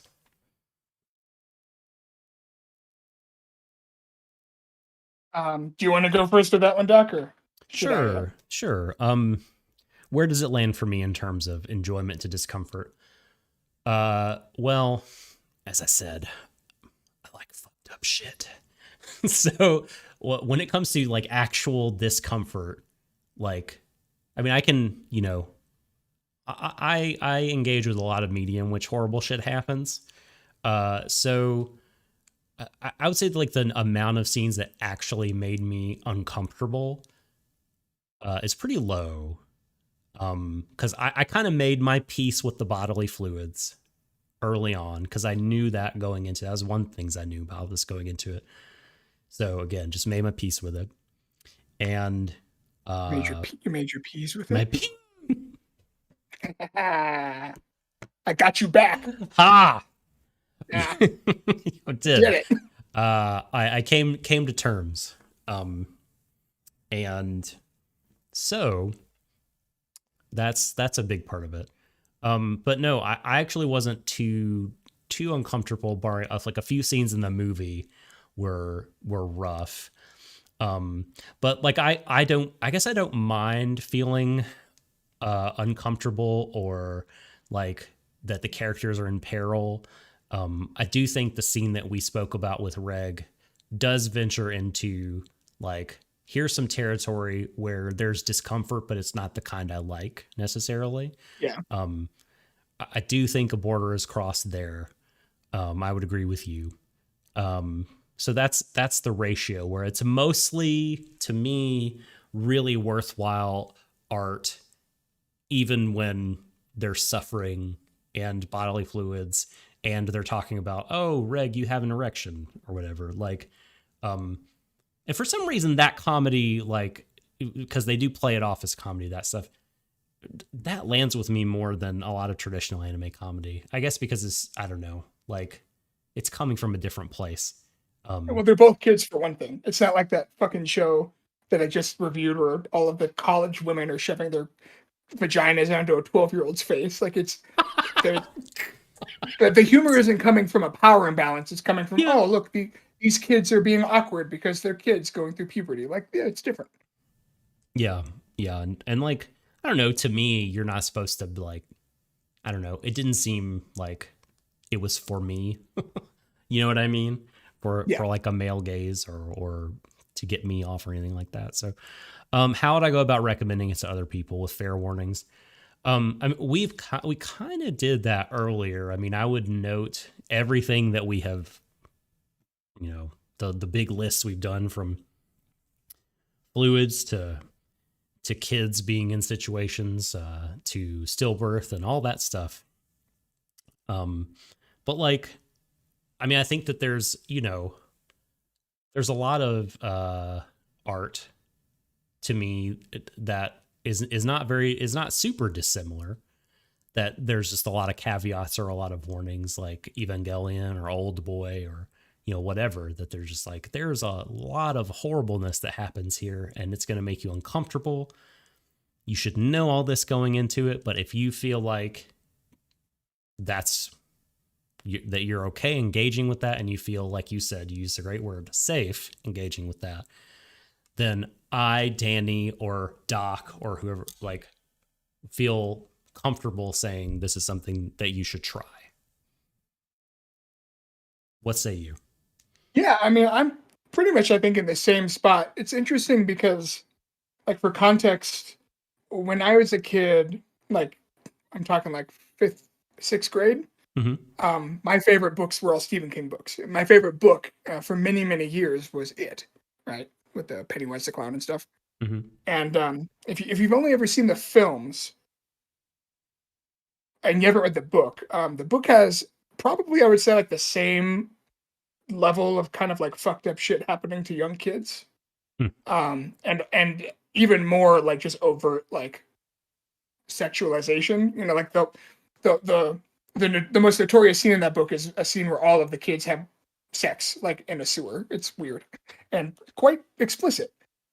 Um, and I read that when I was a kid, and of course, because I was a kid at the time, I thought it was like cool that I was reading about kids my age, like getting into like adult shit or whatever. Yeah. All that is to say that it's a little hard for me to gauge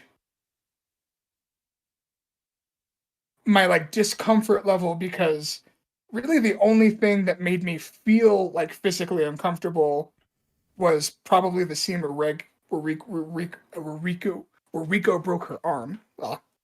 And that's because when it comes to gore and stuff, I'm totally fine with like guts spilling out and heads getting exploded and the most graphic shit. The stuff that really makes me feel grossed out is when it feels realistic or like it could happen to me. Like the example I always give is I watched those Jackass movies a lot when I was a kid, and you know when people were like eating cow shit and you know all sorts of gross stuff, that didn't really bother me. Yeah. The scene I always had to skip through that I could not watch was when they're giving each other paper cuts on the webs of their fingers. Oh. Right? It's like that. Oh, The dude. scene with Reg was much more like this is just I didn't need to see that. It Can I, wasn't the kind of thing where I was like, oh, yeah. I can't watch this. I got to shut this off. That was more of like a I would have been fine if they didn't put this in the movie. That Yeah. would have been great for me. Sure. Um, Can I so just let me quickly before I forget? I have to say you reminded like so pro wrestling. There's some ridiculous shit that happens in wrestling. You know, people get put through tables, people cut their forehead so they can bleed and make it look like, oh my God, they're in such a fight. Like there's exploding barbed wire death matches. Uh, you know, people are in a cage hitting each other yeah, with shit.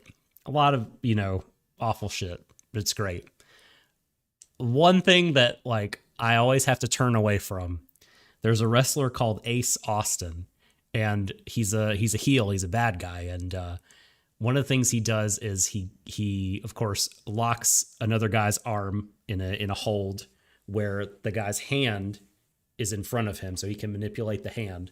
And behind the referee's back, he's called Ace Austin, so he takes an ace of cards out of his trunks and swipes it on the webbing of the fingers, and I can never look at it. I can Yeah. never look at it.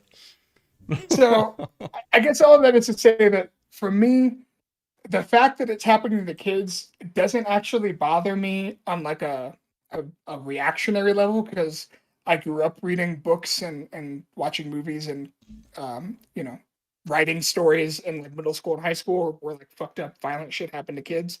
And the fact that again, the fact that it's anime characters to me makes it a lot easier to digest. If these were real child actors that were even simulating stuff like this, I would probably have a much harder time with it.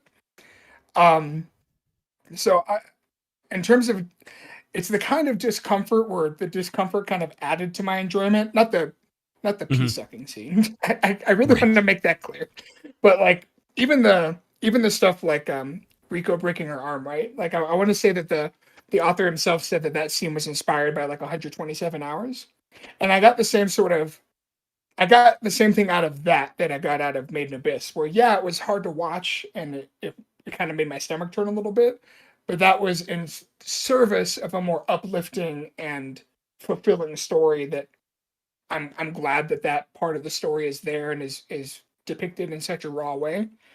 When it comes to recommending it to other people, that's where it gets tricky, because it's one of those things where I would not recommend this show to anyone that wasn't I already a fan of anime or a fan of um like kind of fucked up shit. Just because a lot of people still have that idea that if it's a cartoon and fucked up shit happens, that makes it even more offensive or even Right. more Right. whatever. Hmm.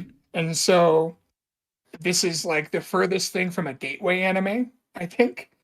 At least in Oh my man. opinion, this is not what I would show someone that's like, hey man, I've been trying to get into anime. What shows do you recommend? I think you can get away with Attack on Titan. You can get away with, Cowboy Bebop and stuff. Sure. This is something that I think you have to understand the kinds of stories that a lot of Japanese media are willing to tell that aren't as common in Western media, the kinds of depictions of violence and even like again like sexuality, right? Like I Hmm. know people who the fact that they make a joke about Briggs' robot boner would be a bridge too far for a lot of people, and I understand, right? Sure. That makes people uncomfortable. Yeah. Um, Years ago it would have been for me, but yeah, and like I've been in these they're wars they're too long. and there are probably people that are calling me like a huge hypocrite because I fucking railed against that awful Mother of the Goddess dormitory show when that also had You a did. really crass and tasteless joke about a 12-year-old's dick. But like you said, Doc, a lot of it is context. Um, for me, what I always tell people, because I've actually had people say like, "Hey, what are your favorite? Like, what anime do you love the most? Like, what shows do you recommend?" And I've like had to say like one of my favorite anime of all time is Made in Abyss. I've showed it to some of my friends and they've like watched it with me and they've enjoyed it. But it's one of those things where I have to like, we talked about content warnings. I just straight up have to say, like, there's going to be in this episode, there's going to be Hmm. a scene where a girl gets strung up naked, and it's going to be weird. In this episode, there's going to be a scene where a girl gets her arm broken, and it's really bloody, and it gets really uncomfortable and sad. Hmm. I think this is one of those occasions where um, it probably isn't enough to just say, yeah, fucked up shit happens. Just be ready for that. Like you said earlier, Doc, there's some like really specific, hard hitting stuff that Yeah. I think you honestly just might need to like sit someone down and be like, hey, if you're interested in watching this, just be aware, right? This stuff and this stuff and this stuff is going to happen, because so much of that is going to be about like it's not like a horror movie, right? Where you can say, yeah, if you don't like people getting stabbed, then don't go see it, because I could imagine someone that loves Nightmare on Elm Street or, um, Resident Evil or whatever, getting thinking that this goes too far. I think I think the really heavily emotional nature of it does honestly make it hard to recommend. I think that's why it's not more popular, because Yeah. it's the kind of show that most people aren't going to enjoy. Yeah. Um, I would say most people don't like to feel upset and to Hmm. feel harrowed. I think that takes a really specific kind of audience. So it's kind of weird because I think Made in Abyss is one of the greatest anime I've ever seen. I think it's one of the greatest anime of the past, 15, 20 years at least, if not ever. Just in regards to the quality of its production, the strength of its themes. It's in my top 5, top 10 for sure, same as you, Doc. Mhm. Do I go around recommending it to people? I honestly don't.